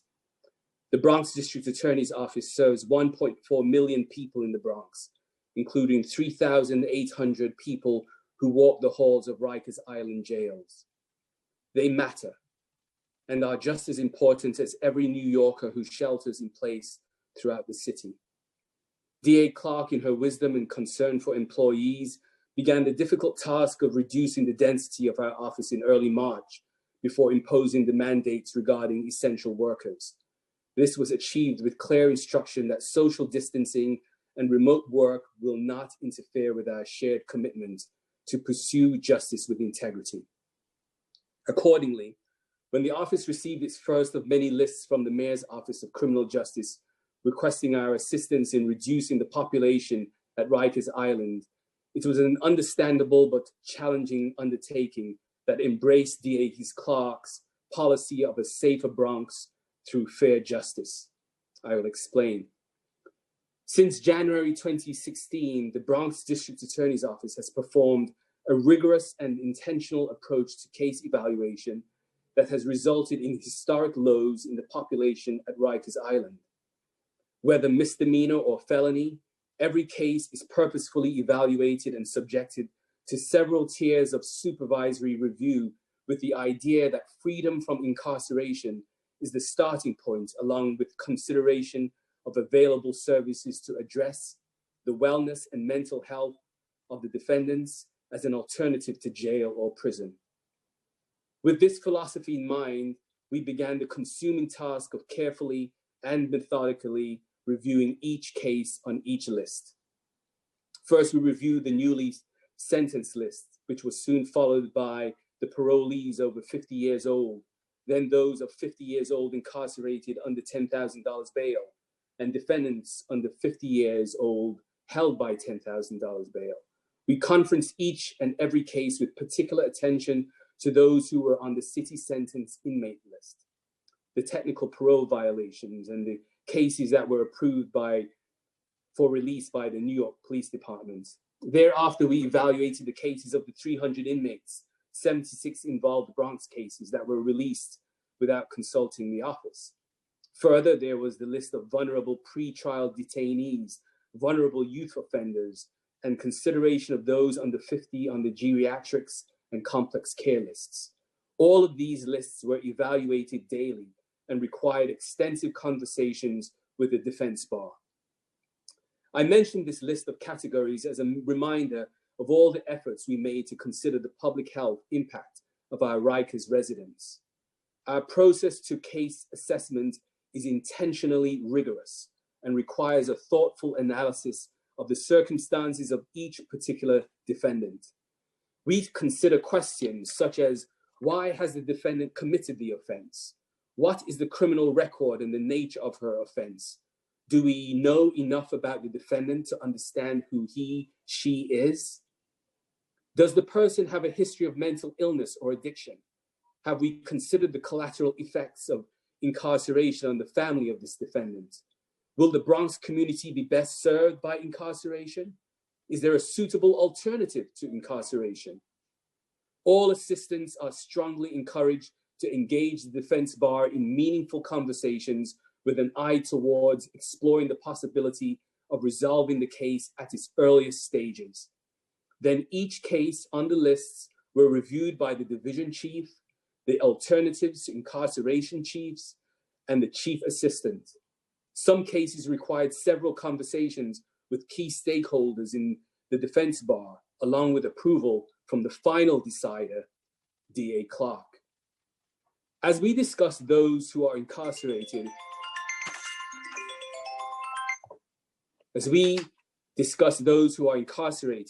I must remind you that there are victims who are impacted by our decisions.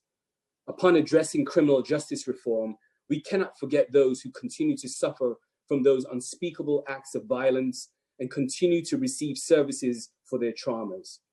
Accordingly, while we attempt to reduce the population of people in jails and prisons for noble and just reasons, we cannot continue to do so at the risk of neglecting the closure, healing, safety, and health of the victim. Some of the most heart-wrenching conversations occur when ADAs must explain to victims of serious violent crime and survivors of sexual abuse that the person who caused their injury is about to be released.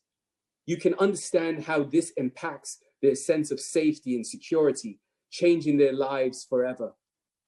It is difficult to explain why a man who gouged out a woman's eye and then attempted to do the same to the other eye may be released, or why the man who wrapped his hands so tightly around his partner's neck, causing permanent paralysis in one arm, was considered a candidate for release. In essence, we must balance this public health crisis presented by a global pandemic with our understanding of public safety. As prosecutors, we have an important duty to protect our victims who we serve and keep our communities safe above all else. Herein lies the important and delicate balance for a prosecutor. In particular, protecting the life of the convicted and protecting the safety of the community. This is the life of the prosecutor in the time of COVID. In the Bronx District Attorney's Office, our compass is informed by DA Clark's vision. We can proudly announce that reform began for us way before January 2, 2020. Our bail policies were in place before criminal justice reform was law. This is why the process of bail review and writs of habeas have posed such a challenge. The decision to send someone to jail is serious. When we were asked to review what we had already determined was fair and appropriate in light of our own policy in criminal justice reforms, we did so with the victims in mind, along with a desire to address a public health crisis and to save lives. However, violent conduct cannot be left unaddressed. Where there is responsibility, there will be accountability meted out with a fair and measured hand.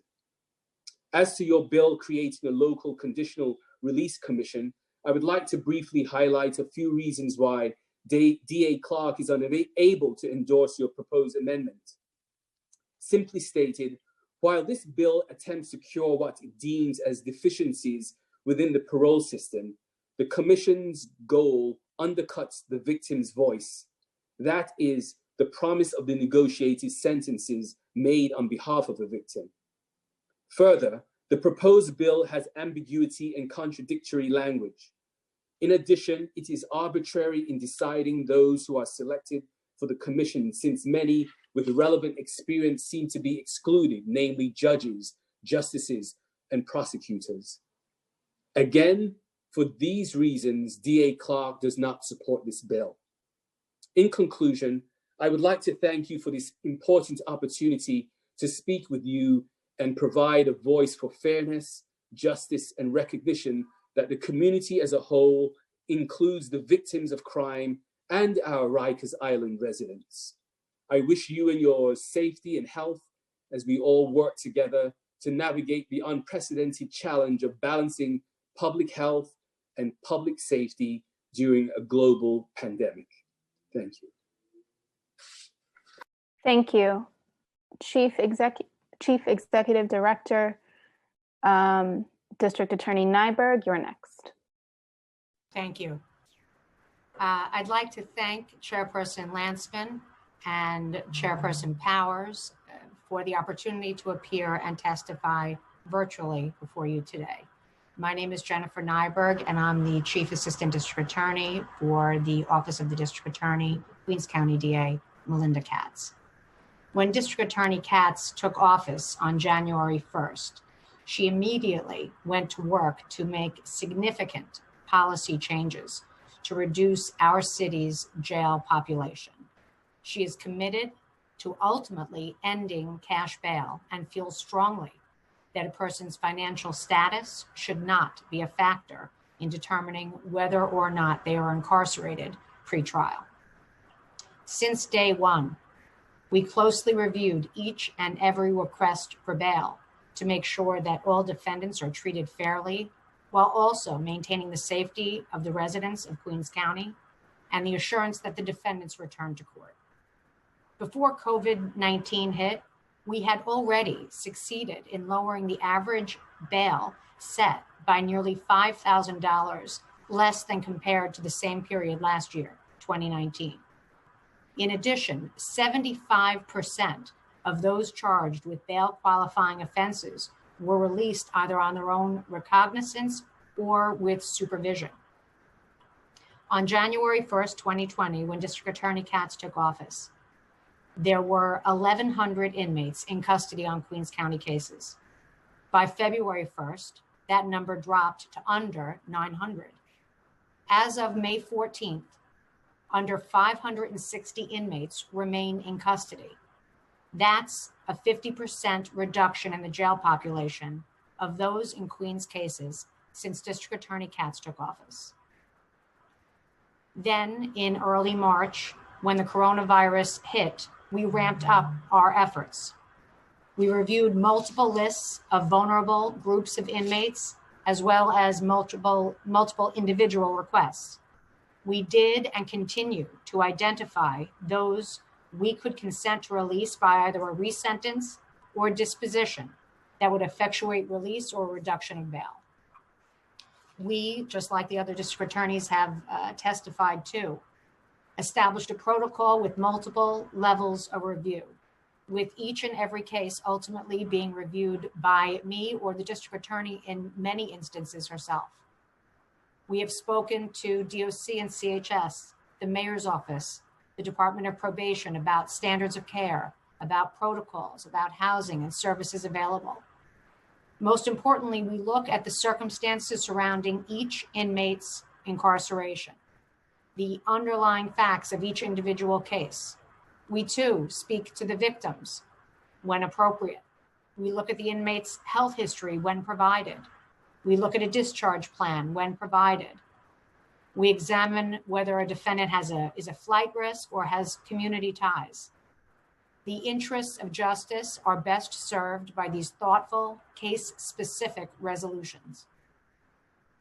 If an individual remains incarcerated at this point, rest assured that the balance of public health and the balance of public safety were carefully weighed, and that this remains the most appropriate and just decision in light of all the facts and circumstances surrounding the crime. Finally, District Attorney Katz would like to comment on the proposed amendment to the New York City Charter to create a local conditional release commission. It is the District Attorney's position that the parole board is uniquely situated to make the most informed determination for conditional release. History, as D.A. McMahon commented, has proven that local conditional release commissions are not the better choice in making these critical determinations. By all accounts, the city's previous commission had many problems.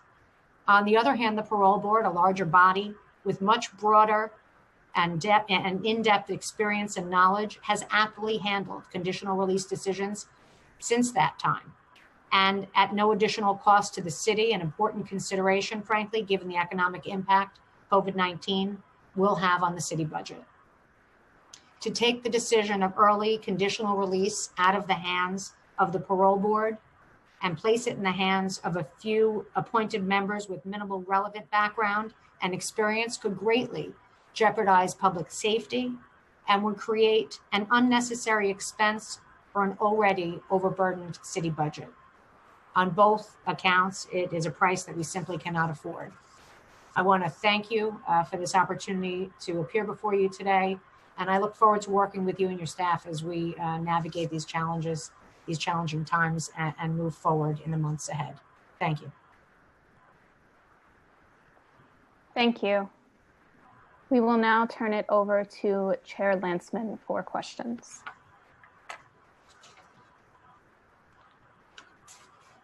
Thank you very much. Good afternoon to all of you. Do very much appreciate your being with us this afternoon, particularly since tomorrow we will be seeing all of your offices again. But I hope you understand, I know you understand that these are the times that we live in. So what are you going to do? I want to start with something that's a little big picture. It's gnawing at me, and nothing would make me happier than for each of you to say, Rory, you don't know what you're talking about. That's not true.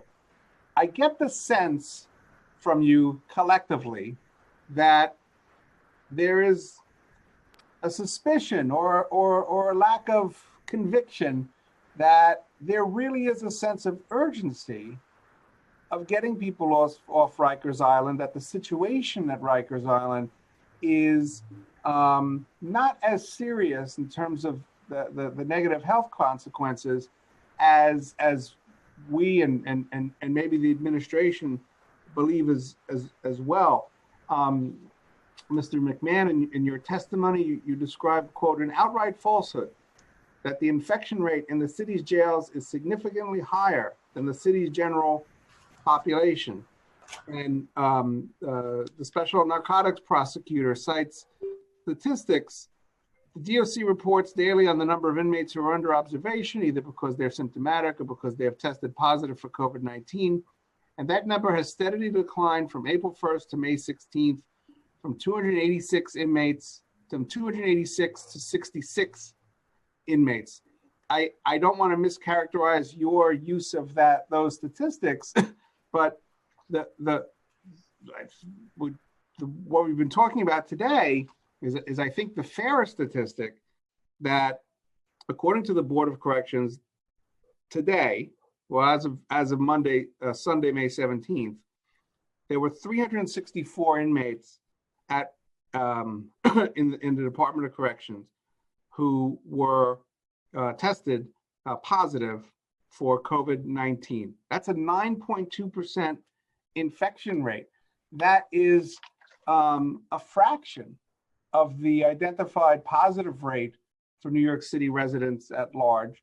Both the administration in terms of I think Liz Glazer and CHS and Commissioner Brand, being as diplomatic as they could, acknowledge that there's a much more serious risk of people contracting COVID-19 at Rikers Island, of having a serious a result.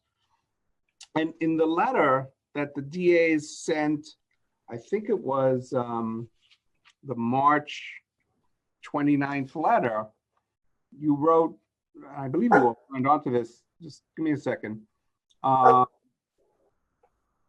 You expressed concern that the administration was, quote, creating a public perception that our city's jails may be incapable of providing sufficient health care for the remaining population of inmates.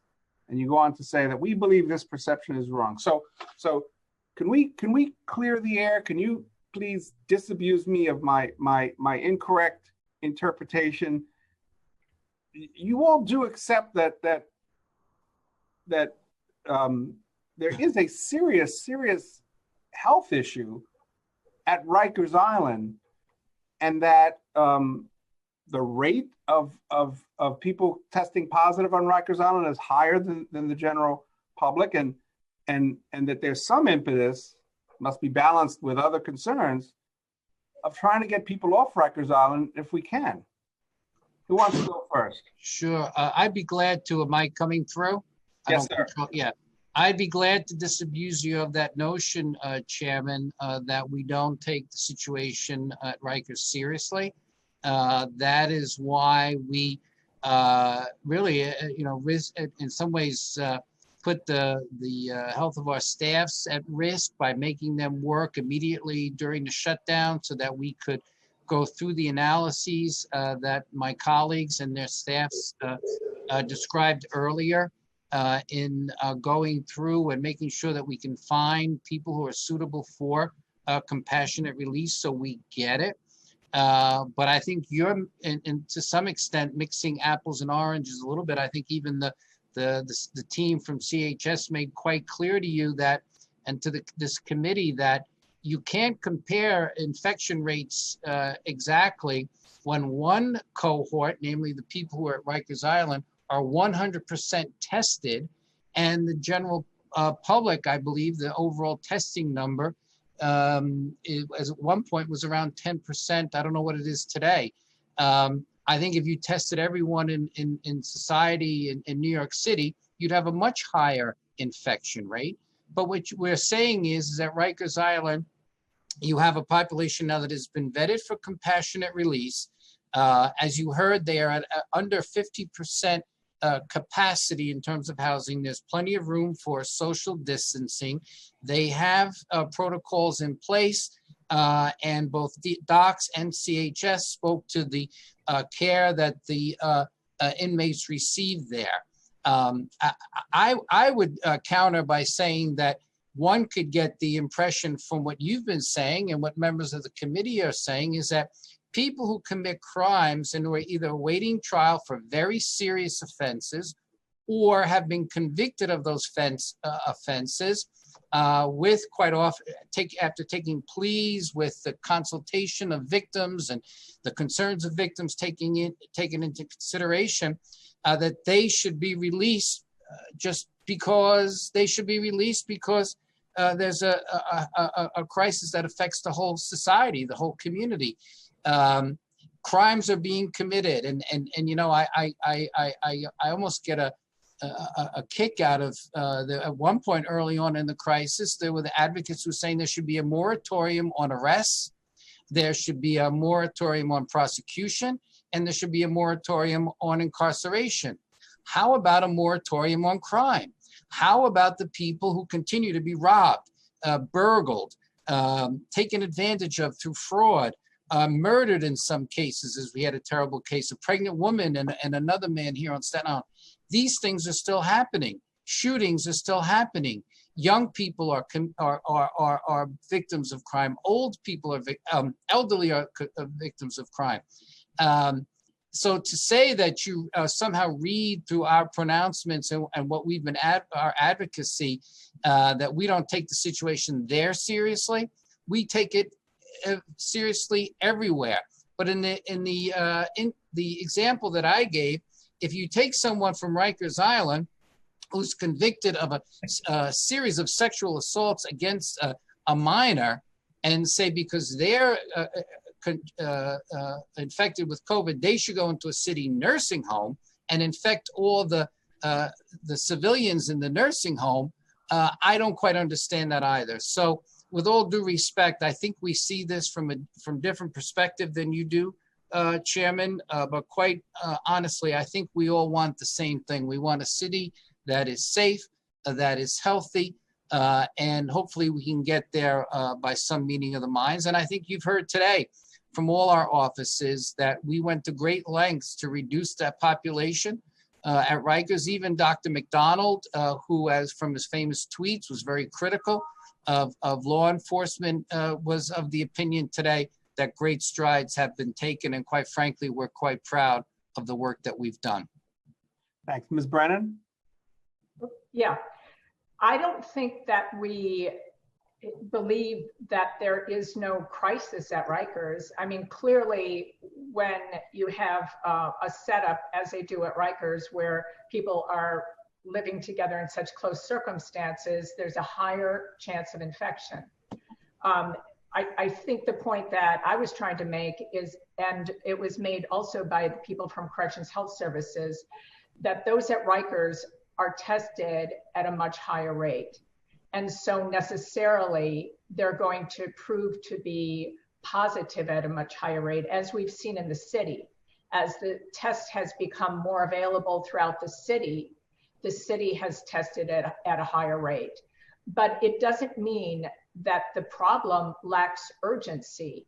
You heard, certainly you've heard from us, but you also heard from Director Glazer, you've heard from others that we all worked really hard from the beginning of this crisis to review all the cases that were brought to us of the people who were in Rikers, the people who were vulnerable. We reviewed those cases to see whether or not we felt comfortable consenting to release. And our discomfort was whether those people would jeopardize public safety. It's a commitment to the people of the city of New York, but it wasn't because we didn't value the lives of those people who are incarcerated. We certainly do. There's a balance that goes on. That was the point that I was making. Thank you. I'm glad to have been corrected. Do any of the other officers want to say anything on that subject, or we could move on? Good. Can each of you tell me how many defendants you consented to release, whether you want to call it compassionate release or whatever you want to call it, in response to this process of trying to get people released from Rikers Island? Who wants to start first? Mr. Linton, you're flipping through papers. You look like well. I can say that we consented to close to 100 inmates. I believe close to mid-80s of those people were actually released on our consent. Overall, we released over 140, perhaps close to 150 inmates in total. Like I said before, the process of our evaluating the eligibility of those who committed crimes to go to jail started before this. And so we had been doing this for quite some time. And so, you know, we experienced the same challenges that a number of officers did, that when this crisis hit and we were forced to reevaluate cases of inmates who we had deemed in prison or in jail for fair and a balanced evaluation between public safety and health, we were now forced to view this new category of cases through a different lens, a different prism, if you will, and that was through the prism of COVID-19, and that we did. And to echo what Special Prosecutor Brennan said, we did this with the same degree of urgency that the entire world is experiencing. And so there was nothing lost on how urgent this was. The overriding compulsion for us, however, was the desperate need to maintain public safety. We had a responsibility to meet the commitment that we had made to our constituents, those who had elected D.A. Clarke to be in office, that we were going to keep them as safe as possible. And those who were in jail were those who had committed some of the most violent and vicious crimes. And even then, in consortium with the defense bar, we did not refuse to evaluate every single case. And some of these cases we reviewed over and over again. at first they came on a list, and then they came as a bail review, and then a habeas, and we still review them. Mr. Linton, thank you. So the number from the Bronx is about 140? In total, we consented to over 90, close to 100.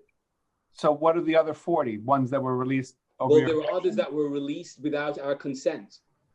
Okay, so consented to about 90 or 100. Yes. Okay. Ms. Harris from Brooklyn, do you have a number?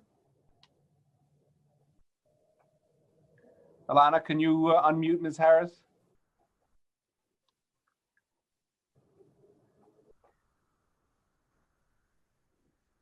You can hold it up. Alana, paging Alana. I did. There you are. Can you hear me? We can hear you now. Great.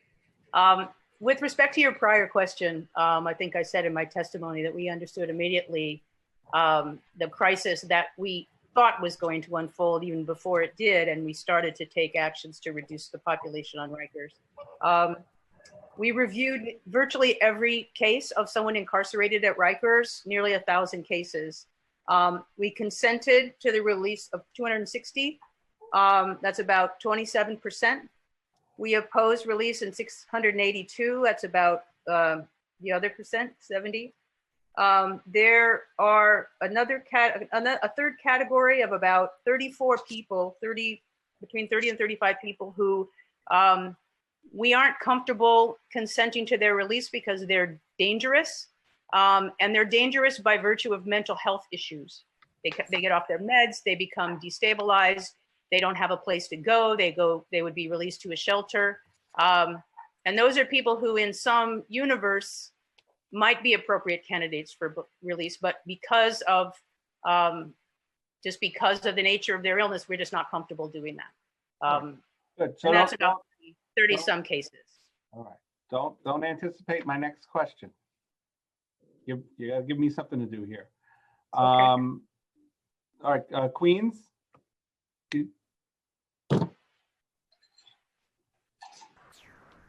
Thank you.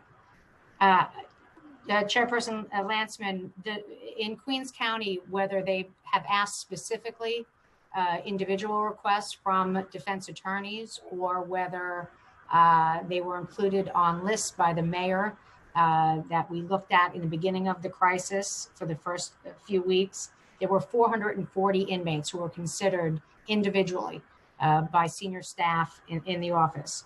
42 of those inmates we consented to release, and 170 of those inmates were released without our objection, or we remained silent. For example, they were in on a parole hold, and we left that decision up to parole.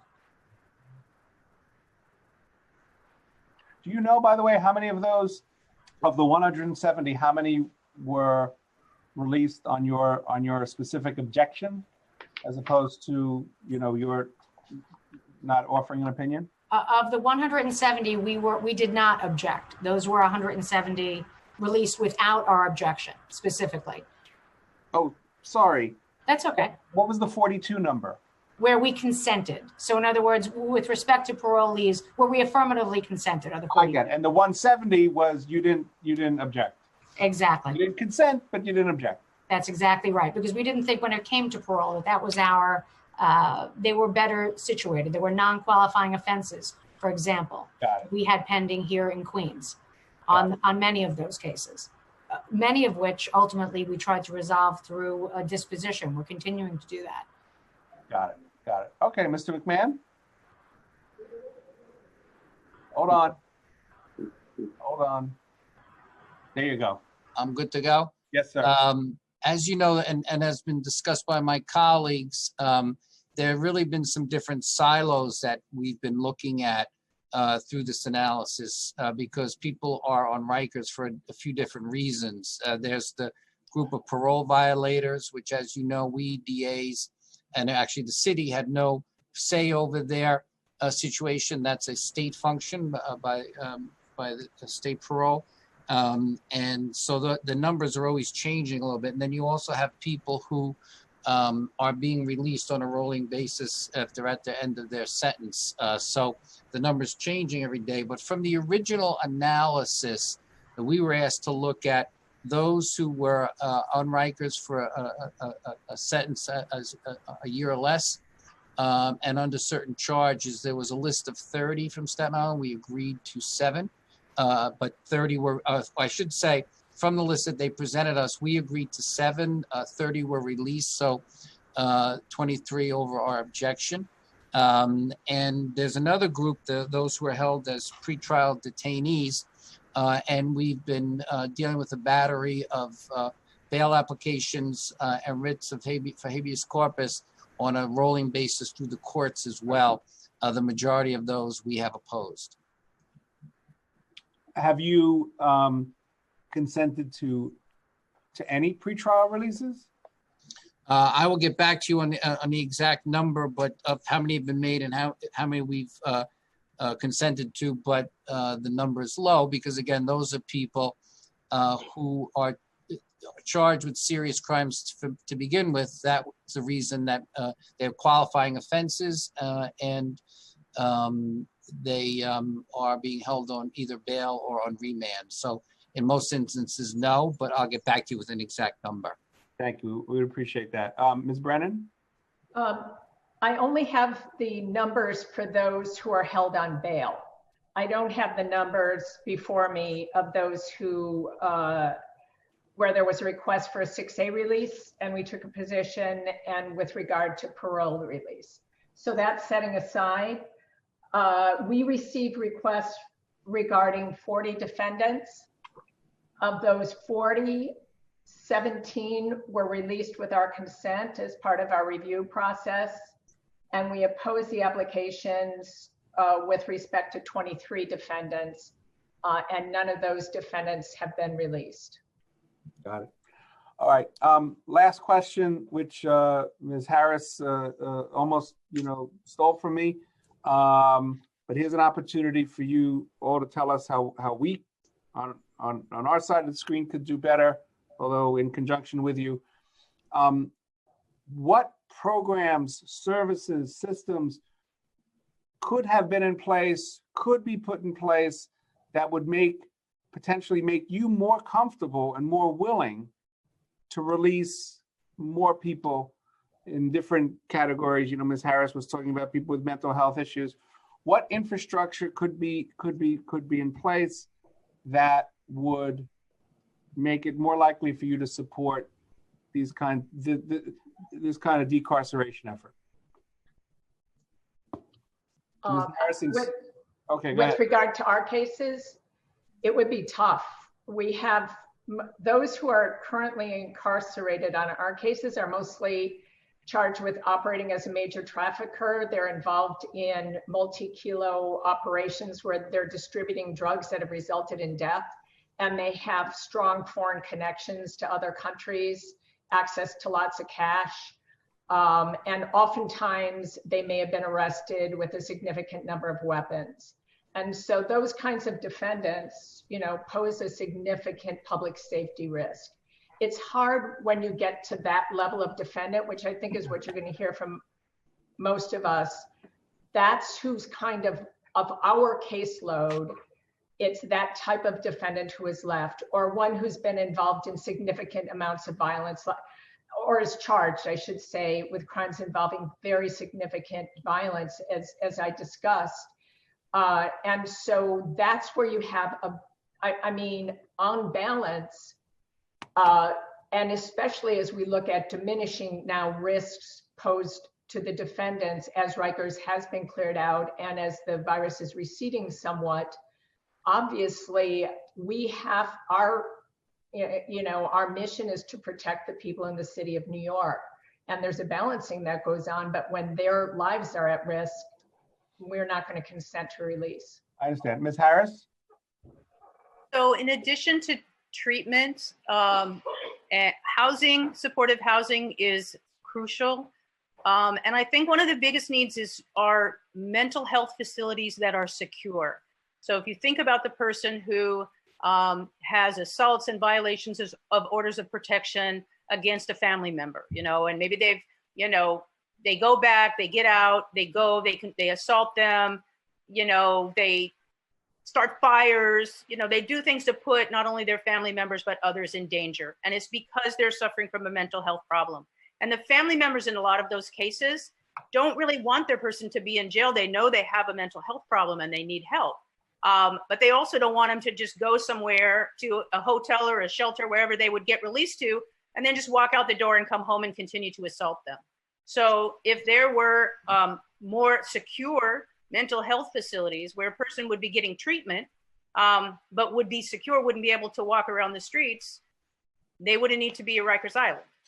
But those kind of places are few and far between. And I know there are also, sort of legal limitations to the extent to which people can be held for mental health conditions. But that would make us feel a lot more comfortable in many of these cases where mental health is the biggest issue. Yeah, Mr. Chairman, I would second that, actually both comments, but because I think we all agree that there are, for many people who find themselves in the system, what they need is the support of programs that we can connect them to. We just kicked off on Staten Island Project Reset. And again, those are for misdemeanor recidivists.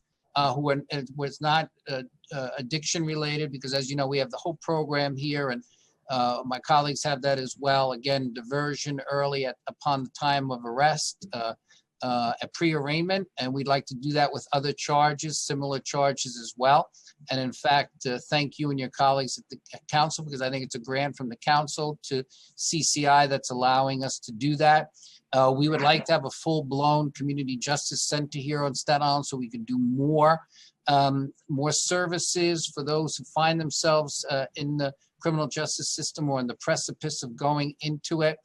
We see, you go through the arrest reports and you see day after day those who continue to get arrested for crimes that we know and all agree that Rikers Island or any place of incarceration is not what society should impose. It's not a way to impose accountability or support so that cycle breaks. So I think there's a lot of room for us to collaborate in that area. We know that the city's coming upon tough budgets in the next go round, but anyway, you can help us and build out and create more of those programs and programs. I think all of us throughout the city are looking forward to doing that. Any other office want to respond to that? Well, Councilman, since our colleague from Staten Island weighed in on Project Reset, I'd like to also put in a plug for Project Reset in Brooklyn, which has been a very successful way that we've kept people out of jail. And we would like to see it continue. We ask for your help in that. And I'd also like to add something that I stated in my testimony. What we find is that oftentimes, defendants reoffend when they get out. And none of us want to see them cycling through over and over again. But most of the supervisory programs that I've seen focus on, they don't have a mechanism for intervening. The only mechanism for intervening is call the police and have them arrested, which we don't want to do. But you have to build in some kind of support or some kind of way to address that, because otherwise people are going to be clamoring for them to be arrested again, since they're put at risk, even though we may consider it a low-level nonviolent offense. And so we have to consider not just programs that are going to support and offer the defendants ways to change their behavior, but how do we intervene outside of arrest when they do violate laws if we don't want to get into this cycle again? Okay. Well, thank you very much. I'm actually glad that we had a chance to go over this topic here today. Tomorrow we'll, I think, go say more smoothly. Not that this wasn't smooth, but tomorrow we can focus on other things. I hand it back to the committee council for my co-chairs questions and other members' questions. Thank you. Oh my goodness. Thank you. Thank you. Next, we will hear from Chair Powers for questions. Thank you. I'm going to keep it fairly limited because we do have a lot of time, a lot of people from the public who are here waiting, and we have 2 more agencies. I want to say 2 things. One is, thank you for everybody for being here and testifying. Thank you to the DA and all the DA McMahon and all the representatives, and Ms. Brennan and all the other representatives. I will say I am tremendously disappointed that my own district attorney from Manhattan is not here represented in any fashion or form.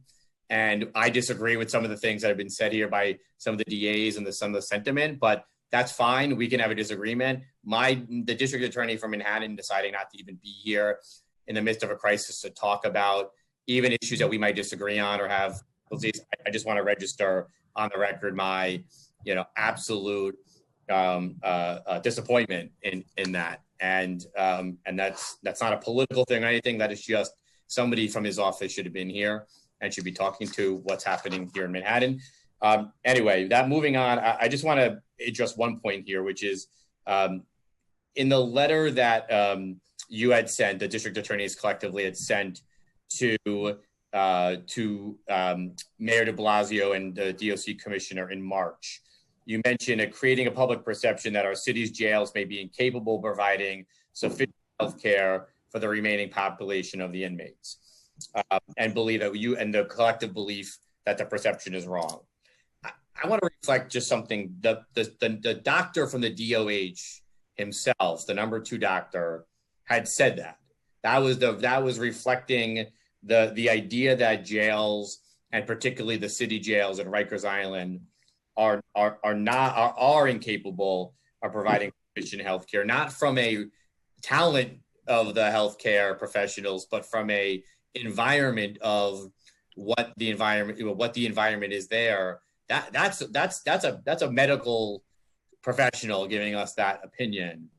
And so I would be cared to hear why the DAs believe that medical, we should not listen to that medical professional when it comes to or why you believe we're creating a public perception that we're incapable of providing sufficient health care when we are listening to the number 2 doctor at CHS. Sure, I'll be glad to respond to that, Mr. Chairman.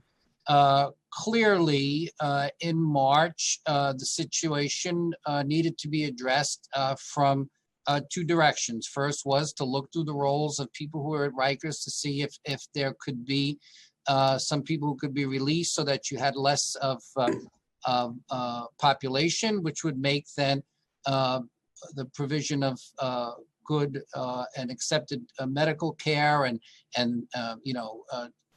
distancing, social distancing, and proper PPE and prevention. And that's what we did. We worked with the city to go through the list to see if there was some room for compassionate release. And I think you heard that was done. And you not only heard it from us, but you heard it from the medical team from CHS, as well as the commissioner and her team from DOC. But the point we were making there was you can't close down Rikers completely. There is still a need for jails in the city of New York as long as people commit crimes. And there are those who think that we're saying at the time, no, we should have a moratorium on arrest, on prosecution, and on incarceration. And you can't have that. You can't have that in a civil society that wants to have some modicum of order, especially during a crisis like the one that we've been facing for the last 90 or 100 days. What we were saying was, hey, yes, we'll work with you to bring down the population, but get your acts together on the side of using the available space on Rikers, provide the appropriate medical care, open into other buildings, which has been done, do contact tracing, provide the equipment that is needed and the materials that are needed to keep the population safe. And as you heard, that has been done to a great extent. So I think that we heard the other side and worked with them to decrease the population. And what I heard today through the testimony was that we were heard as well, and steps were taken to improve conditions on Rikers as they should continue to be. One thing that Rikers provides, Mr. Chairman, is a lot of space for people to we were building tents in Central Park and building out spaces at the Javits Center. There was room to do that at Rikers as well. And that's the point that we were making. You cannot close the jail completely. We understand that. And at the same time, we did have to make sure that there was a lower population. Listen, the best way to solve this problem is no one commits crime anymore. And when that happens, I will join you at Rikers for the closing ceremony and we'll all be happy. But until that happens, or until there's alternatives, we need to have that facility operating. Just a point of rebuttal here. There is an error between, I think, the characterization that I think has been made more than once, that this is like, I understood there are people, I understood that you're trying to provide a counterpoint to those who are saying fully just decarcerate and let folks out. But I don't believe Mayor de Blasio was saying that. I don't believe Commissioner Brand was saying that. Well, what they went way ahead of the list that we made agreements, I think, and on certain individuals, and there was an agreement. Yes, they should be released, and they went further than we would have, and that's where you see now a level of recidivism from people who were released that we did not agree with, and yet they're out committing crimes again. And you're going to see that increase as time goes on. And I hope that these committees will continue to monitor the level of recidivism from the individuals who receive that compassionate release, either in agreement with the district attorneys and the special prosecutor, or on the actions of the commissioner through the mayor herself and himself. But either way, the public will want everyone to be held accountable, the decision makers held accountable, because crimes are being committed now by those who were released. Again, a balance has to be found, but you cannot argue the fact that there were many advocates and many in government who were saying, moratorium on policing and prosecuting. It's not possible as long as crimes are being committed. Shootings are actually up in the city of New York right now, believe it or not, amidst this crisis. I don't understand how people engage in that conduct. It's antisocial, to say the least, but we've got to keep the people of New York City, and in my case, the people of Staten Island, safe, and we will continue to do that. I'm gonna leave it at that. I don't agree with every point. I do think there's a little bit of confusion here between. Well, as you said, we're not going to agree on every point. I agree that, and I will mention the Manhattan DA did send testimony in, but I think, like others, could have been here to talk about their numbers and their release and have an opportunity for us to talk about them. They could have sent anybody. DA McMahon, I do think there is in a public health crisis, we have to respond that. I understand what Councilmember Lambert's saying about with this sense of urgency, and it's not all about the sort of attempt here to fight the decarceration effort in New York City when we're in the middle of a pandemic. It's about keeping people safe and keeping them away from a virus that has the ability to kill them, and so. With all due respect, sir, also to keep them safe from becoming victims of crime again. Okay.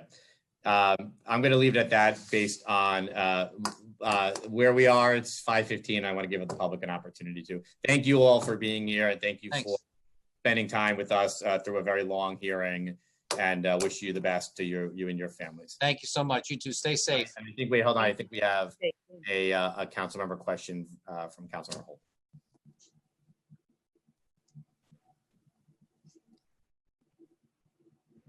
Once the timer starts, you may begin.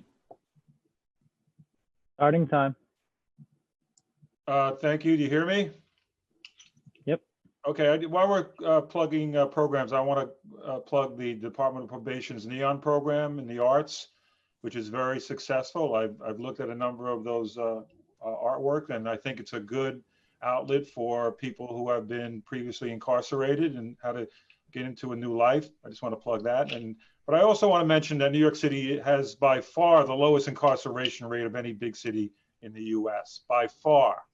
So I appreciate all the DAs weighing in on this. Certainly, I think the DA's opinions on releasing inmates or detainees should be paramount. That their opinions, they've dealt with the victims of their crimes. They've dealt with the individuals who are incarcerated. They know them the best. So I want to thank you all. Also, Special Prosecutor Brennan, you mentioned that a drug dealer was released and immediately upon his release started dealing heroin out of his apartment.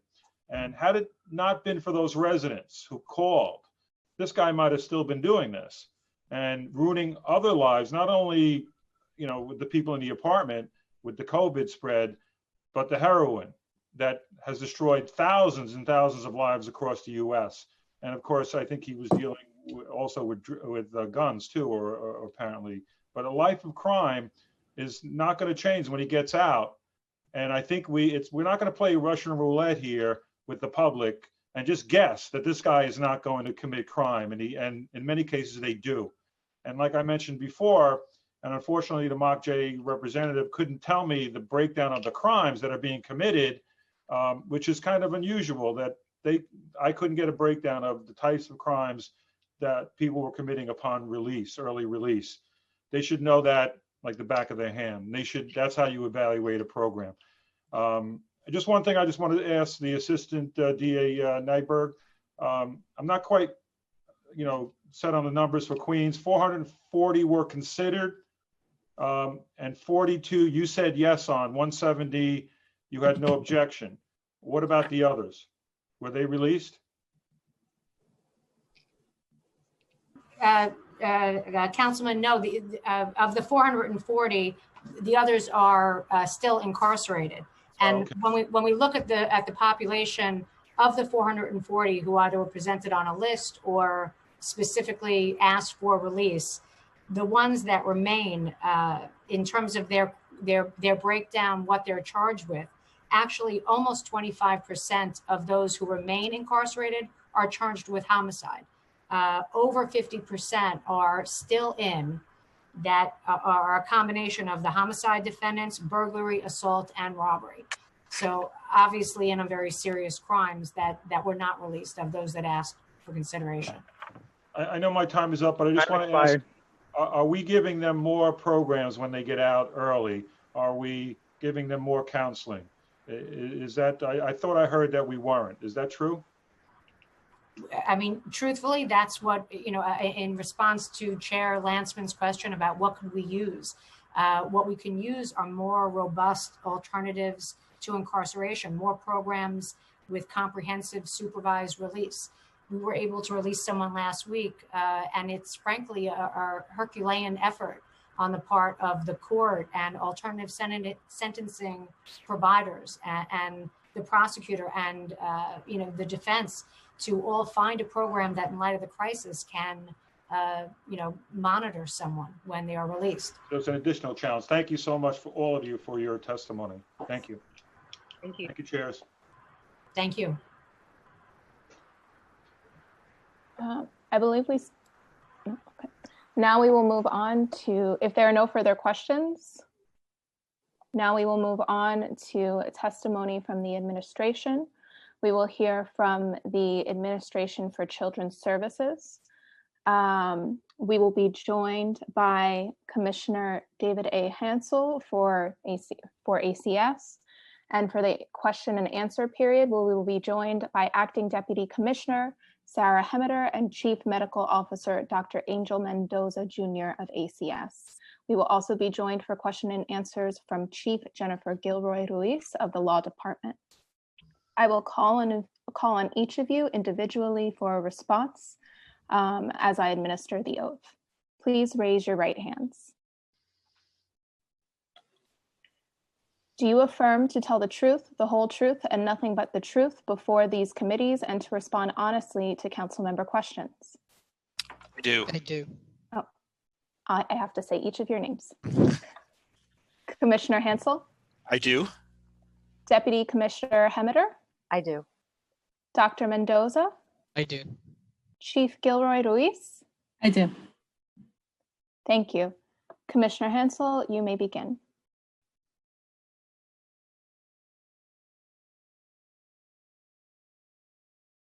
Unmuted? Yes. Thank you very much. Good afternoon, or I guess I should say good evening.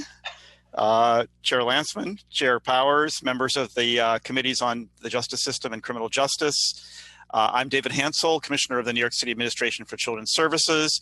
And as you've heard with me here are Sarah Hemmeter, who's our Acting Deputy Commissioner for our Division of Youth and Family Justice, and Dr. Angel Mendoza Jr., who is our Chief Medical Officer.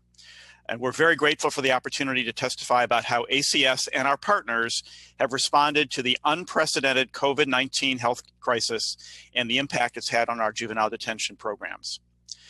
Today's New York City juvenile justice system, thanks to many years of effort by multiple stakeholders, safely serves youth through a trauma-informed lens in the community wherever possible and with appropriate structure and supports in place. During the COVID-19 pandemic, our focus has been on maintaining that progressive approach, keeping young people and staff protected from new health concerns, and supporting the efforts of MOCJ, probation, the law department, and the district attorneys to release those youth in detention who could safely be returned to the community. ACS does not have the authority to release youth, but our collaboration with our sister agencies led to the release of over 1/3 of the youth in detention, 20 from secure detention and 26 from non-secure detention, at the height of the pandemic from March 16th through April 9th. During the same time period, ACS also discharged 31 youth, or nearly 1/3 of the young people who were in close-to-home placements, so that those youth also were at home and in their communities, and in this case, receiving our aftercare services. Despite the many challenges that COVID-19 presents, we have adapted ACS's full continuum of juvenile justice programs to meet the needs of youth and their families. Our community-based alternatives programs continue to offer prevention and diversion services to safely keep youth out of the justice system and supported at home with their families. Our close-to-home system of residential placement and aftercare is serving adjudicated youth and helping them safely transition back to the community. And as I will now discuss, we've taken numerous steps to address the health and safety of the youth and staff in our detention programs. The health and safety of those youth and staff in secure detention is our top priority and has been throughout this crisis. For youth in detention and for the caring, inspirational staff who show up every day to work with them, we've implemented strict protocols to minimize health risks. We've continued to follow the guidance of health officials, including the Department of Health and Mental Hygiene, Health and Hospitals, the Centers for Disease Control, the healthcare personnel who work in our detention programs, Floating Hospital at Crossroads, and Correctional Health Services at Horizon, and of course our own Chief Medical Officer, Dr. Mendoza. As health guidance has evolved throughout the course of the pandemic, ACS has adapted and implemented new protocols as needed and will continue to do so. We continually update our guidance to staff and to youth about virus prevention practices, such as hand washing and social distancing. Our detention facilities are regularly cleaned and sanitized, and we've increased the number of cleaning personnel. We've equipped the facilities with ample hand sanitizer, soap, gloves, and PPE for staff who are working with symptomatic youth. Nurses conduct temperature checks for staff on each shift, and our health partners conduct daily screenings of youth. And all staff and youth have been provided with face coverings. In the early weeks of March, after consultation with medical and public health experts, we executed a bold plan to minimize the spread of COVID-19, to preserve scarce personal protective equipment, and to limit the exposure of youth and staff to the virus. This plan involved consolidating youth in Crossroads, with the exception of pre-raise the age youth who have always been and must be housed at Horizon, leaving the first floor of Horizon exclusively for youth presenting with COVID-19 symptoms. There, the youth would be housed in one area, receive 24/7 medical care from Correctional Health Services. More recently, we've begun to implement a plan to safely redistribute our youth detention population between both facilities while maintaining the public health advantages of a discrete medical isolation space for housing symptomatic or COVID-positive youth. To date, ACS has moved 6 youth from Crossroads to Horizon. This has enabled us to fully utilize our facility space to safely manage our youth detention population while maintaining capacity on the first floor of Horizon to medically isolate any youth in our custody who might develop symptoms or test positive for COVID-19. Infection control practices will continue at Horizon to prevent the spread of illness among the expanded youth populations, including strict implementation of traffic control and staff separation, strict separation of transport activities, equipment, and laundry, strict implementation of cleaning and disinfection guidelines and practices, and strict adherence to established PPE conservation and usage guidelines for appropriate staff, and continuing daily temperature taking for staff. Since the start of the pandemic, we have had a total of 7 youth test positive for COVID-19. 5 of these youth have fully recovered. 2 youth who were more recently diagnosed are currently in isolation at Horizon. ACS and our medical partners tested the other youth with whom these recently diagnosed youth were in contact, and all of these youth tested negative. Especially during these trying times, it's crucial to provide structure for youth and maintain our youth-focused model of care. Youth in detention continue to receive quality medical and mental health services, access to education and programming, and they are maintaining connections to families. We have a full array of on-site medical and mental health providers serving the youth in our care at Crossroads and Horizon. As I mentioned, we contract with Floating Hospital to provide health services at Crossroads, and Correctional Health Services provides health care at Horizon. We've also worked closely, as we have for many years, with Health and Hospitals Bellevue Health Hospital Center to provide trauma-informed screening and mental health services to youth in both secure detention facilities, as well as our non-secure detention continuum. Through its team of psychiatrists, psychologists, and mental health clinicians, Bellevue works closely with our youth development specialists, our case managers, our program counselors, and our contracted medical services staff to provide comprehensive care for youth. And we're very grateful for the hardworking teams who've been meeting the complex needs of our youth prior to and throughout this crisis. Education and programming are critical components of detention, and of course, they needed to be quickly modified and adapted due to COVID-19.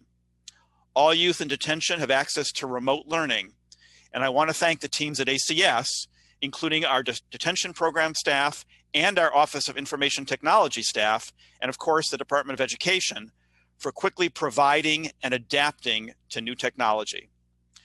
Programming is essential to enhancing the therapeutic environment in detention while helping youth build self-esteem, take part in positive activities, reduce idle time, and help youth to connect with role models and credible messengers, as well as develop skills to redirect their lives in positive directions.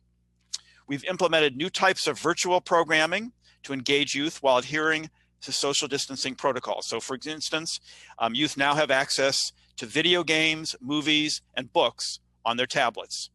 They're participating in virtual programming with our various partners, including a writing challenge through the KITE program, yoga, individual exercise challenges, and others. Strong family engagement has always been an essential part of our model of care, and we've adapted to make sure that youth remain connected. Our case management staff connect with parents by phone at intake, and they call parents weekly to provide progress updates. One of our earliest and frankly most challenging decisions during this crisis was to have to suspend in-person visiting due to health risks. So we've set up access for youth to do televisiting by video, in addition to increasing their regular telephone access so they can maintain connections with their families and with their attorneys. And as always been the case, youth can write and send unlimited letters to parents and family members.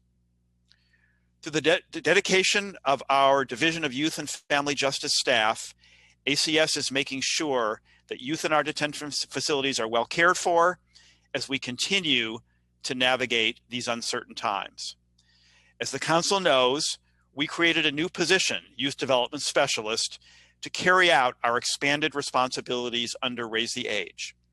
Our staff of YDS are now carrying out the crucial role of working with youth on a daily basis to provide strength-based supervision, mentorship, and connection under these particularly challenging circumstances.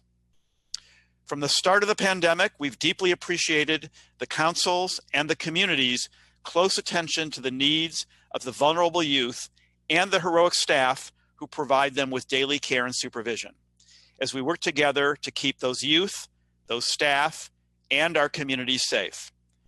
I'm so proud of all that our ACS DYFJ team has done to quickly adapt to this challenging time while providing the highest quality care and support to our youth. Thank you, and we're very happy to take your questions. Thank you. We will now turn it over to Chair Landsman for questions. Good evening. Good evening. I will be brief and not give your the next panel the opportunity to say good morning. And I want to thank you for staying. I know it's been a long day. So let's just simply, you got Horizon, you got Crossroads. It sounds like you've got 3, now maybe 4 different units of population. Who's at Crossroads? Who's at Horizon?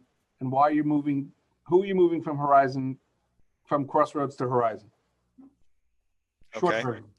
Let me give a big picture, and then I'll let Deputy Commissioner Hemmeter elaborate on that.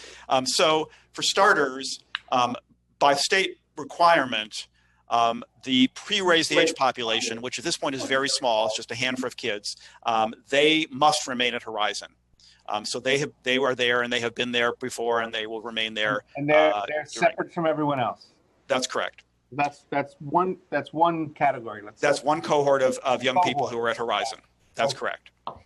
Then second, beginning in March, when the pandemic started, we made the decision to create a facility at Horizon where we would be able to medically isolate any staff, any youth who were COVID positive or symptomatic for COVID. So we've been doing that for about the last 2 months. Currently, we have only 2 youth there, because we have the 2 youth who recently tested positive. But that facility remains available for any youth who become symptomatic at Crossroads, who would then, for that reason, be transferred to Horizon. Right. And the only reason someone would go from Crossroads to Horizon is if they tested positive or were symptomatic. That was the case up until recently.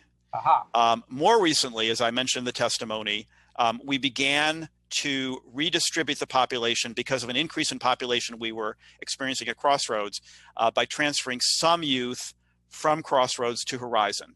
They continue to be separated from the medical isolation facility to maintain the infection control protocol that we've had in place now, which we think has been very successful.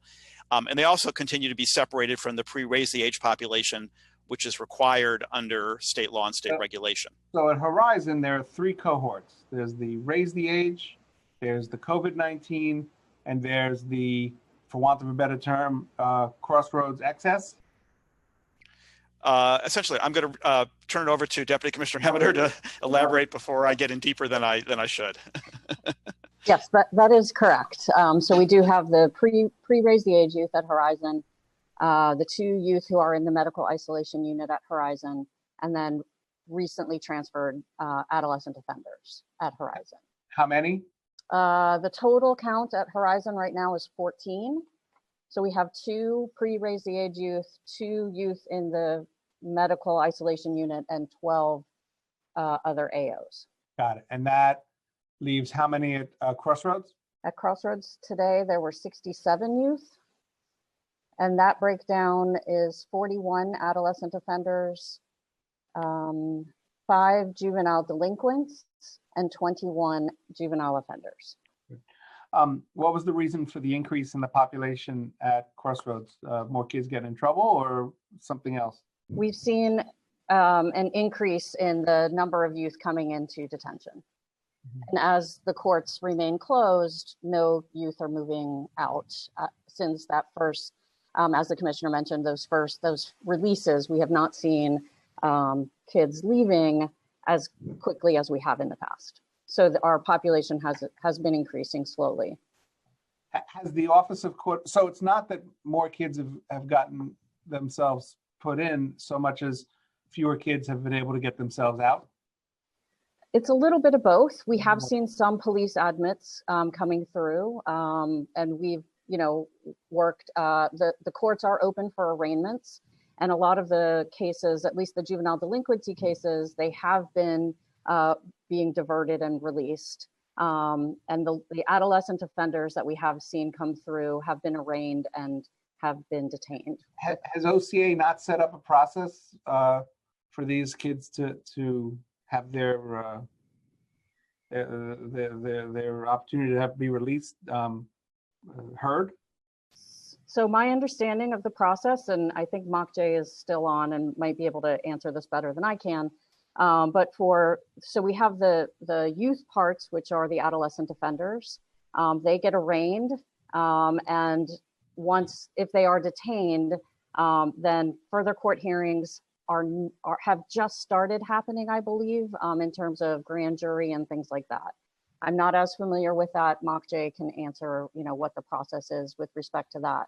On the juvenile delinquency side, for the younger youth, family court is open for arraignments, and probation and the law department have been doing what they can do to divert those cases. And then the court has, again, the decision about whether to remand those youth or not. So we have seen some youth coming through on both sides, on the adolescent offender side and the juvenile delinquency side. Coming in, but not being able to get out. Correct. There are no hearings other than the emergency hearings being held. Right. Okay. Some cases, when that initial release happened, on the delinquency side, they were placed, and so they did go to our close to home facilities. All right, and just remind me, has every youth has been tested for COVID-19, or are you too waiting for symptoms to emerge? We have not been testing every youth, only when they are symptomatic, according to the health guidelines. Right. Well, now that we have rapid tests, and now that the Department of Corrections is testing every new admission, shouldn't you guys be doing that also? I think this is something that we're looking into. We don't have a protocol for that yet. Dr. Mendoza is here and he can speak about the health aspects of that. But we are it is definitely something under consideration. All right. Listen, I appreciate our cooperation and communication. It's been very, very effective. But on the testing issue, that's been under consideration for a long time. And you have such a small population, and the Department of Corrections is doing it. I don't know, Doctor, do you want to tell us what possible reason there could be for not, at this point, for ACS not doing this? Well, the biggest reason and the most major reason is that there is no health guidance actually coming down, even specifically for detention centers. And we've been monitoring all the health guidance that comes from the CDC, from DOH, and from DOH. So it still continues to be a symptom-driven kind of screening process. But again, as we said, as we continue to monitor all of these guidelines, and as the situation within the city evolves, we will change our guidelines accordingly. Well, I have to respectfully, very strongly urge you to not wait for some guideline to come down. The testing is available now. The Department of Corrections is doing it. You have a small and manageable population. It makes little sense to wait for someone to have symptoms, which means that they are and probably have been infectious for some period of time. There's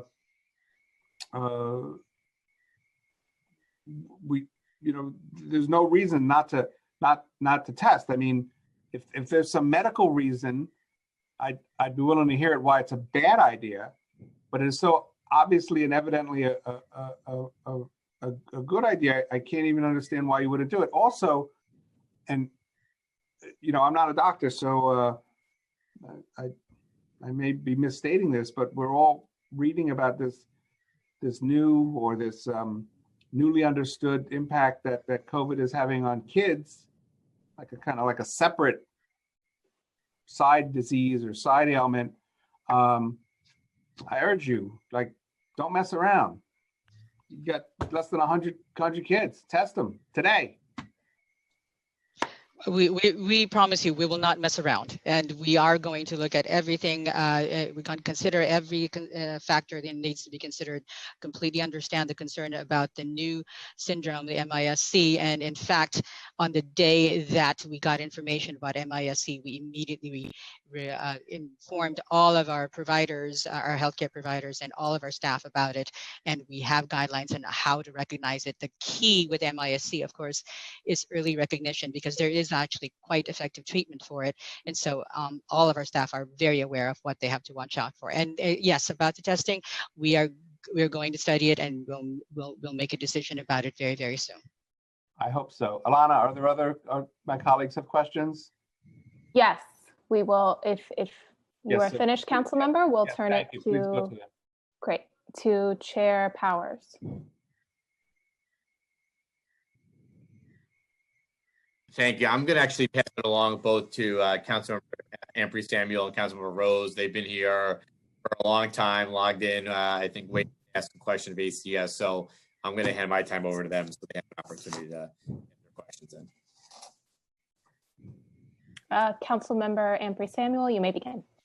Starting time.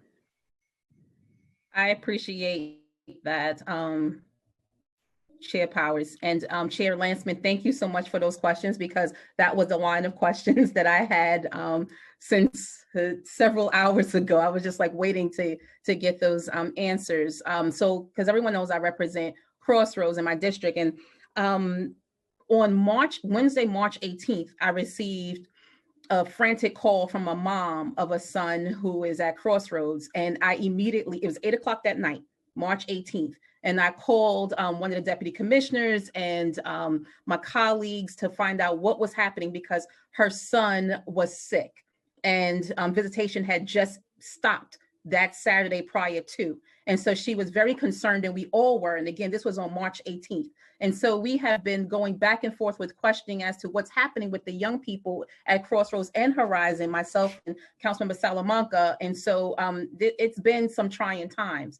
And so I just wanted to ask a couple of questions in reference to the video conferencing, because one of the mothers told me that she's able to, of course, do the the video conferencing, but it's once a week. And I just wanted to find out, is there a way to do, what's the hours for video conferencing? That's one of my questions. And is there a way to increase that because of what we're going through and the mental health piece of it, having to stay connected and engaged? And then also another mother texted me and said her son is not able to wear a mask. And so I know that you mentioned in your testimony that every young person has a mask, but there's a mother right now who has a son at Crossroads, and he does not have a mask, is not allowed to have a mask. And so I want you to be able to clear that up for me. And I know I'm running out of time, but also the training and programming in the facility as well, because we had community-based organizations that were going in there, like Cure Violence groups, and really having a like cultural competent programming with our young people. And so I want to speak to, what are you doing to continue to connect with the CBOs who are working in there, because I'm told that they're not able to go in there. And so I don't know who is actually in there now doing the programming, because I'm told it is not appropriate, or there should be more appropriate programming and workshops and sessions. I had another one. I'm trying to rush. Oh yeah, and the increase in the population. So I'm told, because I see what's happening here in Brownsville, and we have young people getting locked up left and right every single day. And so can you speak more to what you're seeing as far as the increase in the numbers, and what's the percentage of the increase since COVID? That would be helpful to get a sense of. Time expired. Okay, so I'll start with, I wrote down your things, so I'll try to go through them. With respect to the masks, every youth, I feel like there's feedback. Is there feedback? Okay, so with respect to the masks, every youth has been given a mask. Sorry, I am getting feedback now. There we go. All youth have been given masks, and so I'm not sure what reports you've been getting, because all youth have been issued masks. They all have surgical masks. We have enough surgical masks that if a young person needs a new one, we can give them a new mask. So that shouldn't be a problem at all. All staff have also been given face coverings as well. They've been given cloth face coverings, at least 2. I think we've given more than that so that they can wash them and reuse them. So both youth and staff have been given face coverings in detention. With respect to the televisiting, so this was something that we did have to put up very quickly because we made the decision early on, as the commissioner mentioned, to suspend visits, which was a hard thing for us to do, knowing that this was a challenging time for youth and for their families, not knowing what was going on with them. So we're able to put 5 computers at Crossroads for young people to do televisiting. But that televisiting is also being used for visits with attorneys, visits with parents, and also if there does happen to be a court hearing where a young person needs to be produced virtually, we are using it for that as well. So it's being used for a lot of different purposes, and we are looking to see if there's a way to expand that capability. But right now we only have the 5 set up in our visiting area. The hours for the visiting were originally scheduled for parents Monday through Wednesday, 2 to 6, and the visits last for an hour long. But we then realized that was not enough because lots of parents want to be in contact with their kids, obviously. And so we did expand the televisiting on Thursdays and Fridays as well. So all 5 days are being scheduled for televisiting with parents. Between March 30th and May 11th, there were 356 televisits scheduled between youth and their families at both Crossroads and Horizon. So it is definitely being used, and that's, it is being used.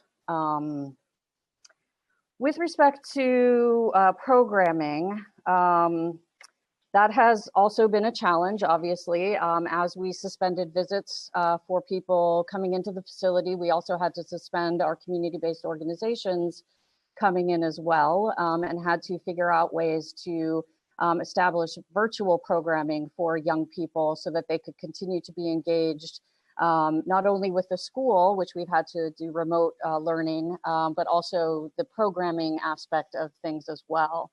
The youth have been issued tablets, and as the commissioner mentioned, there are games and books and other things loaded onto those tablets. But we have also we have implemented other types of programming. There was a writing program through the writing challenge through the KITE program. They've been doing yoga on the tablets and other opportunities on the tablets. We have been working with some of the community-based providers to figure out ways to increase programming as well. So we've been working with CCA and with some of the other, with Carnegie Hall and other programs to work on ways to get more programming loaded onto and available for the kids through the virtual programming.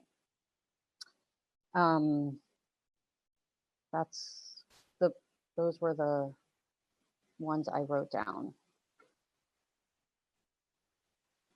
Was there? Thanks. Hey, sorry about that. I think Councilmember Ampry Samuel had a follow-up question. I just wanted to give her and Councilmember Rose an opportunity to ask just a small amount over their allotment, because they've been here and they've been gracious enough to wait through a very, very, very, very long hearing, and mostly on my behalf. So if you just can offer an opportunity to ask a follow-up question. I appreciate that again. Just for clarification, because you mentioned the 5 computers that are set up for the video conferencing. The reason why that's pretty like a flag for me is because now the city seems to be finding funding to do 10,000 tablets for seniors, and we can find ways to be able to keep folks connected. And then for you to say that you have 5 computers and just trying to figure out a way to be able to increase that, to me that just sounds again, like Chair Landsman stated, this is such a small population. And so the young people and their families in this setting should be able to get anything and everything that they need at this particular time. So that's one thing. Can you explain to me what the challenges are related to the video conferencing? And then also, are you able to make sure that the families, the parents or the guardians have the technology on their end in order to be able to do the conferencing with their children?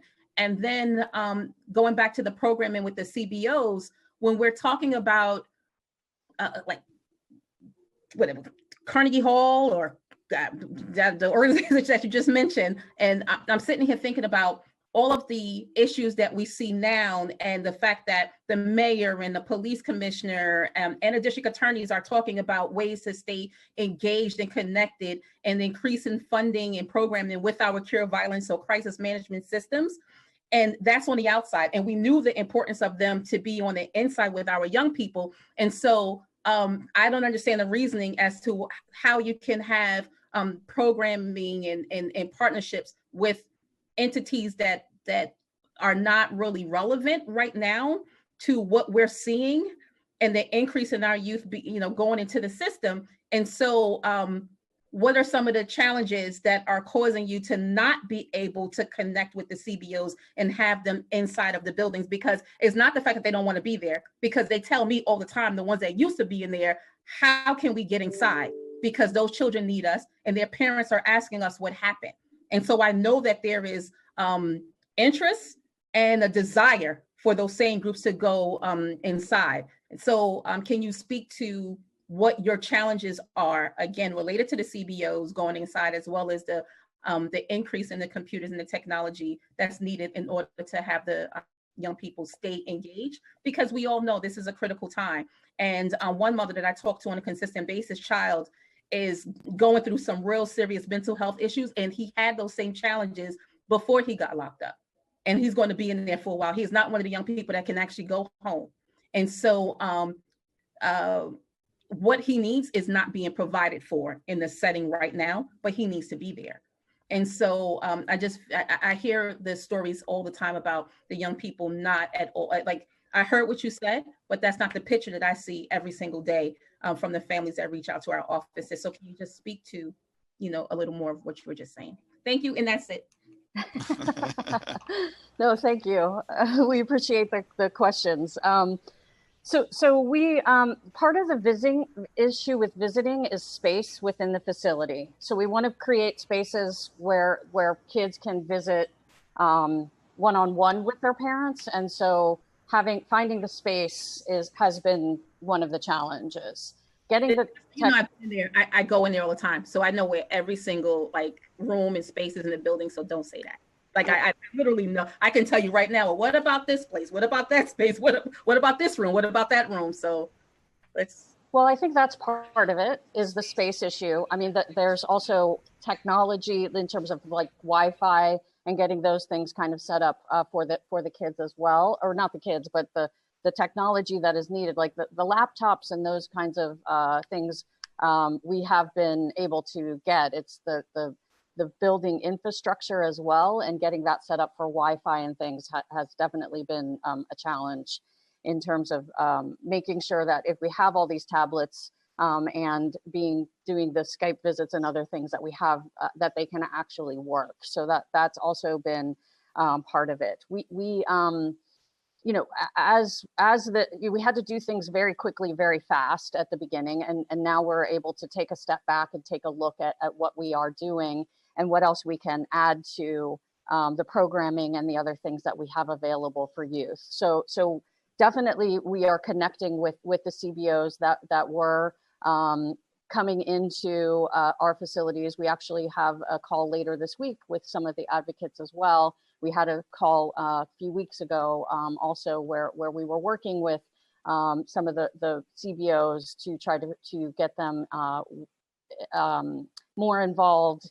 If they can't be in the facilities physically, how do we get them in virtually so that they can assist with programming and keeping the kids engaged. We are also, one of the big things that we're looking forward to are the summer programming and making sure that the kids have the programs for the summer, as summer school is not going to be available like it was in the past, to make sure that the education and other things are continuing for the kids so that they can continue to earn their credits, that they are going to be able to be involved in their schooling as well. So again, you know, we're definitely working to connect and collaborate with all of the community-based organizations that were in there before and trying to be creative in terms of coming up with ways to get them back in. If I can just add Councilmember Anthony Samuel before we have to move on, but I do want to say.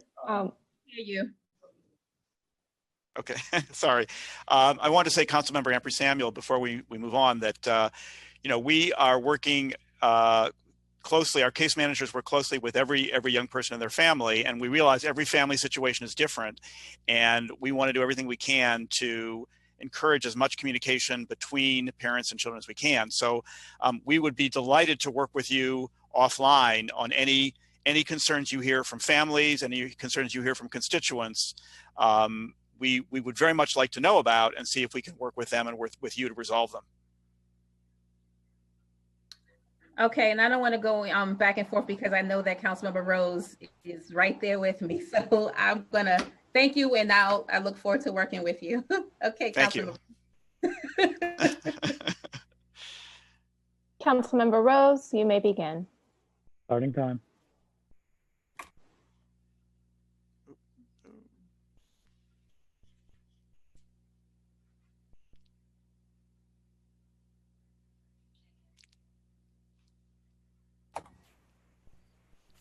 I want to thank Chair Powers for allowing me to go before him. And it's always a pleasure to follow Councilmember Ampry Samuels because she is quite, she does a comprehensive sweep of all of the information that's needed.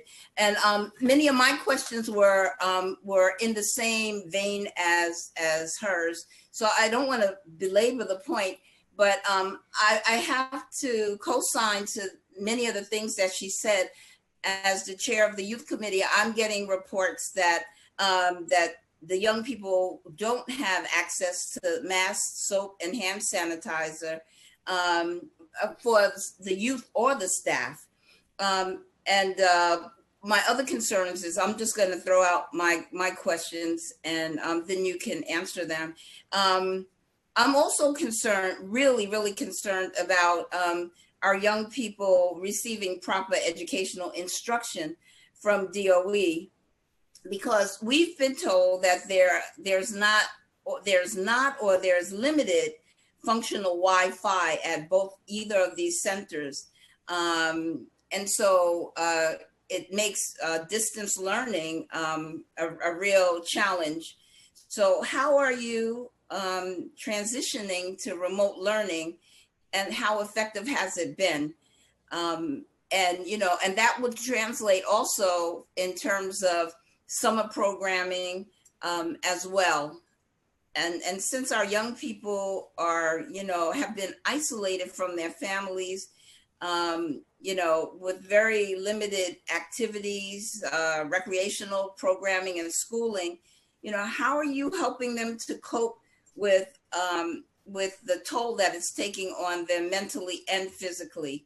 And do they actually have unfettered use of the phones and tablets?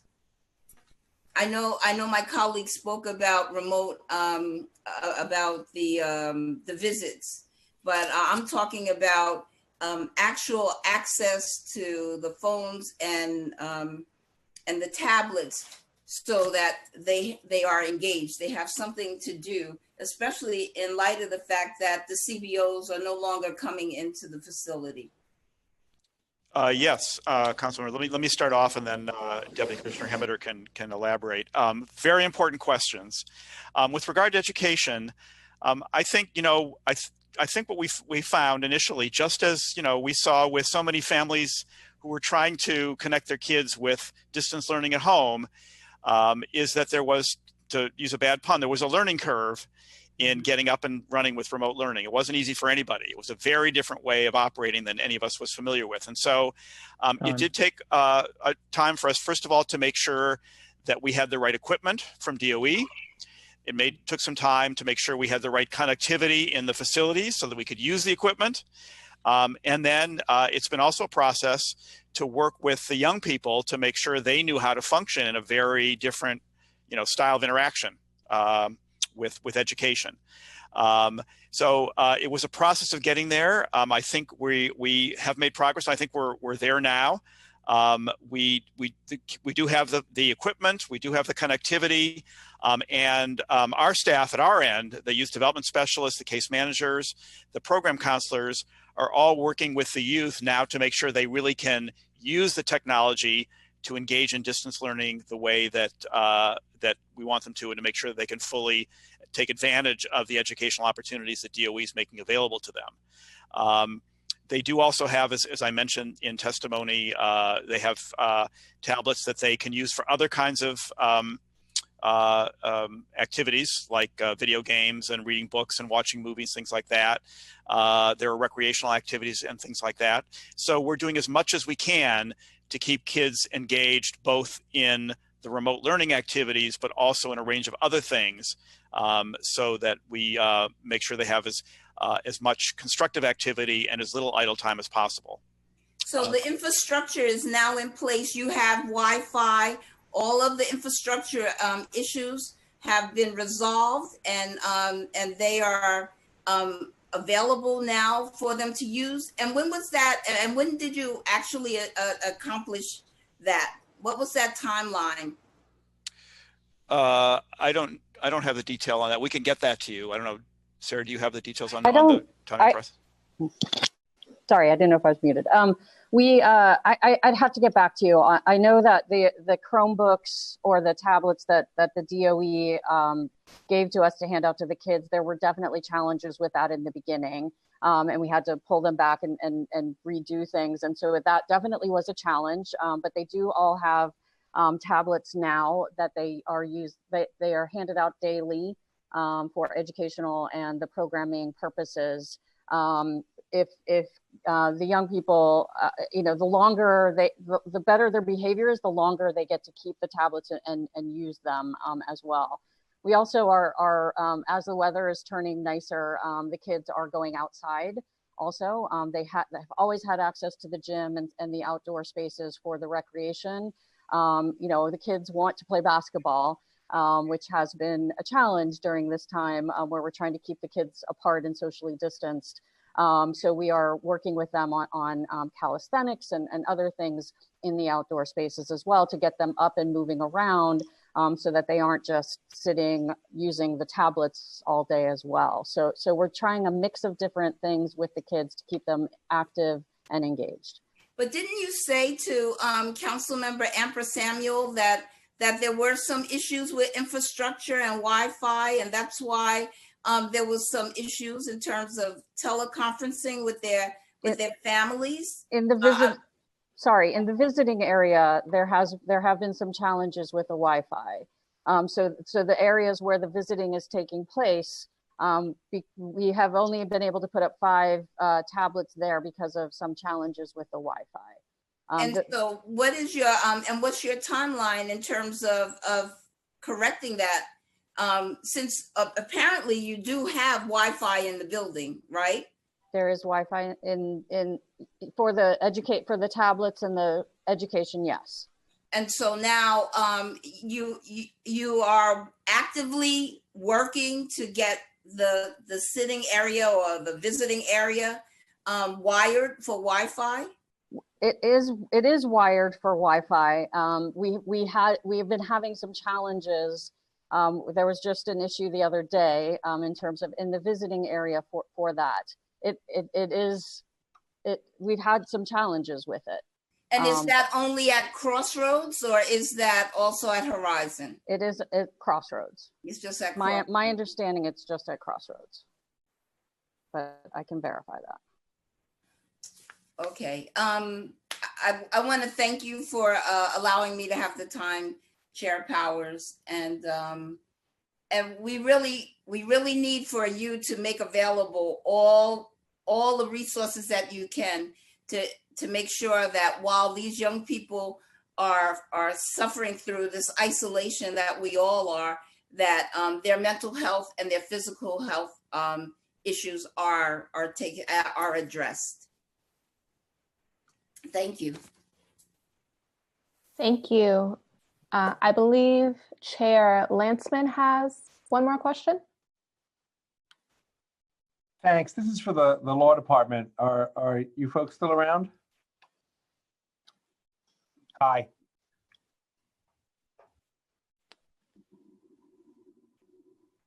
Can you unmute the law department?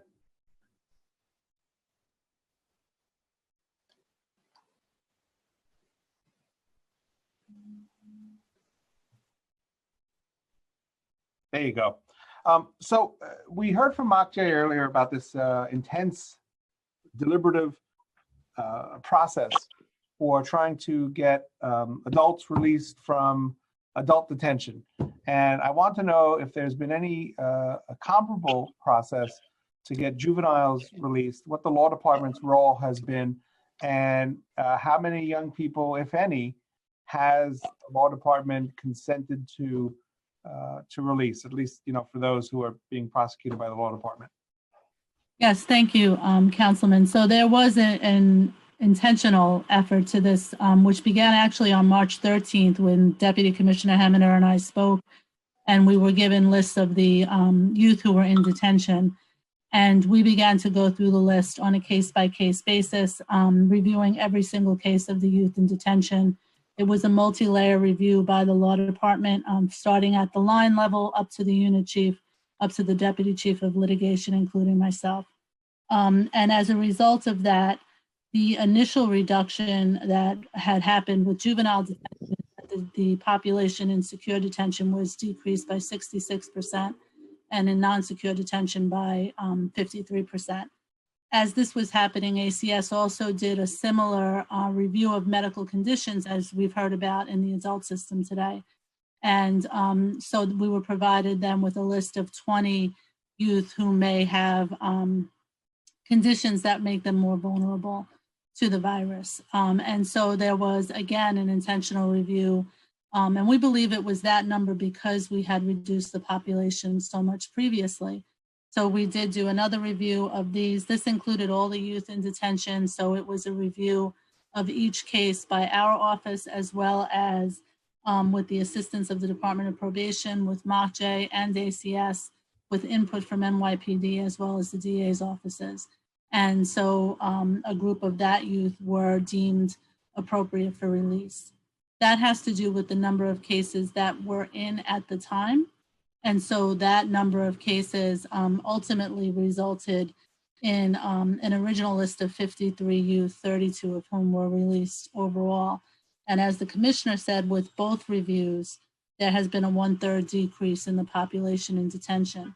A question was asked by one of the councilwomen with regard to the cases coming in now to detention. And I believe Commissioner Bermudez may speak of this as well, as it's a different process than in the district attorney's office. when a case is referred by the police department, it was referred initially to the Department of Probation, who then either adjusts the case or refers the case to the law department. And then we determine the appropriateness of filing the case. There has been a real intentional effort between DOP and our office actually handling these cases at the police precincts prior to them even being transported down to the court. And as a result of that, approximately 80% of the youth initially in custody have been released either by the Department of Probation or by the law department, pending a potential filing later on. I just want to correct one thing that was said. The family court has not stopped at all. And so the hearings that were necessary to accomplish these releases were done by the family court judges. So once we had come to a conclusion based upon the supports provided by DOP and ACS and MOCJ through the Alternative to Detention programs, we then went to the attorneys for the child, who are the defenders in family court, and together we negotiated agreed upon conditions of release, which were then approved by the court. So there has been a continued effort to make sure that only those youth who need to be in detention are in detention. And I would just state that the standard that we used went above the standard that is the initial remand standard in family court. That standard is based on whether there would be a further act of delinquency or whether there would be a non-appearance in court. Instead, we went to the mission of the family court itself in terms of outcomes, and that is a balancing between the needs and best interests of the youth and the need for protection of the community. And so that was the standard that was applied to each and every case that was reviewed at a very high level in the initial cohort and continues to be reviewed as we go forward today. All right, thank you. Thank you. If there are no further questions, we'll move to the Department of Probation. Testifying here from the Department of Probation today, we have Commissioner Ana Bermudez. In addition, we have Deputy Commissioner Sharon Goodwin of the Department of Probation, who will be here for questions and answers. I will call on each of you individually for a response. Please raise your right hand.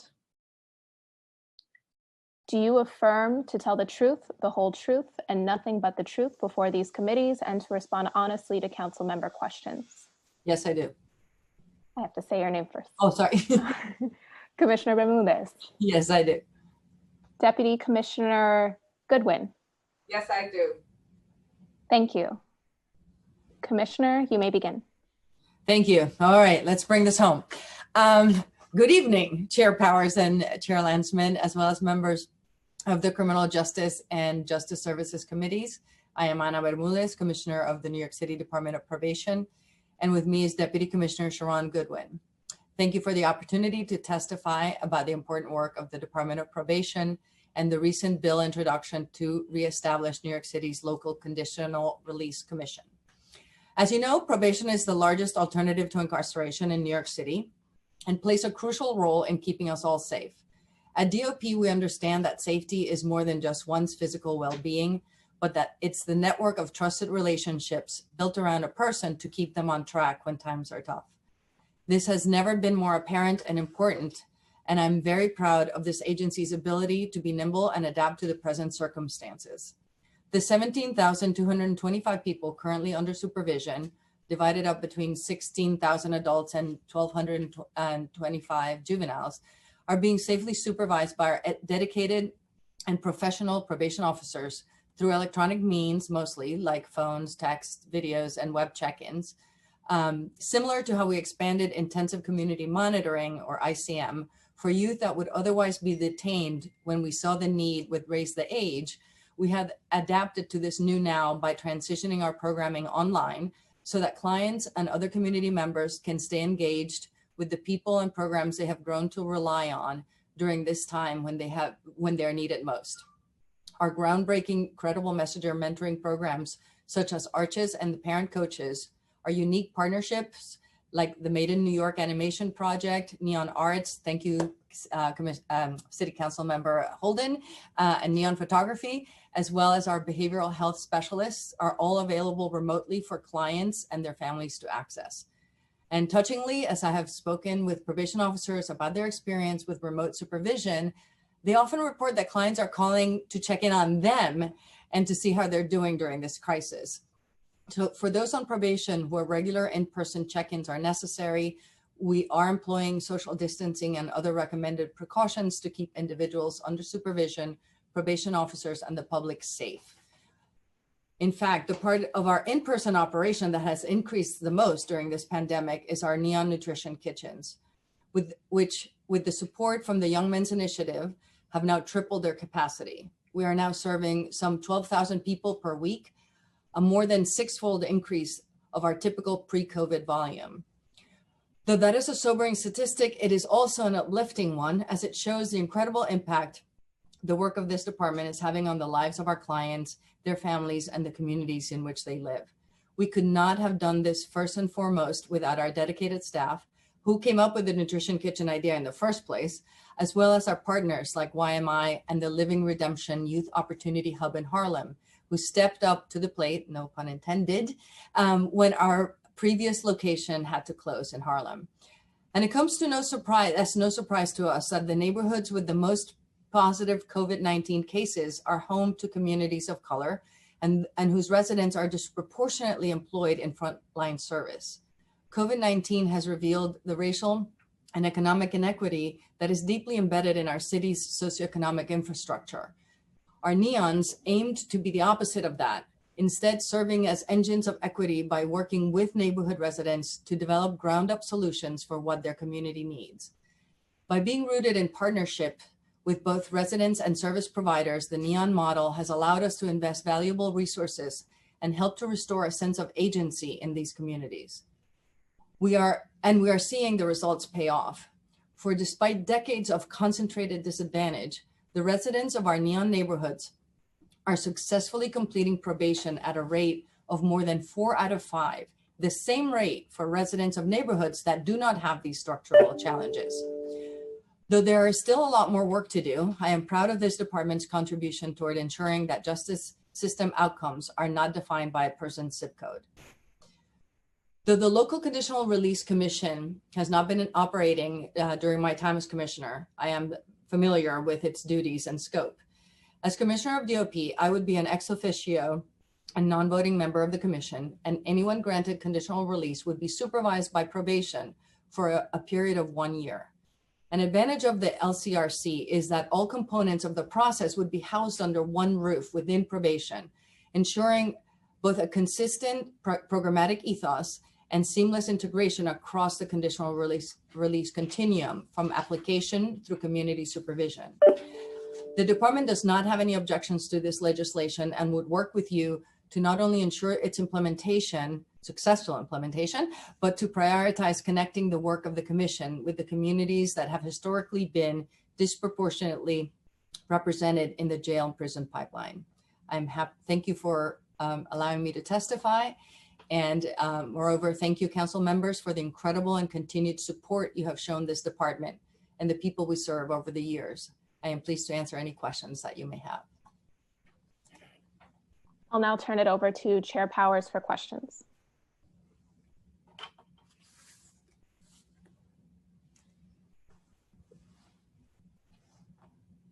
Thank you. Thank you for bearing with us on a marathon of a day as we're now at 6:20. I'm going to get a couple questions out and then I'll hand it over to folks.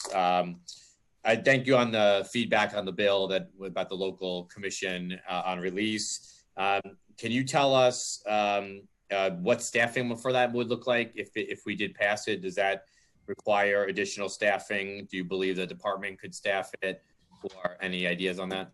Yes. So in the past, it was staffed by 2 probation line folks and 2 administrative support staff. And we think that's appropriate moving forward. My understanding is that, and the statute calls for 5 commission members. So it would be a separate unit and distinctive unit within DOP. And we're confident that we could staff that. Okay, and in terms of appointees, do you any thoughts on qualifications or what would be looked for in terms of an appointee? Well, the state statute is very clear as to the qualifications that are required. So, you know, it would have to conform with that. I have, let's see, for example, so each member of the commission has to have graduated from an accredited four-year college or university, at least 5 years of experience in the field of criminology, the administration of criminal justice, law enforcement, probation, parole, law, social work, social science, psychology, psychiatry, or corrections. So it's a fairly, you know, definitive list of criteria that need to be met. Okay, thank you. Can you tell us how many people are currently incarcerated due to a probation warrant or violation of probation? There's very few of those. There is an issue about the data there because oftentimes solely on a violation of probation, there's generally nobody on hold at Rikers. Usually a person who is at Rikers on a violation of probation is because there's a new case for which they're being held. And you don't know how many there are in that case? Not at the moment. We can, I'm sorry? You have, okay. So, but we file less than 1% of violations right now. So it's very, I'm sure it's very few. Got it. And just you know, on the bill that we have, I think there is that state law, but I think that we read that as maybe a minimum versus a maximum in terms of stating it out. But we're happy to work with you on terms of hashing some of those issues out. Are check-ins for juveniles now entirely remote? For the most part, we have some group of young people that we go to their homes still. Our ICM, which is our intensive community monitoring, is our alternative to detention intervention, both for the youth part and for family court. We go to the youth's home as on a regular basis, following social distancing, et cetera, but nobody comes to our offices. There's some cases that we go out, however. And is there any instance where you would provide a juvenile with a telephone or a tablet so they can be? Yes. Do you know how many instances you've done that? Let's see. I thought I had that. I'm not sure I have that, but we have done that. I don't have the actual number. I will get that to you. But every young person, one of the things that we did when we moved to remote work was to ensure that everybody had a device through which we could communicate. So they either have laptops or phones, and when they haven't had it, we've provided it for them. We've been able to do that, yes. Okay, thank you. I'm going to hand it over to Chair Landsman and then other members as well to be able to ask questions as needed. I believe Chair Landsman does not have any questions. Okay, I see him waving. Okay, can I just ask just a question in terms of the department itself? Do you have any data on staff or individuals in terms of the impact of COVID on the department? Yes, so we've had 39 confirmed cases, 32 in the probation officer line, and 7 in the non-probation officer units. Yes, that's. And everybody, how are folks doing? Are they? Folks have recovered well. We had one confirmed death, unfortunately, and one non-confirmed but strongly suspected. Okay, I'm really sorry to hear that. So send all our best to everybody at the department and their families. And then just some final questions here. Has there been any request for equipment, or it could be PPP, it could be other equipment or other things that the department has been unable to provide to folks at this time?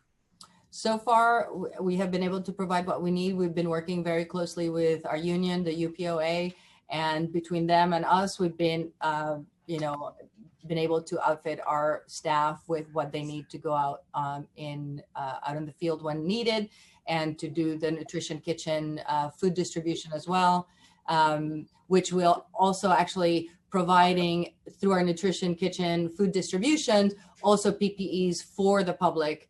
When they come to get their food, they get their masks and information about COVID, et cetera.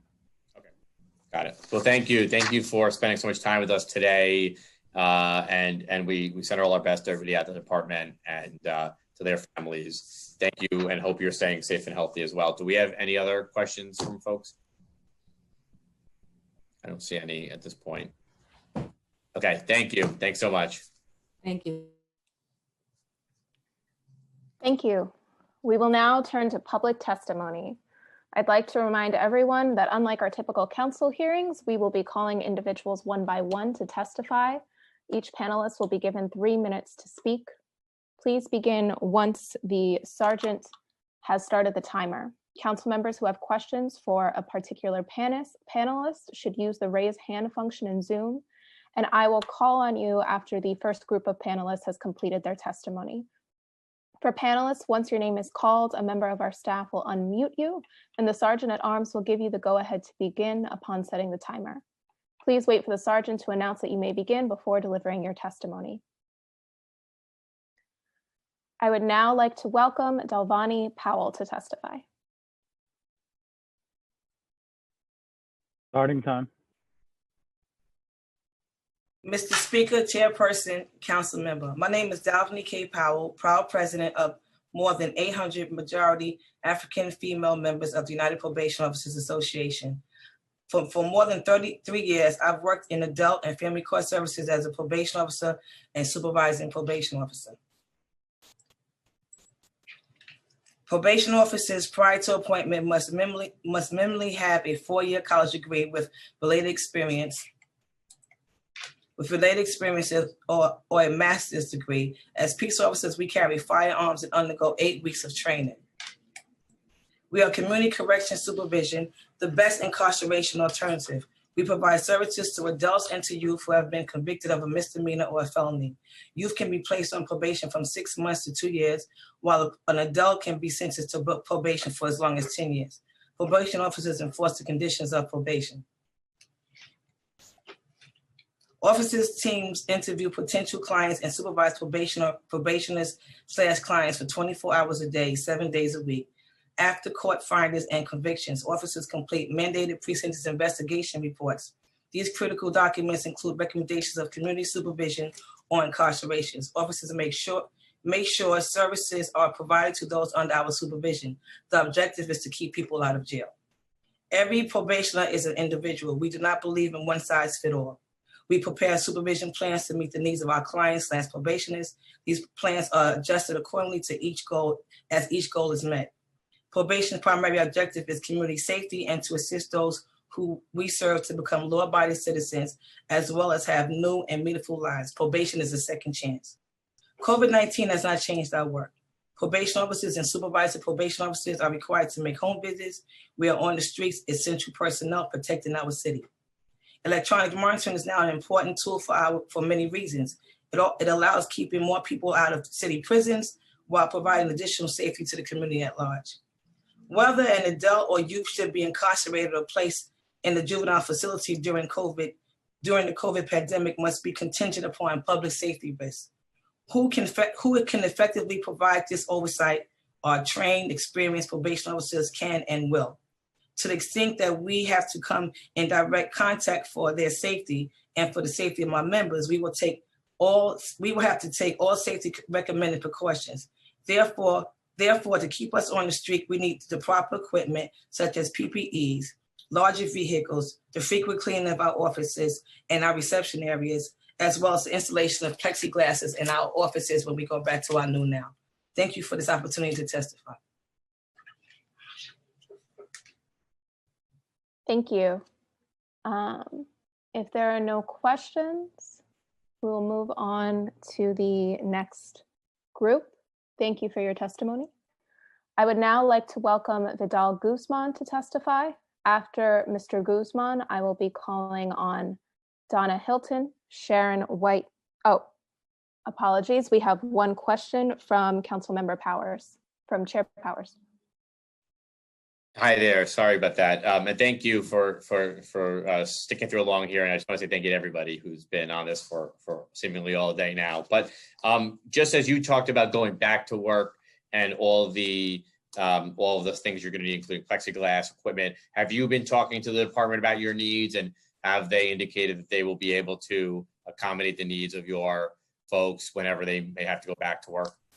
Yeah, we continue to have labor management meetings with the department on a regular basis. And we have expressed to the department the needs that what we're going to need in order to do our job more effectively and to keep the members safe as well as our clients. So yeah, we've been working closely together with them. Okay, and right now, do you feel like you have everything that your folks have everything they need in terms of whether it's equipment or support right now from the department? Like the commissioner said, we've given out PPEs to the members, and the department's been very helpful with helping us distribute the PPEs to our members. And like I said, they have been very cooperative with us in this whole crisis. And conversations continue. Okay, well, thank you for that, and hang in there. And it's nice to see you virtually, and we'll hope to see you sometime in the near future. I just want to make sure that we get our plexiglasses. We will be, you let us know, and we will be happy to help advocate for that as well. Thank you so much. Bye-bye. Yeah, absolutely. Thank you. Chair Landsman, did you have any questions?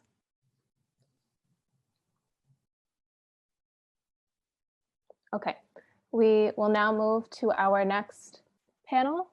I would like to now welcome Vidal Guzman to testify. After Ms. Guzman, I will be calling on Donna Hilton, Sharon White Harrigan, and Brandon Holmes.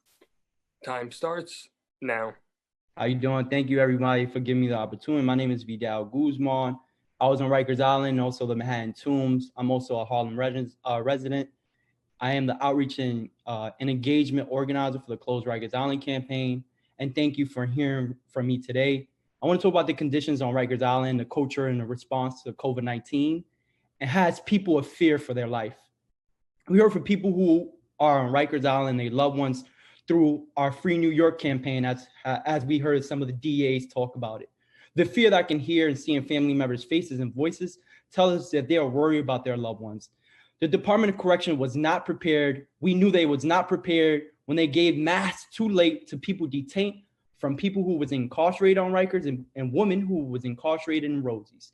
There's no way to create a full plan to allow social distancing in Rikers Island. New York City was not prepared to protect Rikers Island during the Hurricane Sandy's or the swine flu epicenter. They were slow to respond to this pandemic as well. I went through Rikers when I was 16 and again at 19 years old. And I want to tell you that I learned how New York treat people who are incarcerated. We're always treated the second class when it comes to anything. Right. And I think another thing that I've been hearing, because I could also send you my testimony, was through DAs and everyone talking about the importance of investing in communities.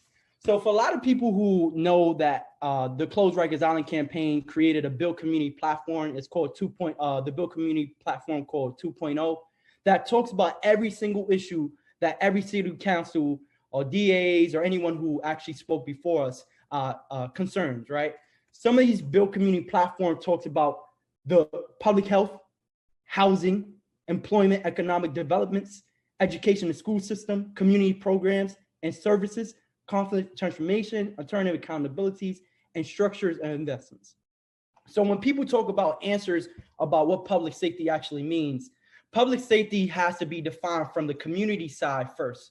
And when we talk about, as an organizer, when I talk to people in my community about what they actually need, was not more policing or incarcerating people, was more investments in our community. This, I overheard someone even quote, even give a quote. And this is what I have to say, because this is embedded in City Hall's chamber, right? That this nation under God should have a new birth of freedom. That this government of the people, by the people, for the people, should not perish from the earth. And when we talk about quotes from Abraham Lincoln that define what exactly does our community actually need, or what defines what a society that's healthier and thriving actually needs. Time's expired. All I have to say that when it comes to any community investments, we have the answers. It's called the Build Community 2.0, and we can send it to every single one of y'all. Thank you. Donna Hilton, you may begin. Time starts now. Good evening. Thank you. So long waiting, but important. Thank you for giving me this opportunity to speak. I would like to say that all the things that I've heard on this hearing today, I'm changing my testimony. I have to bring to light that the issues that people have brought up, and I don't see many people from the DA's office and the like on the call, on the hearing anymore, continue to talk about those that continue to commit crimes or do or conduct or misbehave. We don't talk about the thousands upon thousands that don't. People like me and those that have been waiting to speak to you and are working on the front lines. I was in the field this morning addressing the needs of our communities. And I am including those on Staten Island, those who continue to be marginalized and discriminated against because they're poor. Poverty in itself is a violent situation, it's violent. But we don't want to recognize that. We treat people badly because of it. We treat people badly because they're poor, because they're Black, because they're not educated, but we don't look at the root causes of these things and want to address it. And we have become a country that wants to incarcerate it. You incarcerated me as an adolescent who was being raped and abused by a man who served in World War II, whose mother was the head of New York State Mental Health. You treated me less than, and you continue to treat those like me less than, instead of facing the issues that we oftentimes contribute to. If we continue to talk to people and talk about people like they are less than, that they are not human beings, that they are not important, then they will continue to act in such a way. They should not wait until jail or incarceration to get the treatments that they need. Mental health is not treated in jail. Substance abuse is not treated in jail. It is not. We see a lot of people still being technically violated right now during this time, during this pandemic, going back to Rikers Island, sitting there and getting sick, very sick. And let's be clear and honest that the medical care in prisons and in jails on Rikers Island is inadequate, subpar at best. And when you're sick and you're released and you go to Elmhurst Hospital where the treatment is, you don't get treated as well as everyone else does not have a NYSID number or a DIN number. Let's be very clear on that. So it's really disheartening right now during this time of a pandemic when human lives are at stake, regardless of guilt or innocence. And we must emphasize a lot of the people on Rikers Island are held pre-trial. They're detained. They're not convicted of anything. And if they are, they're sentenced to city time. You're talking about bills that have nothing to do with someone that's going to state prisons. You're talking about bills that the city can address, that the council can address. These are not serious so-called offenses, violent or otherwise. They would not be doing city time if they were. Thank you for this opportunity, but I also demand that you start looking at people as human beings and recognizes the harms that you cause, and shame yourselves, shame yourselves. Thank you. Sharon White Harrigan, you may begin. Time starts now. I would just like to say thank you so much for this time to both chairmen and the rest of the council's committee members. For the things that I heard, I just don't even have enough time to even speak on that, but that would be another day. But I would like to speak to the 6184 bill to amend the administrative code of the city of New York in relation to the maximum fee allowed when transferring money to a person in the custody of the Department of Correction. And so in this time of this pandemic, where already poor and marginalized people are hurting, struggling, and suffering, people have lost their employment, their homes, their good health, and their loved ones. We have to take time out to address a fee to transfer money to people incarcerated. This is reprehensible. We continuously find ways to target our Black and brown communities. And so I represent the Women's Community Justice Association, but I'm also here representing the Justice for Women COVID-19 Task Force. And when the task force went to place money in the accounts of all the women on Rikers Island and could not give them $25 each because the fee went to $6.95 per person. So we had to settle on $20 at $3.95 per person. or a wife who tries to maintain a household, a kid's transportation, just kind of keep things afloat, and trying to support her incarcerated husband, but could only give him $15, but after the fee, it turns to $8. We shouldn't just cap the fee, it should be removed. In a time of COVID where everyone is suffering, come on, I mean, this is not even something that should be up for discussion. We need to stop profiting off the backs of poor people. And lastly, we need to do better with our language and categorizing people. It's offensive, and anyone here would be offended if we were stigmatized. So when we know better, we should do better. It's not inmates, it's not, these are derogatory names. These are men and women who are detained or incarcerated. Thank you for your time.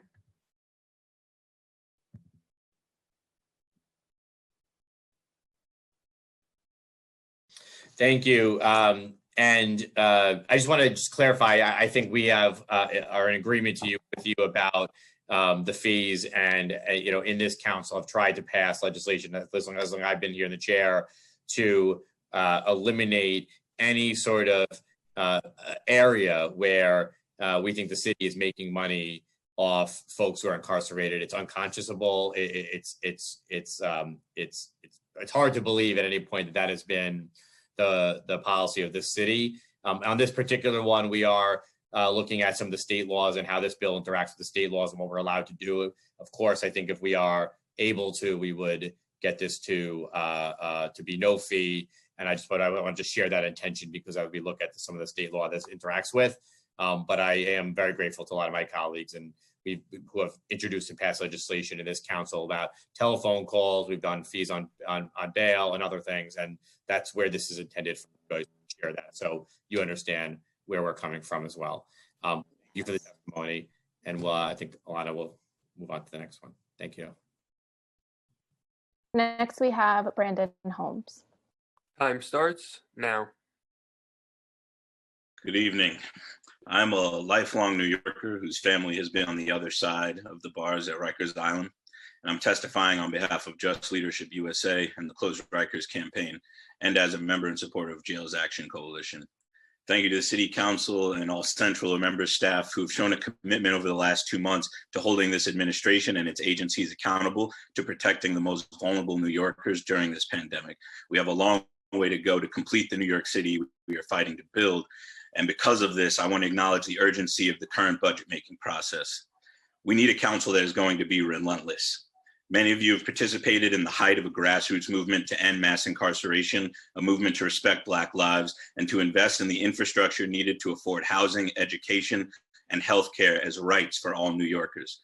The urgency of your work and our work to shrink the jail population, demolish facilities on Rikers, and enforce true culture transformation within the justice system is directly tied to the urgency of fully funding and supporting communities, not only in a time of crisis and pandemic, but always. The mission to close Rikers in partnership with directly impacted communities and advocates is more urgent than ever. And while this mayor, district attorneys, and NYPD Commissioner Shea are set on hoarding resources for law enforcement and punitive responses during a global pandemic, while their cops have been recorded on multiple occasions assaulting New Yorkers of color, New York City has to realize we have faced a deficit before. There is no shortage of money during this pandemic that we can't overcome. What we have is a misalignment of priorities, which will dig us deeper into a depression if you do not fight for budget justice. The Close Rikers campaign and our leaders support the reporting amendment to improve transparency and oversight of DOC and CHS pandemic response efforts. We enthusiastically support the creation of a local conditions release commission. In April, over 1,500 New Yorkers were released through COVID-19 advocacy efforts, and many of these people were reunited with loved ones, continued education, or received treatment in their communities. We've seen that roughly 95% of the people released have avoided rearrest. Despite fear-mongering and racism from media and law enforcement bigs, there is no increase or crime wave.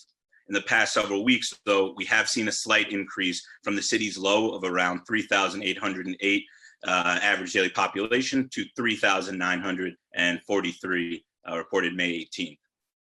We have seen significant results from the city's more cost-effective hotel placement programs too, which have been done in partnership with nonprofit service providers who can support people recently released or people with supervision conditions. The city should be investing in future resources that will further the progress we've made towards decarceration and ending mass incarceration and protecting that and future generations of New York. This commission should also serve a more transparent and aggressive role for correcting harmful trends within the justice system through challenging district attorneys and judicial discretion or enhancing New York City-based HED and ATI programs to protect New Yorkers from current failures on bail reform. I'll submit the rest of my testimony to the record.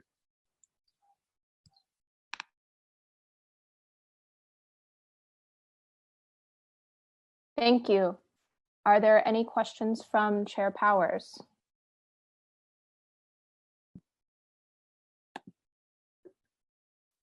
Chair Landsman? Thank you. If there are no questions from any other council members, we will move to the next panel. Next up is Dr. Victoria Phillips, who will be followed by Jennifer Parrish, Kelsey D'Avila, and Bianca Tyler. Time starts now. Yes, hello, it's Ms. V. I'm from the Jails Action Coalition, Zero Profits Coalition, Mental Health Project, and Justice for Women COVID Task Force. I want you to hear directly from the inside. Listen to your constituents, please. The beds next to us to look like someone occupying it so they don't bring anyone else.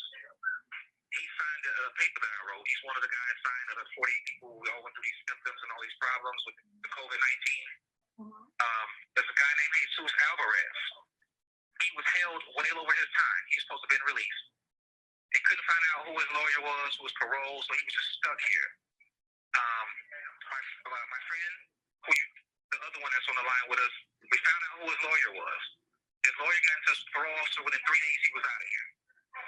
A week later, he died because he was sick from COVID. So as soon as he got released, he didn't even make it a week and he died. And his name is Jesus Alvarez. And he was one of the men that was in his dorm with me, and he was a nice old guy. I just want to hurry up and skip forward because a lot of things were said today. So it's very important. I had this call last night because I know DOC likes to tell everyone that I reach out to that things are taken care of. So I had to make sure I got this call in last night. And so please listen. The health people came today. They came twice during this whole pandemic. They come once like a month and a half ago, and they came today to see if anyone is sick. Things like that are having any symptoms, but like we said, we all tell them like you're 2 months too late. Like everything they're doing now, it's great that they're doing things now, but they're way late. After we spoke with you that Tuesday or after Tuesday on Wednesday, that's when they started coming in. Oh, you have the supplies here. You go with this. They started bringing things. They brought a sign that they clean the phones. And they start posting things. Thank you for using Securus. Goodbye. This is like ridiculous. My chest, my back, my neck, my arms. And this happens to a lot of people here, so we've all come to the conclusion like it's the water. Because we don't know what the hell is breaking us out like this. It gets bad, like it turns red, it breaks out like rashes, and then a few days later it'll start turning brown, then my skin will peel, and I'll be itching like, I can't even explain it, itching almost like poison ivy or something. Things from that rule book that they don't abide by. And there's no new documentation, there's nothing in black and white that's been changed. They haven't provided any information like that to show otherwise. So, according to this rule book, it still applies until they produce another one. But we really need them. We have no type of outlet unless you go to the yard. And, like we go out there and people want to come back and don't want to drink from this water hose. You have water out there. And get my rehabilitation continued from like what facility it has that started back. So that's the best rehab I can get is go into the yard, try to stretch my arms, try to work out my arms a little bit, rehab my leg a little bit. Time expired. Walk in and get your medication. That's it. Other than that, we have nothing, no type of outlet. So let me notepad to write on. You can't listen to any of your inspirational things because you don't have batteries because the commissary doesn't have the battery. And your certification in your housing unit is not up to par for a heat sensitive unit. But if you go out to the yard, you don't have access to water unless you're drinking out of a broken hose. Yeah, it's right next to urinals and toilets. Exactly. That's disgusting. Officers are not wearing masks. You know what I'm saying? They touch you. Like other individuals touching other areas with their personal gloves. Like, personal batting gloves or something like that, or any type of gloves. Not no rubber gloves, but batting gloves. They're touching other things like chains, handcuffs, or whatever it may be. They're touching the kiosks that logs you into different locations. And then touching you, touching your shoulder area, your neck, by your face. You know what I'm saying? So that's really not a good. Ms. Phillips, thank you. We're gonna have to move on. I'm sorry I cut you off there. I know you had more, but you can definitely send that to us. And I would just note to anybody, for any individual, I mean, I agree with some of the sentiment in there, which is it seems like we were very late in terms of in instances of getting the appropriate resources we needed, whether it's sanitizer, hand soap, or even release, things like that. We certainly, our office and staff here will accept any of those, either whether anonymous or if somebody wants to call us to talk to us about any of those individual issues. But thank you for the testimony. And I think we'll keep going unless there's questions. Oh, Councilmember Samuel, I think Amber Samuel has a question.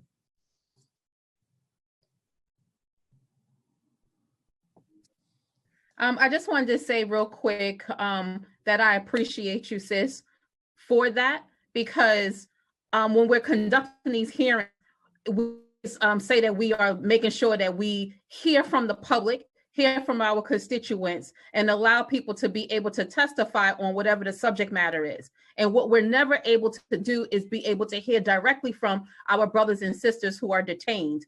And just like the other sister said, Ms. Hilton, that we have to remember these are individuals that are not convicted.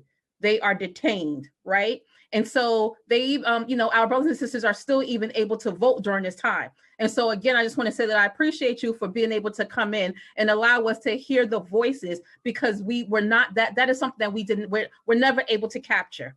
And so I just wanted to say I appreciate you, and that's all I have to say. Thank you. And we should figure out a way to be able to hear the voices of our brothers and sisters so that they can be able to testify before our hearings as well. That's it. Thank you. Next, we have Jennifer Parrish. Starting time.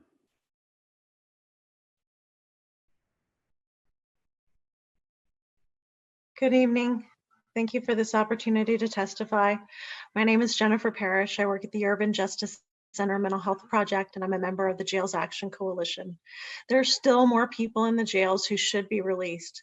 I want to focus on the 199 people incarcerated solely on technical parole violations. After the governor announced that this population would be released, the State Department of Corrections and Community Supervision implemented this directive by categorically excluding from eligibility for release people with serious mental health concerns. After this blatant discrimination against people with mental health disabilities came to light, DOC said that it would reconsider the release of people who were initially disqualified. However, there's been no public reporting on the outcome of that review. We fear that many of the 199 individuals incarcerated on technical parole violations may be there due to their mental health disability. Please keep in mind that mental health disabilities place people at high risk for serious complications from COVID-19 and is a reason for their release. Extensive research has established that serious mental health concerns and the attendant chronic stress, anxiety, or depression compromise the immune system's ability to defend the body against viral infections. In addition, people with serious mental health conditions have higher rates of chronic medical conditions, such as hypertension, diabetes, and cardiovascular disease, which increase their vulnerability to COVID-19. Also, I want to respond to what Ms. Harris said about the 60 people whom the Brooklyn DA refused to release because of their mental health needs. Just as Mock Day arranged hotels to house people who would be homeless upon release, the city should be providing services to make sure that those people with mental health needs aren't denied release because of their disabilities.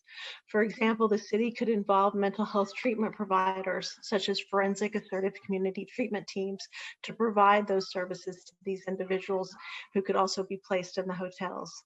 This is a clear example of people with mental health needs being warehoused in jail because there's no accessible comprehensive services for them in the community. DAs and judges are content to leave people with disabilities in jail. This is shameful, and the council should not stand for it. You must ensure that funding for these resources is included in the city budget. I also want to mention that we're concerned about the availability of mental health care and discharge planning for those who remain in jail. CHS is certainly committed to providing the care, but given all the competing interests within the jails, many incarcerated individuals are not having their mental health needs met. We urge the courts and district attorneys to reduce the number of people going into jail, not only because of concerns regarding COVID-19, but also because of the strain on healthcare generally. Thank you for this opportunity to testify. Thank you. Thank you for waiting for so long to testify to everybody. Let's have a follow-up conversation after the hearing, maybe this week, about some of the issues you raised, particularly around the 199 folks. And we'll have a chat and maybe we can talk about following up. Thank you for that. Next, Kelsey D'Avila. Starting time. Hello, my name is Kelsey D'Avila and I work with Brooklyn Defender Services. Thank you, chairs, for calling this necessary hearing. I appreciate the questions that have been asked, most notably those aimed at the DA's gross mischaracterization and disconnect of how jails are appropriate responses for care and safety. Today we heard two very different perspectives. One narrative is shared by city agencies and largely reflects policies to describe how things should be, while the other is described by directly impacted people who see firsthand how those policies are failing them. From the advocates before me and in the panels to come, you're going to be hearing a very different reality than what you heard by the agencies. You're going to continue to hear about conditions and what's happening in the courts. So just due to time, I'm just going to focus on issues related to access. The first being the CHS hotline. Of course, we support additional means of communication, but the implementation has caused a great deal of confusion and concern. It wasn't clear that there was a separate number for mental health. The hours are limited. And even during the set hours, people in custody are sometimes met with a voicemail. There's no confirmation or follow-up. And just to briefly discuss about the phones, in BOC's recent report, and today board staff said that they did not find phones to be regularly disinfected, nor were there cleaning agents within the vicinity of the phone areas. Our office hears these same concerns consistently. People have resorted to using their own soap and shampoo in an attempt to sanitize the receiver, or they cover the phone with their sock. People do this not because they want to, but because they feel those are their only options at protecting themselves. And the second piece is about grievances. I know DOC's Office of Constituent and Grievance Services staff are now primarily working remotely, and their new protocol is encouraging people in custody to share their grievances with correction officers, who are then to share it with grievance staff. This fails to address the very real problem of submitting complaints to officers in the unit. In some cases, people have no choice but to submit them to a correction officer, which eliminates any notion of privacy and endangers people who voice their complaints. Our office has received hundreds of calls from people in custody, and this is not an exaggeration. People are terrified, they are anxious, and these calls are being heard by family members, their loved ones, and the other defender offices. We're all hearing the same thing, and I just want to stress that these issues are not isolated to just a couple of people, but rather facility and island-wide. And I just want to end on this note that the chief medical officer said today that the focus is on new admissions contributing to the rate of infection to the jail population. The larger strategy here for containing this virus must include and address NYPD practices, and we must continue decarceration efforts. Thank you. Thank you, and thank you also as far as in terms of waiting for a very long day, and thanks for the testimony. And similar what I said earlier is as there are particular instances coming up. So first of all, I did not get to my section of questions on grievances. I should mention that. I had a number of questions on that, and due to timing, we'd be here to midnight if I went through all my questions. But we did have some questions around that we'll follow up with. In terms of any particular, if you are hearing of any particular areas where perhaps there's not a proper and there's the clock going on right now. So I'm going to keep going.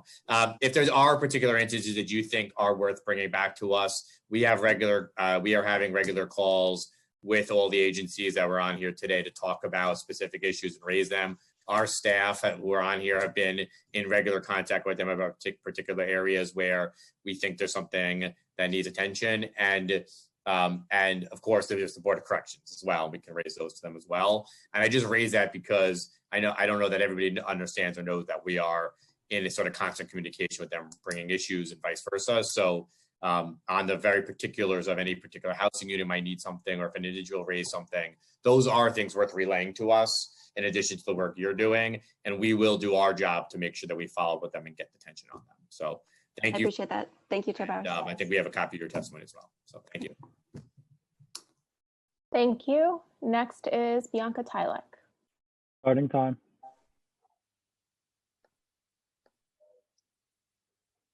Hi, hello. Thank you. Is it on? I can't actually. Thank you for calling this meeting, and for the chairs, Chairs Power and Chairs Landsman, for just your continual work on these issues.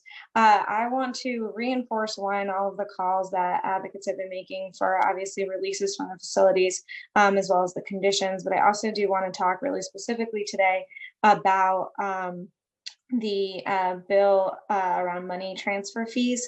So I think that there's a number of things that were raised in the testimony earlier from some of the administrators that I think really needs to be honed in on. So I think the first thing that I wanted to sort of address is that this bill, while a really important intention, also just codifies state law.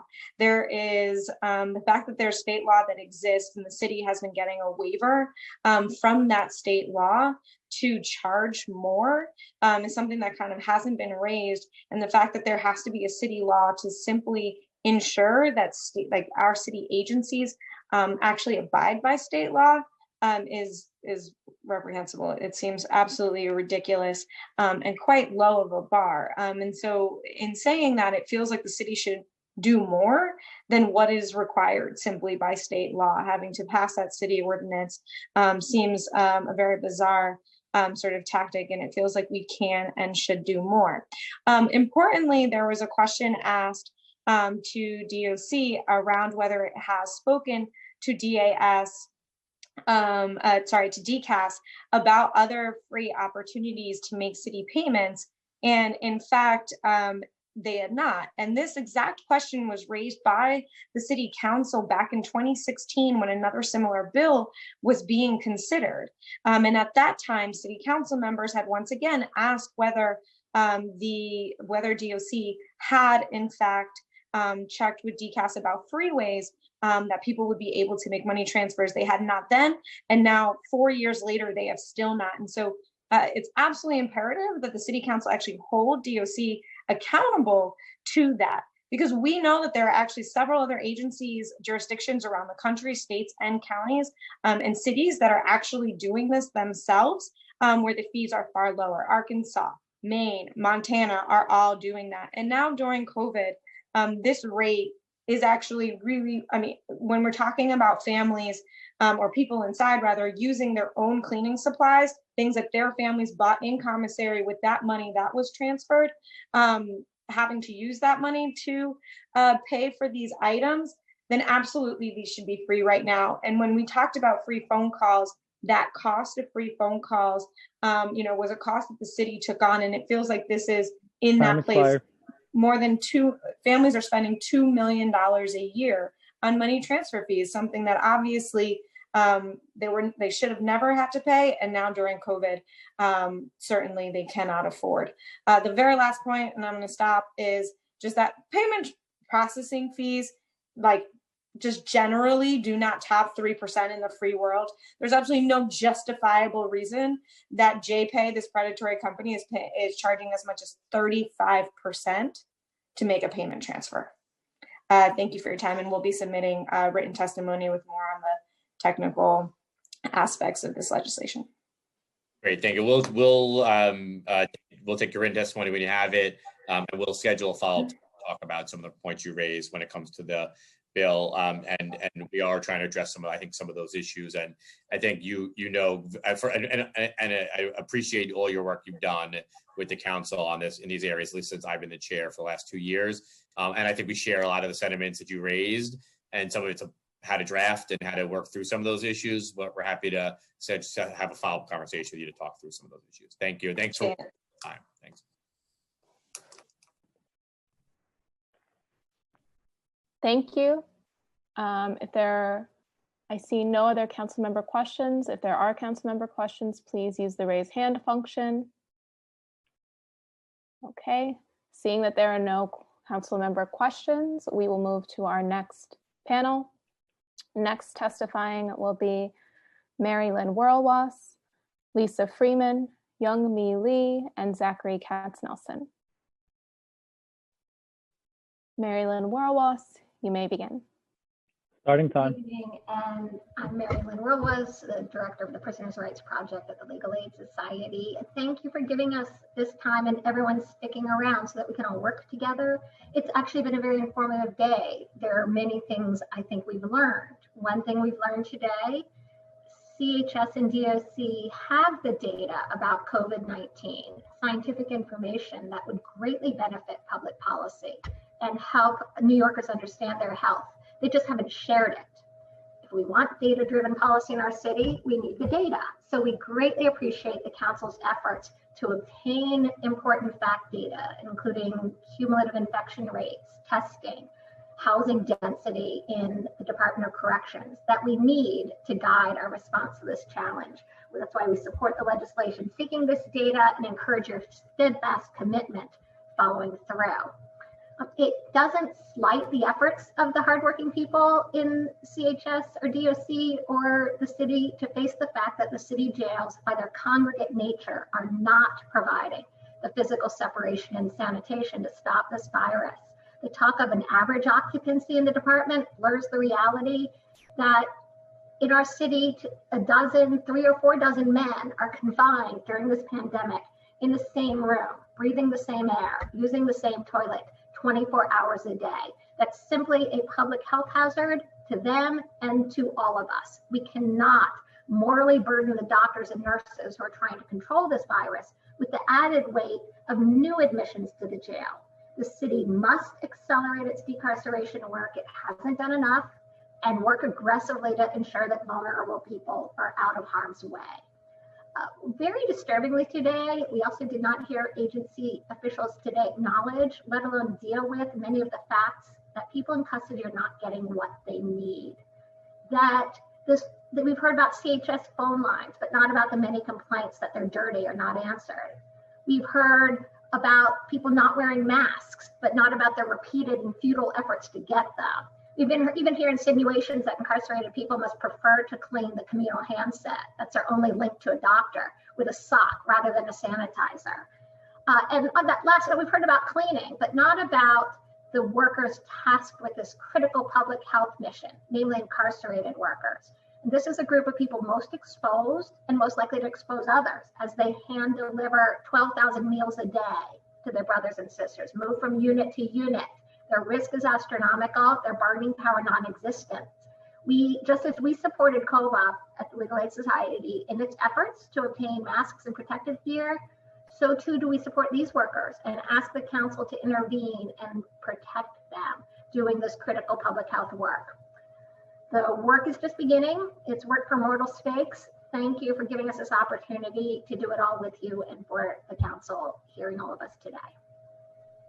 Thank you, and thank you for your work throughout this pandemic, even from the beginning, all your folks to help raise issues that might be needed to be addressed early on when it comes to conditions in there. We really appreciate that work that is ongoing and does help inform us being able to do more work. And in areas where there are folks who are working that need PPE, obviously we support them, and we will be happy to lend our voices to any places where people are not getting proper treatment or equipment. And so just please stay in touch with us. And thank you for waiting, and thank you for the testimony. Thank you. Next, we have Lisa Freeman. Starting time. Hi, my name is Lisa Freeman. I'm the director of the Juvenile Rights Special Litigation and Law Reform Unit at the Legal Aid Society. And I would reiterate much of what Mary Lynn has said, but say that while there were many problems with the testimony of folks with regard to the adult system, the testimony with regard to the juvenile system is really, frankly, just as troubling. There is no testing program going on in the juvenile system. There is no contact tracing going on in the juvenile system. We know kids are getting infected. They all live in housing areas that were envisioned to be used only when the kids were not out of the housing area and at school, but instead, because all school is happening remotely, the kids are locked into units essentially all day long, except when they are either doing recreation or they're eating their meals. And all of this is happening congregately. So there's also no reporting whatsoever. So these numbers, we've heard numbers in the past, but these numbers were the first that we've heard that were confirmed. And I think in part it's because there's no testing. So they don't even know what the scope of the crisis is. We in fact have been told that there were more than 40 staff who've tested positive in the juvenile system. So, you know, there really needs to be a stepping up on the part of ACS, and we would call on the council to hold their feet to the fire and mandate reporting and mandate more information flow. I would also just point out a couple of other things. There was discussion from Council Member Ampry Samuels and Rose about complaints that they've heard about access. You know, all in-person visits have been stopped. You can only imagine what a frightening experience this is for kids who are incarcerated or for their families. And the technological obstacles that they're talking about, you know, obviously need to have been addressed by now. We also have been told that it was only as of this week that kids are beginning to get access, or are supposed to begin to get access to actual teachers. They've been handed, you know, packets, often packets, not even computers, but more recently, I think they've been improving it and getting them access to computers, but no actual live individuals to assist them with their schoolwork. So there really needs to be increased programming, which is not happening. There needs to be improved school access. And, you know, one of the key programs for kids in the summer is kids even in detention have access to the summer youth employment program, or some do. And we would really call that the council press for that to be funded, so that there is in fact an opportunity for kids to have some meaningful experience while they're incarcerated. So thank you to the City Council for holding this hearing, and we look forward to working with you. Thank you. Next is Youngmi Lee. Starting time. Good evening. My name is Youngmi Lee. I'm a supervising attorney at Brooklyn Defender Services in the criminal defense practice. I want to thank the City Council committees on criminal justice and justice system, as well as the chairs Powers and Landsman. BDS supports Intro 6175, which would create a local conditional release commission with the power and duty of determining which persons sentenced within the city of New York may be released on conditional release and under what circumstances. I did hear testimony from the DAs earlier voicing their opposition to the reestablishment of such a commission. However, I think an isolated incident which led to the eventual disbandment of this commission in 2005 should not be the reason why we do not have a local conditional release commission. The reason why I'm giving this testimony is that as BDS has been working so hard through so many writs, including parole writs, to release people from Rikers Island, we are seeing that parole violations are continuing at an extremely steady rate. We see people who are coming through arraignments, getting ACDs, good dispositions on their open criminal cases, yet they're being held because of parole violations. And many of these parole violations are based on really technical violations like missing curfews, missing appointments, and people are just going back to Rikers Island, and it's being repopulated as we work so hard to try to get as many people out of Rikers Island.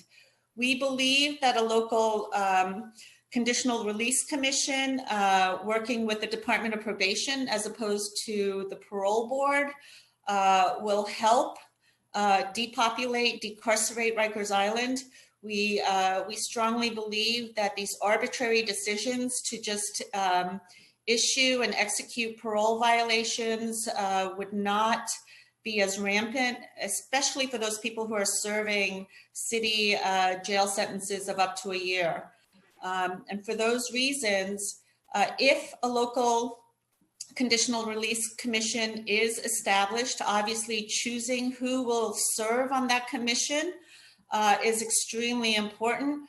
We would ask that at least 1 or 2 defender representatives as well as advocate representatives serve on that commission, because really when I hear the testimony, when I heard the testimony from the DAs earlier, this is not just a question of public safety and who is deemed to be dangerous. Time expired.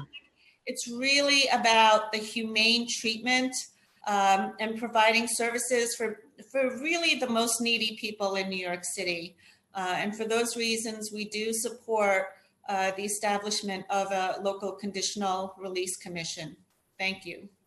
Thank you. Thank you. I share a lot of your sentiment there. And I just wanted to add my agreement with you that I think that the reason that it was cited for the past breakup of that commission does not seem to me to be relevant to the need to maybe reestablish one and protect against any particular situation that may have caused it to be abolished in the past. So I appreciate you raising that point as well. Thank you. And thank you for waiting so long through all this. I think we're going to head to the next person. Next is Zachary Katz-Nelson. Time begins now. Hi, good evening. I'm Zachary Katz-Nelson. I'm the Policy Director at the Littman Commission, and thank you for holding this hearing. Thank you for the opportunity to testify. I want to start out by just saying the approach, as many of you have mentioned, council members have mentioned, the approach over the last several weeks to jail, using it incredibly sparingly or hopefully as sparingly as possible, making sure that it truly is the last resort. That should be the new normal moving forward. And we need to do everything we can as a city to make sure that that's possible. So one key way to do that is to ensure that there's a robust array of alternative to incarceration programs. So when DAs and judges are looking at a case, looking at an individual, there's a program there that they meets their security concerns, but also meets the concerns and the needs of the person who's facing incarceration. And so that's things like the Conditional Release Commission being considered today, which we support. It's things like making permanent the 6A program, which the city's been using to get city sentenced folks out of jail. And it's making sure that supervised release providers have the resources that they need. And there are really 2 through points for all those programs. The first is the incredible community of nonprofit service providers who've stepped up tremendously during this time to provide services, wraparound services that some of the DAs themselves mentioned earlier as necessary for them to feel comfortable with releases, but also the provision of housing. And the city really has been tremendous in providing housing over the past several weeks to anyone coming out of incarceration, both at the state level and the city level, who needs it. And that housing matters tremendously. Study after study after study shows the importance of stability to people's ability to get back on their feet and frankly not to commit more crime. And so we really need to focus on that. And the cost of housing somebody, providing wraparound services, which are critical, it's not cheap on its face. Obviously, it's $70,000, $80,000, sometimes even $90,000, depending on the intensity of services. But compare that to the upwards of $350,000 a year that we spend at Rikers Island. And what do we get for that? We get degradation, we get brutality, we get violence, we get isolation. And so continuing down that path is not only morally unacceptable, it is fiscally irresponsible. And so really this is an opportunity to shift quite dramatically the way that we approach incarceration moving forward. And I would just note one key piece of this, obviously moving forward, is the closure of Rikers itself. And to get that done, we need to get borough-based jails built as quickly as possible. And so over the next fiscal year, there needs to be money there, and we need to ensure to move forward, that the planning process moves forward, that the design build teams are selected, that procurement moves forward so that we can get stakes in the ground as soon as possible and ensure the jails are built by 2026 at the very latest, but hopefully sooner than that. With that, thank you very much for my time. I appreciate it. Thank you. If there are no council member questions, we will move to the next group. Seeing no questions, I will call the next panel. We have Elizabeth Fisher, who will be followed by Tahani Dunn, and then Christopher Boyle, and then Alex Tereshnikova and Amanda Maisel. Elizabeth Fisher, you may begin. I begin now. Good evening. I'm the managing attorney of the criminal defense practice at the Neighborhood Defender Service of Harlem. And thank you for holding this hearing. And I want to say off the bat that we support all three proposed measures that have been discussed today. But I want to talk briefly about something that has only been mentioned in passing.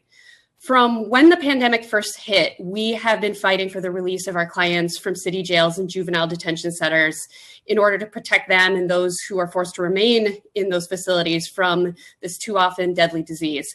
And amidst these efforts, we were pleased to hear that electronic monitoring had become available on April 20th to allow for the release of additional pretrial detainees that judges and DAs had not yet seen fit to release.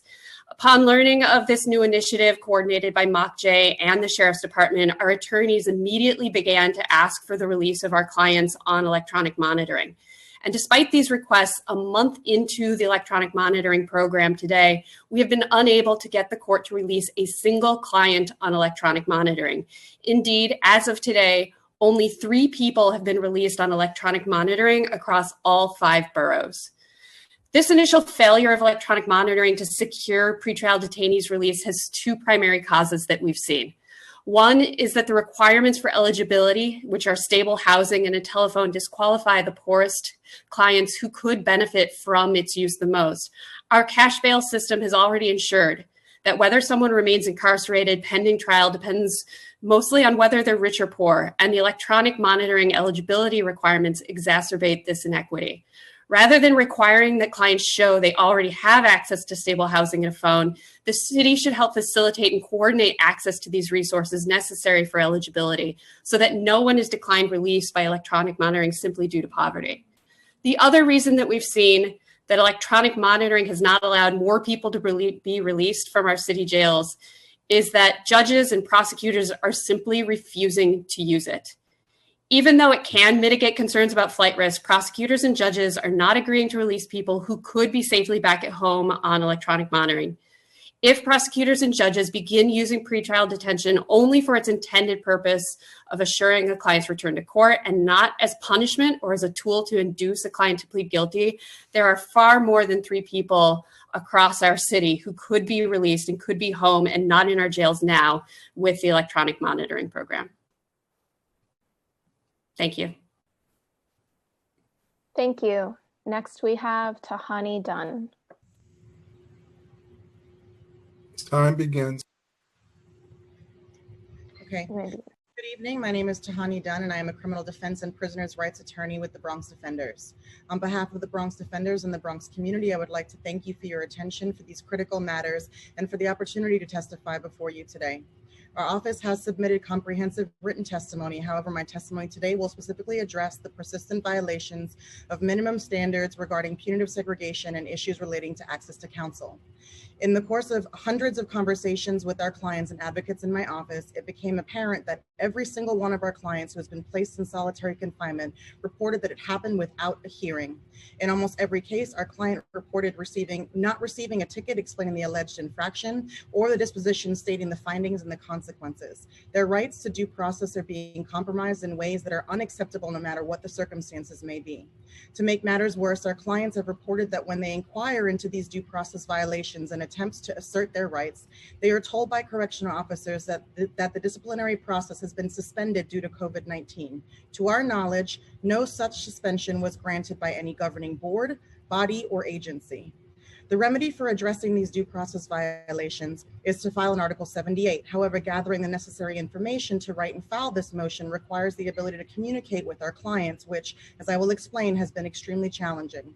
As a result, our clients sit in solitary confinement for 30 consecutive days without any due process or legal recourse.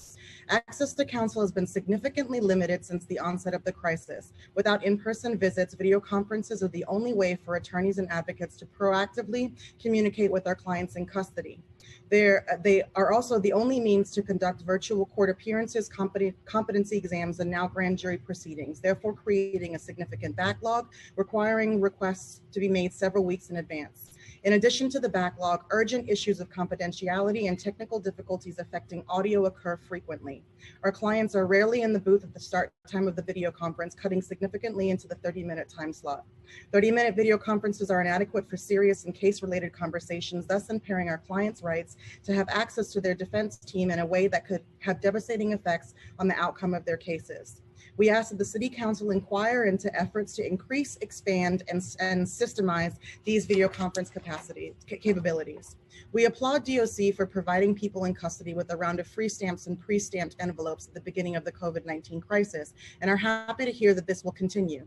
In addition to ongoing mailing supplies, we request that DOC implement a mail forwarding process for all mail, but specifically legal mail. It is frequently reported to us by our clients that they have not received mail from our office.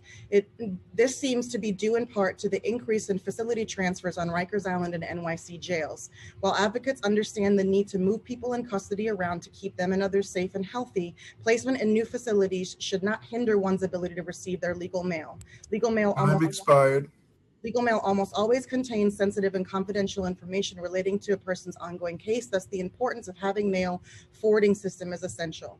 In conclusion, we encourage City Council to consider involving the advocacy community as well as those directly impacted by incarceration as part of the commission, and urge the council to think creatively about other ways to reduce barriers to decarceration. Thank you very much.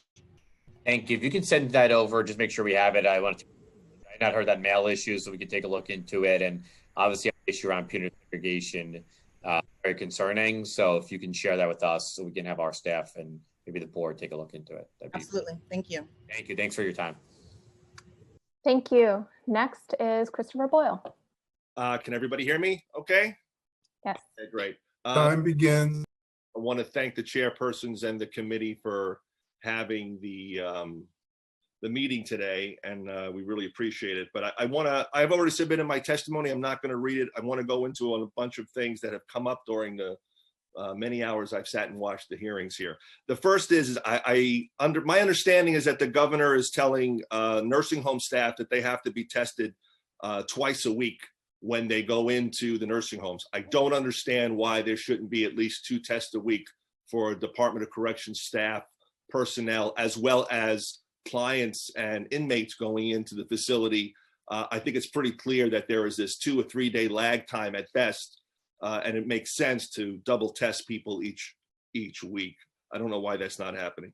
I've been on phone calls with the Board of Corrections. They have been helpful, but one of the things that come up is that they've been talking about having different categories of clients to try to get them released, and they started with the over 50 population and the population that had pre-existing conditions of some type. We need to expand that. There are nonviolent offenders that are under the age of 50 that don't have any pre-existing conditions that should be getting out so they could physically separate from the over 50 group that have pre-existing conditions that are charged with homicides or violent felonies that we may not get out. You need to be able to socially distance these groups. We have done a survey and we've asked clients to answer questions of our survey. Some of the anecdotes that we have are, one client said, the only way I can socially distance is if I stay in my bed all the time, otherwise I'm around other people. I stay in my cell most of the time. I shower at night to avoid the crowds in the bathrooms, even though we aren't allowed to. Cleaning supplies are scarce. I tell officers and captains that there's no cleaning supplies or rags, and they give me the runaround. 13% of our clients report that dock staff wear masks at all times.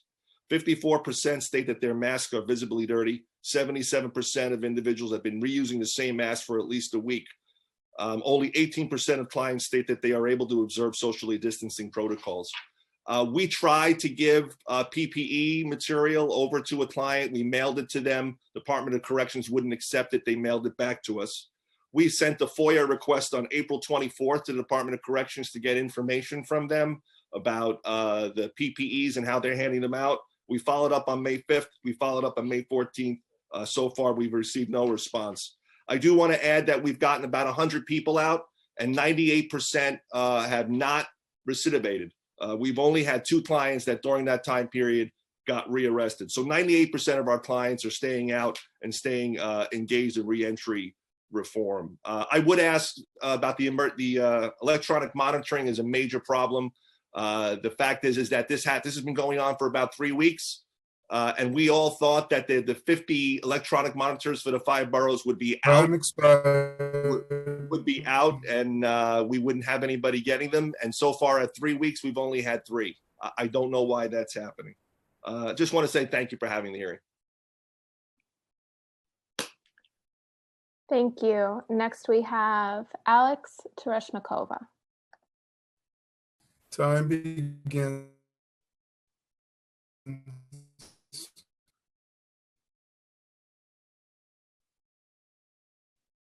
Can you hear me? Yes. Thank you for hosting the hearing today. My name is Alex Tereshmakova, and I'm one of the organizers of the Emergency Release Fund. We are a grassroots bail fund for LGBTQ individuals in New York City and COVID-19 bailout community response. We believe that cash bail is an unjust system that punishes people in poverty with jail time and should be ended. It is unfairly being used even during an epidemic to keep medically vulnerable and marginalized communities in unsafe conditions in detention. Since the mayor and governor refused to release people during this pandemic, especially medically vulnerable individuals, we are using cash to get people out of jails fast.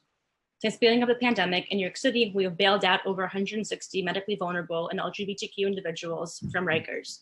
We have sent over 40 volunteers to bail windows in each borough and have faced a number of issues when paying cash bail. This testimony discusses the need for an easier bail payment system at all times, but especially given the current pandemic. As there have been many initiatives in city processes remotely, bail payment appears to be left behind, and in turn, people behind bars have been left out. Like Local Law 6184, we request the city provide an alternative to in-person bail payments during the public health crisis. We also request that you ensure bail refunds continue to be processed and returned to individuals while the court is on a reduced schedule. Historically and at present, the process of paying cash bail in New York City requires going to physical locations to retrieve cash or a cashier's check, often taking public transportation to get to bail windows, interacting with DOC staff and other sureties in a crowded payment area. Each step of the process creates risk of exposure to COVID-19 for both the person paying bail and everyone they interact with at each stage. For example, with reduced bank hours and locations, we have spent over an average of 2 hours a day on lines at the bank to get cash or cashier's checks to pay bail. State rules restrict bail payments by one individual to no more than 2 bail payments per month. Hence why we have deployed over 40 volunteers to bail windows. We've gone to bail windows only to find that no staff have been reported for duty or have been reassigned to work at bail windows, making the wait time for us to pay bail even longer. Bail windows are small and it's impossible to be apart. So our volunteers and other sureties have been forced to wait outside for hours, even in the rain. I spent over 8 hours to pay bail once. And this in turn means people behind bars are forced to wait even longer to finally be released. Creating a process for taking bail payments over the phone and online would be a simple and powerful solution. This would protect both families paying bail and the city's civil servants who accept it. The city contracts with GovPay to accept virtual payments for cash bail, but with a burdensome non-refundable service fee of 7%. We talked before about the local law for a commissary. 7% for a $25,000 fee is huge, and especially for marginalized communities to pay. So we're asking for all service fees to be waived and for GovPay to be included for all bail payments. Thank you for your time. Great, thank you. I think you are, but I think just, to make sure you stay here, I think you're staying in regular contact with some of the staff here, but it sounds like there's some issues for us to take a look into. So if you have a testimony, send it over. And also I know a lot of others will be in contact with you to address any issues if there are. And I hear you. Thank you for the work you're doing. And I understand if there are difficulties to doing that, we want, especially in a pandemic, we want to take a look at them. So thank you. Thank you for waiting for so long. Thank you. Next is Amanda Mizell. Starting time. Hi, my name is Amanda Mazel. I'm also a volunteer with the Emergency Release Fund, and I thank you for the time to make a comment today. There's a lot that could be said, but I want to limit my comment to some very specific issues that we've had with paying bail and with being able to support those who will be released on bail. I would like to emphasize Alex's point that we are demanding that bail be online, available for all bail payments during this epidemic, and that the 7% and credit card fee and the online fees be suspended for all bail payments. But I'd also like to bring attention to the lack of predictability and extreme wait times that we've been experiencing for releases after we post bail. We have been seeing multiple instances where people are meant to be released in the morning and are being released at all hours of the night. We're seeing multiple instances in which people are released like more than 10 hours after the time that they were meant to be released. And this is causing a huge issue during the pandemic for individuals who are going to help with release and help transfer those people to safe places to quarantine and to homes. We've had a number of people who are medically vulnerable stranded at night because they were released hours after we expected, and volunteers have been unable to communicate with them to meet up with people to take them to quarantine, if that is what they're doing, or to take them home to be with relatives. So we ask that there be set release time schedules that are adhered to so that we can make sure that people who are leaving, who need rides, are able to meet up with family members or loved ones or volunteers that are assisting them. We think this is an important matter for public safety as well. We don't want people who are released from a place with astronomically high rates of infection to have to take public transportation or walk. And we also ask that everyone who is released have access to a non-compulsory test so that they are not at risk of unknowingly infecting their family members or loved ones or others that they are staying with. So in addition to having set times, we ask that there be a test optional bond release and that people are not in the process of being released, shuffled to multiple different facilities where they are at risk for exposure and they are coming into contact with people who they wouldn't I'm expired. into contact with. Thank you.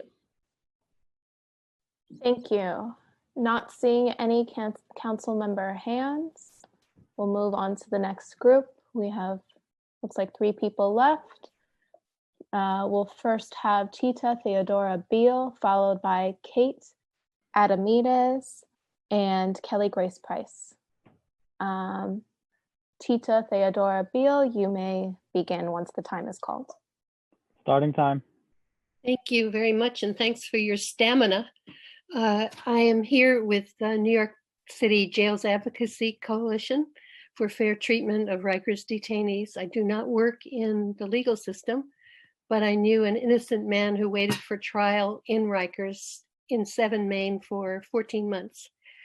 So I hope you will pass the T2020-6175 for the Conditional Release Commission, not just for today's COVID time, but also for any future flooding with hurricanes, fires, terror attacks, chemical explosions, whatever you can imagine.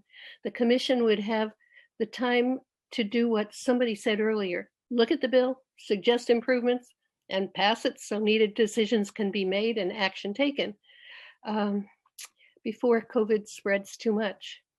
One or two cases can turn into 100 quickly. Today, I have heard a lot of either or thinking. A commission would have the expertise to move people charged with violence and repeat offenders to COVID-free areas and send nonviolent offenders home with ankle bracelet trackers. It's not either we protect the public or we take care of prisoners. Some people seem to set up that dichotomy. I have three main reasons for supporting the commission: innocence, income, and race. One of the foundations of our legal system is that people are innocent until proven guilty. Today, some people talked as if all detainees and Rikers are guilty. Phrases like don't commit crimes, then we won't have a problem. A lot of people are waiting for trial. The man I knew in Rikers for 14 months was charged with violence, but refused plea deals, insisting he was innocent. No record, but not given bail because of the charges, and maybe because his complexion is brown, he's Muslim, and he's not American, while his accuser was a wealthy white New York businessman. Unlike many people in Rikers, the defendant had the money to hire lawyers and an investigator who uncovered strong evidence of innocence and the reasons for false accusations. Few detainees in Rikers have that kind of money. A jury acquitted him 100%, but today he would be, if he were waiting for trial, he would be at risk of disease and death, maybe never make it to trial. And think about, I hope the people just dismissing the commission and calling everybody criminals will think about that. How many people are innocent or well, the next issue is income. I thought maybe my person was an exception. His lawyer saw so many Black and brown people in Rikers who were only there because they couldn't afford a lawyer to check evidence. Time expired. Okay. And the last one is race. My white kids would get calls from police warning them, call me and warn me. Their Black and brown friends ended up in Rikers for same, open carry beer or cigarettes or fighting or whatever. So I hope you can make sure people think about that when they think about the commission. Thank you. Next is Kate Adamides. You may begin once the timer starts. Starting time. Thank you for having me. I know this has been such a long day for everyone. My name is Katie Adamides. I'm the New York State Director for the Fines and Fees Justice Center. I submitted testimony in writing. I won't read it. I believe council is familiar with the Fines and Fees Justice Center, and we thank you for introducing a bill that would limit money transfer fees, and we support the bill. And while limiting money transfer fees is an important first step, we do need stronger fines and fees reforms for New Yorkers.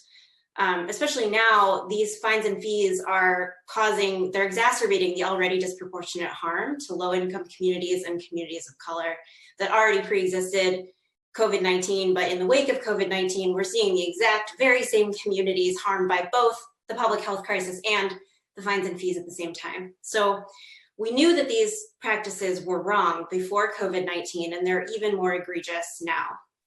So for example, with JPay,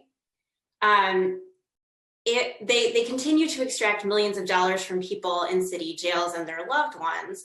And often, even if the fee is just $5, it's still like 20% of the deposit. And we are concerned that companies can still, for example, limit the amount of the deposit to keep that percentage even higher than it is right now.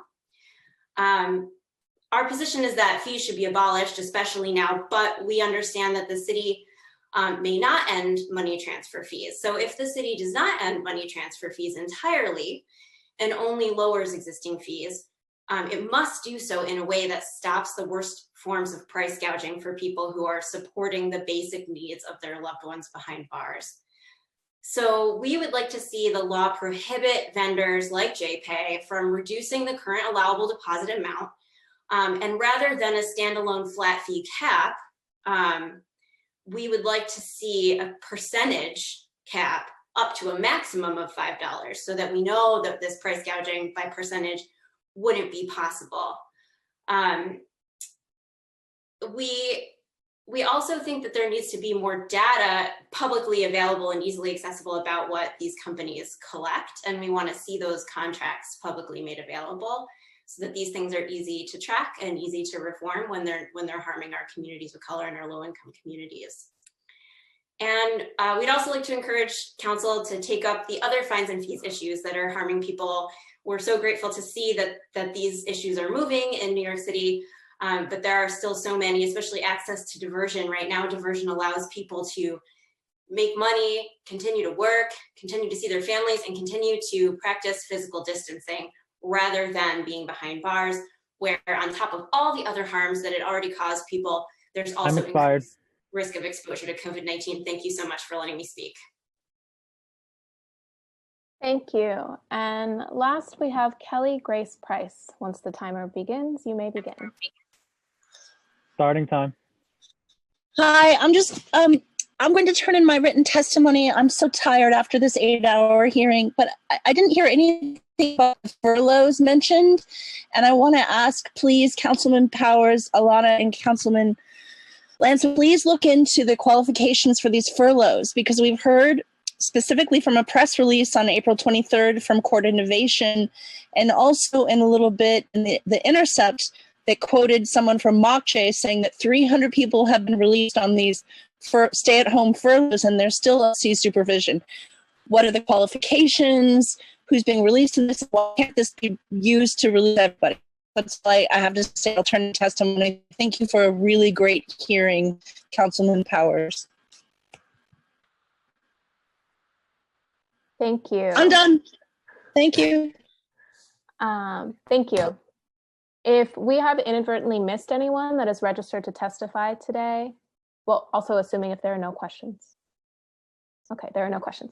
If we have inadvertently missed anyone that is registered to testify today and has yet to be called, please use the Zoom hand function and you will be called in the order that your hand has been raised.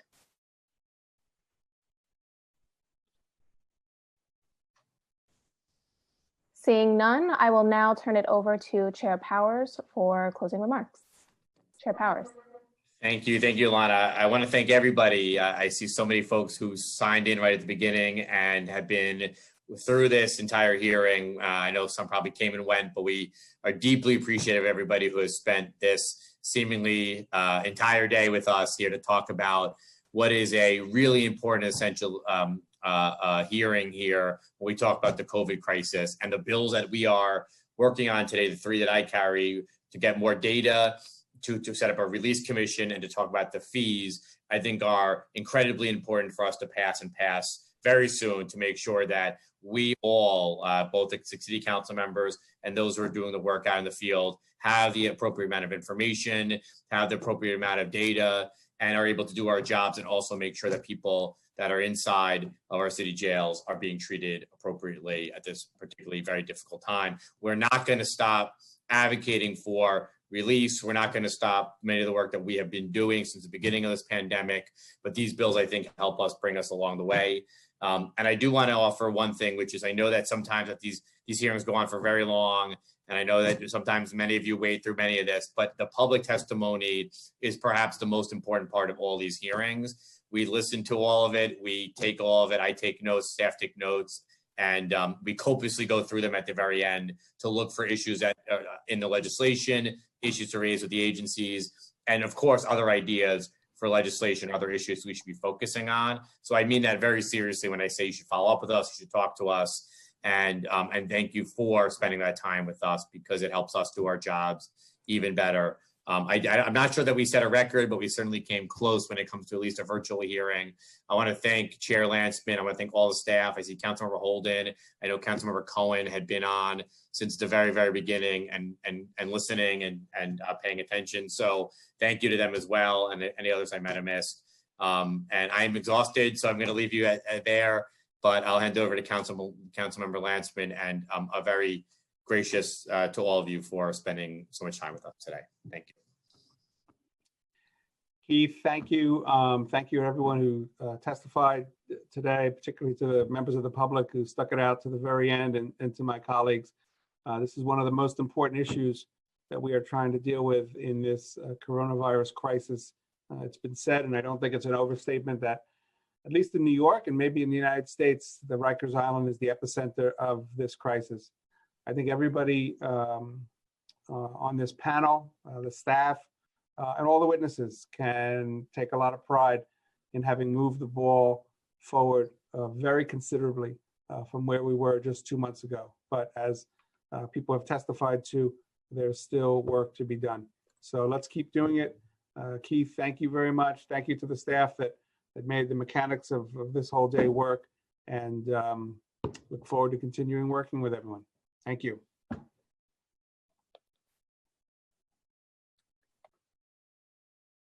Thank you. And we'll have the chair close us out.